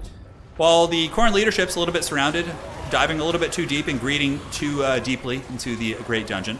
Fleshhounds of Khorne are here, but like if you want to do the Fleshhound Gambit, you have to do it when the battle is more pitched. If you do the Fleshhounds when your opponent's so far ahead on value like this, like the Fleshhound kind of flank, they're going to have so many extra resources because of how much better, you know, the battle's going for them. They don't have to allocate as much to the middle, that they can afford to send them over to the sides and things like that, and you're going to be paying the price. You're going to be paying the price. So, Chaos Furies of Khorne up in the sky. Ogres moving forward. I think this is going to be a pretty decisive victory for the Ogres. Khorne lost their back objective. It was taken by the Gorger Goon Squad, and the Gorgers took a little bit of damage. Yeah, they're down to like, what, like 60, 70%. Not a bad trade. If there had been some Furies or Khorne Dogs to go support, they could have actually killed those Gorgers, but in this case, he did go for the flank, which is a good play. I do like this. I think it needed to be done in the beginning of the game, and I also think that Khorne should have been hiding until the objectives opened up, and that's going to be GG. I do appreciate Maverick Sloth for sure, knowing it's over and not dragging us through that. So yeah, classic case, Ogre, good stuff. Just getting huge value, and the Khorne army, like the Soul Grinder kind of sucked.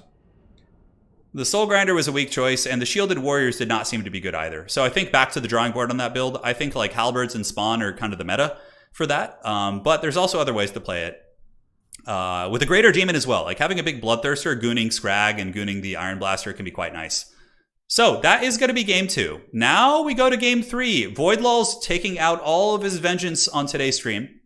2-0, but remember guys, we did see Voidlul's yesterday with a very, very clean 2-0 initially against Zyphos, but then he lost the next 3 games. So we're going to see what happens as we go to the Eye in the North. All of you Nurgle fans in chat, I'm sure you would love it if we got to see the dreaded Nurgle appear. Who knows? Who else is going to watch some Steven Seagal movies tonight? I don't think I will.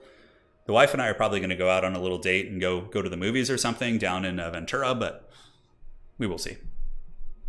Yeah, Steven Seagal movies now where he just like sits in a chair and mumbles and you can barely understand what he's saying and then hooks up with a 19-year-old. Yeah, it's basically Steven Seagal movies in a nutshell right now.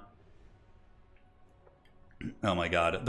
One of the worst Steven Seagal movies I've seen is the movie called A Good Man. Oh my god, it's an atrocity. And this one came out recently. He literally spends like 85% of the movie sitting in a chair breathing heavily with like a sniper rifle. Oh my god, it's just the worst. But it's fun. It's funny too. So it's gonna be what for the next picks here? Okay, so Voidlul's picks Cathay and Slaanesh. And now Maverick gets the counter pick with one faction against both those. You know, Maverick could actually... This actually could be a Nurgle pick. Nurgle is pretty good against Cathay, or decent against Cathay. And against Slaanesh, Nurgle's not bad also. Oh my god, Maverick, you need to be the hero and pick Nurgle for the people. If you're going to go out on your shield with Nurgle. Yeah, my dad and I back in the day. So back in like 2000, what would it have been? 2009, 2010? My dad, he used to come visit me in college. And we used to just literally go to like the local market, stock up on like junk food and like popcorn. And we would just chill out on our couch and we would just watch Steven Seagal movies for like 3 or 4 hours. We would just watch like 2 of them a night when he was visiting. It was so funny. And we used to just laugh so hard at it. Like just laugh till we were crying at some of the scenes. Those were some of the best memories with my dad for sure. And it's even funnier because my dad was he was a television actor. My dad was a TV actor. So he would just tell me all these really funny like Hollywood stories that he had heard through his friends about Steven Seagal and the encounters people had with him and he would like obviously give me like tell me what was going on behind the scenes, like when Steven Seagal would like have a stunt double, and like, yeah, it was really fun. We used to have a really good time. We would just make fun of him. And my dad was like, he was masterful at impersonations. Like he could do like a perfect Steven Seagal impersonation. So he would just like have the funniest impersonations about it. Oh my God, it was so good. Yeah. Yeah, Brian, you and your dad used to do the same thing, huh? Yeah, it's a great bonding experience. Oh, man, I wish I could get my dad Steven Seagal recording on tape, but yeah, unfortunately I can't anymore. But those were some good times. So it's going to be Nurgle versus Cathay. Oh, okay. Nurgle versus Cathay. It is time, ladies and gentlemen. It is time. No, Base God, unfortunately, isn't. But it's going to be Nurgle versus Grand Cathay. Yes. And we saw this matchup earlier with Maverick Sloth. He was able to stuff back his Cathay opponent. That was Hanniden's, I think? Yeah, that was Hanniden's. And Hanniden's kind of got pushed back in his deployment zone by Nurgle. No, so the story about Steven Seagal was he didn't get knocked out by, well, I'm sure he has been knocked out by a martial artist, an actual martial artist, but he got choked out by Judo Jean LaBelle. So Jean LaBelle was like one of the godfathers of like martial arts and you know, was a judo guy, but also had a little bit of a mixed martial arts, you know, early kind of days of it. And something along the lines of like Steven Seagal saying like nobody could, you know, get like, I can't remember what it was, but they got into like something and Jean LaBelle just like took his back and literally choked him. And apparently Steven Seagal like actually shat his pants or something. And it got taken to court and Steven Seagal made him sign like an NDA saying he wouldn't talk about it. Just all sorts of crazy stuff. Yeah. Yeah. So crazy stuff. Crazy stuff indeed. Yeah. You can look up the story online. If you type in Steven Seagal, Jean LaBelle, there'll be like full accounts of it. Like people, not Gene won't talk about it because he's not allowed to, but the other like the people who are there's all these like secondhand accounts of it happening. Yeah, Steven Seagal is definitely like, what do they call it? Like a McDojo, you know? That's like the running joke in martial arts when people do these like nonsense martial arts and try and scam you. It's like McDojos. Yeah, I think that's what they call it. Yeah, for sure, Base God. Absolutely, man. Absolutely. So it's going to be Grand Cathay versus Nurgle. Cannons are super, super good on this map. They have amazing line of sight on pretty much all three objectives, so it's crazy good value. Oh my God, the Slanesh bots. They're here. Oh, look at that. Man, Lich 109 with the steel chair. Dude, no mercy. The Slanesh bots are like, oh, the stream's working again. Let's go check it out. Yeah, I feel like Twitch doesn't have that problem with the bots. I know on YouTube you can put on subscriber only chat, and it's not like Twitch. On Twitch, like they have subscriber chat, but on Twitch you have to pay to be a subscriber. On YouTube you don't. It's just a subscribe button. So maybe I should turn that on for chat. Yeah, Judo Jean LaBelle. Oh, he's the real deal for sure. That guy was a beast. I don't know. Maybe I got to try that for my next stream so the Slanesh bots don't raid. Dude, Lich 109 was so quick on that. Like, I went to go do it, but he was just so fast. Just lab in chat saying, but what about the hot boys and girls? Oh my God. All right, guys. What will Nurgle do? Will Nurgle be the sacred chosen one to get the mighty sloth on the board? Or will Voidlaws come in? Well, I guess he goes by Void now. His name used to be Voidlaws. Yeah. And he's going to be moving in with the cannons and the double Astromancer. Ooh, that's really cool. I think he does that for the magic regen because they have that really good magic regen aura. So for any of you guys who are Cathay fans, certainly take some notes. This is certainly going to be very powerful. I think it does stack too. So yeah, is he going to have like, oh my God, the amount of magic Cathay is going to have is going to be pretty insane. So let's look at the actual strategy here. Yeah. So these, not only do they look super cool, but they also have the Cloak of Pomei, which gives 60% power recharge rate. And they each also give you a damage stack. So the Cathay damage is going to be doing 30% extra magic damage, and the Cloak of Pomei is going to be giving them 60%. So yeah, it does stack. So Cathay's Winds of Magic is going to be insane. I mean, they still run out eventually, but the rate at which the Winds of Magic recharges is going to be mega powerful. Okay, that's really cool. I like that. Got a couple Peasant Spears, double cannons, some Long Riders, very, very standard stuff against Nurgle. Nurgle will not be able to shut down the cannons if the Long Riders do their job. And for your boy Nurgle, it is going to be Spawn, triple Forsaken. Forsaken pretty much defeat all of the Cathay infantry, with proper support, of course. And we have a couple Cultists of Nurgle on foot. So they're going to waddle up and probably try and drop some Plague Bearers on top of the Grand Cannons. That would be my guess. For Nurgle, the best way to play this matchup is to basically wait for the objectives to open up and then go stuff Cathay in its deployment zone and triple cap them. Eventually you will lose on the battles, but you'll win on points. That has been my plan. That has been the recipe for success. So we should be getting about 1 Winds of Magic per 3 seconds or 1 per 4. I'm not quite sure. Oh, the cannons! Cathay cannons are so good! And those Nurgle Forsaken just getting pounded to dust by the cannons. Immediately 279 value, as it did hit one of the Cultists. But the Cultists do heal passively, so they're going to be a little bit more durable. We do have the Rotfly Lord. It looks like he's got the Miasma, Pestilence, not Curse of the Leper, Fleshy Abundance as well as Stream of Corruption. Long Rider's going to be moving out, and the next summon here for Void is going to be some Peasant Archers. So it looks like the Spear's going to be moving to the back objective while the Forsaken get hammered by the cannons. Oh my god. Oh, this is brutal, dude. Look at this. The Spawn of Nurgle just getting hammered by cannons as well. The Cathay cannons are so powerful, man. They hit so hard. I mean, they're just like Grand Cannons, right? But we just don't have any other variants of those in the game right now, so. Nurgle just needs to swarm the objective with Haggard Nurglings and just like tarp it, right? Here we have the Great Long Riders, which are going to be landing. That's a curious choice against Forsaken. They could get trapped here a little bit. But it is going to be the Might of Heaven and Earth, which will give them a nice damage buff right here. The 2 Cultists should move over there and help for sure. But they're a little bit late to the party, while the Grand Cannons keep unleashing Hellish Salvos. Spawn are going to be going on a vacation around the back of the map, which honestly they maybe should just move in. I don't know. I guess they can hide back there and come in later. Nurgle does have some Forsaken on the back objective and some down here on the low ground, but these guys moving in. Big, big damage coming. No, Terracotta Sentinels are completely fair. Yeah, no, they're not limited at all. You can bring 2 of them if you want to. As a matter of fact, Void will probably bring a Terracotta Sentinel out once he secures the Air Force.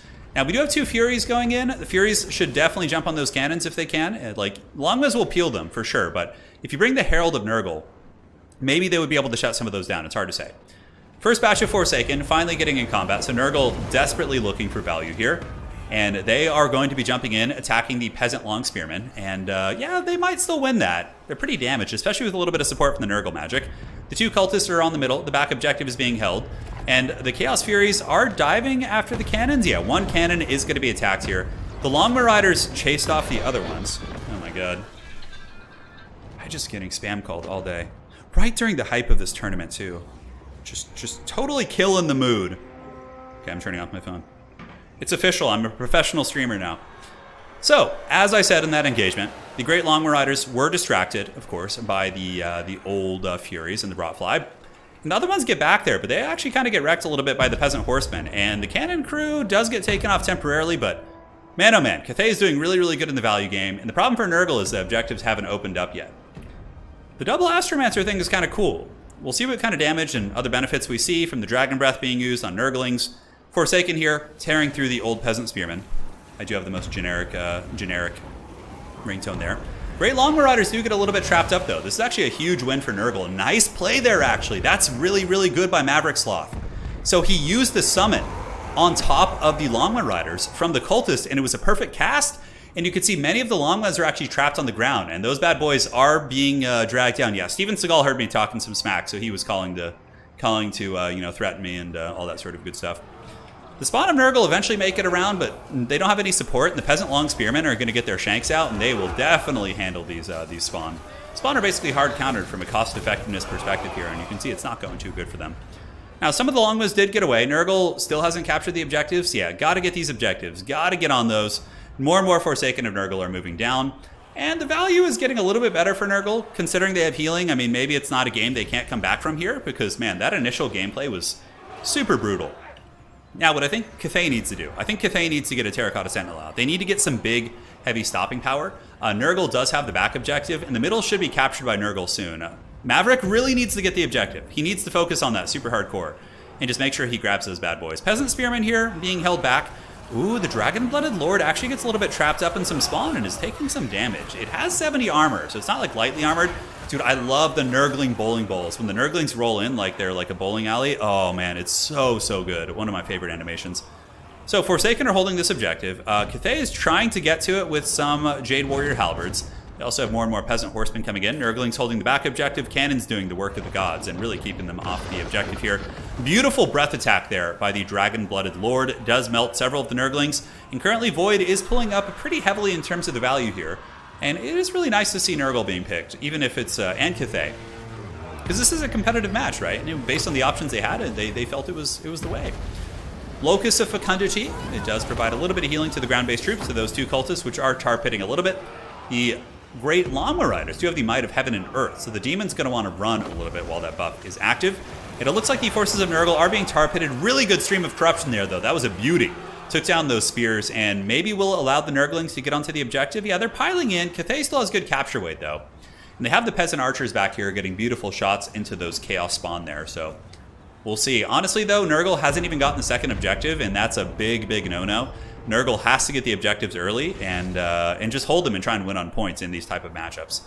I don't think it's going to work out too well for him. The middle objective is now going to be taken by Cathay, most likely. We do see the value is 8,200 to 3.3 as the Peasant Hordes of Cathay rush in to attack the old Forsaken here with their big old cool glowing green claws. Looking cool is not going to save you, though. Not from the horde of Cathay peasants. They've come straight from working the farms, and now they're here ready to take the objectives from Nurgle. Now, one objective is, of course, currently being contested by Nurgle. They do get the Plague Toads down here. These are Pox Riders. They get a nice little surround. And we get another summon of Plague Bearers, which might be able to keep those Longmire Riders in check. The back objective, very heavily secured by Grand Cathay. And now Cathay is going to have such a momentum advantage. I would imagine they're going to be able to bring in like the big heavy hitters. We are going to be seeing Terracotta Sentinels, all those type of units, and they are going to just be swarming in and really just steamrolling this middle objective. I do like the Toad Riders, but he knows it's over. And yeah, Maverick Slothman, well played to you. You had a great run in today's tournament, a solid victory in the round of 4. Obviously, Voidlaws, players like Xiphos, Voidlaws, these folks are like, they are the pinnacle of Total War Warhammer 2 competitive. So if you can compete with them, you're certainly going in the right direction. But that was a solid Cathay victory. So, very strong, 2,000 value on Longmas. Cannons got really, really good value. Great Winds of Magic from the double Astromancer and the Peasant Spears. No Terracotta Sentinels, actually. Really interesting. I would expect Terracottas against Nurgle, but he did not actually bring any. He just went with like a super wide army, so pretty cool. So, that, ladies and gentlemen, is going to be a victory for Voidlaws. He will be advancing to the winner's spot to face himself. So let's go to the 4-man bracket and update it. GG, well played. A very solid victory. And that, ladies and gentlemen, more importantly, is going to put Voidlaws up in the #1 spot on our website bracket. So he is currently the #1 player in my tournament circuit. So let's go make it official. Voidlaws needs to update that. So Void, let's tell him, update your score on website, please. Just told him, he's all good. And we'll take a look as soon as he does it. GG, well played. Tomorrow we have a land battle tournament again for anybody who's interested in more action. Eddie says, do a late night Total Annihilation stream. Best RTS ever. I will never stop. I will check it out. I can't play it right now, Eddie, because my hands are a little bit beat up. But I will consider doing it sometime in the next few weeks. Yeah, it'll be great. So did he update it? Let's see. He did. So now when we go to the brackets, check it out. How cool is it? We have a tournament leaderboard. Voidlaws is the #1 player according to our tournament circuit. So 1 tournament win, 10 wins, 90% win rate. Pretty scary. Xiphos, of course, has 100, but he only played in 1 event. Voidlaws has played in multiple events, so the wins are the tiebreakers. So that's going to be a tough one to catch, and I'm sure he will be accruing some serious victories for sure. So GG to him. Eldrin of the Mists asks, is Blight Boil, the Nurgle spell, good against artillery pieces? I haven't tried it. It's a good question. Could be. It could be for sure. You could also maybe use Rancid Visitations. You could. Yeah, I know with the Jade Amulet, you can get like some crazy ones of magic. You can. Dalton says, I'm so good at joining the stream after the action is done. I know, and you also spoil the ending by joining like right at this moment. So that's a little bit tricky. So yeah, here's our leaderboard right now. You can see the Maverick Sloth, though, with a very, very solid performance. 4 wins and 1 loss, has climbed up to the number 5 spot on our leaderboard. So solid play to you, Maverick Sloth. We got a lot of new faces here making it to the top, which I'm very, very excited to see. Hanniden's did make his way up as well. And yeah, he's doing good. So as far as tomorrow goes, we just finished the Total Tavern launch tournament. Tomorrow we have our land battle tournament. So to give you guys a little bit of a preview, we got all these players signed up. Land battles are a very different beast, and they are best of 3. Every round is a best of 3. And we have many familiar faces here from Total War, Warhammer 2, who are high-level tournament players who will be competing tomorrow. So that's going to be really fun to see. And that's our land battle tournament. So if you guys want to sign up, you can head on over to Total Tavern, sign up, and you can get into the Discord by either using the link up here or you know, just asking me for an invite on stream. Falcon will be back. He's taking a break right now because I think he wants the old world factions. So he's taking a little break. Yeah, Zyphos did win yesterday. So I'm sure we'll be seeing another duel between Zyphos and Void Lulz, which will be very, very fun to see. And yeah, I can't wait for that. That was an amazing series. All right, ladies and gentlemen, I just want to thank you all for joining. That is the conclusion of today's stream. Thank you all for sticking around. I was supposed to show you guys, somebody wanted to see something at the end of the stream, but I don't remember what it was. Dude, the weather in California is so nice right now. Yeah, it's so nice. It's crazy. Yeah, crazy nice. So once again, we're back to the brackets. Void Lulz has claimed victory. Wookiee is salutes with the paw. And we'll be back tomorrow with the stream. Tomorrow, the stream will be a little bit earlier. Yeah, probably about the same time, actually. Maybe later. No, it's a land battle tournament, so the games will take longer than Domination because they're best of 3s instead of best of 1s. But yeah, I can't remember what it was that somebody wanted me to show. I can't remember. There was something. It was, what was it? Was it pertaining to Nurgle? Is that what it was? Well, you'll have to remind me on the next stream. Remind me when it's not a tournament stream, because then I can show you guys things and it's not going to interrupt the flow of the tournament. All right, take care of yourselves. Thank you. If you guys enjoyed the event, do drop a like on the way out. Helps me out quite a bit. And we'll see you guys next time, all right? Next time being tomorrow morning. Can't wait. You guys are the best. And thank you again for the donations and support. As always, we had some big ones today. Can't thank you guys enough for all the generosity that you've thrown our way. Especially you, Dibs. That was great, man. See you guys mañana. Take care of yourselves. Do widzenia. Dobranoc.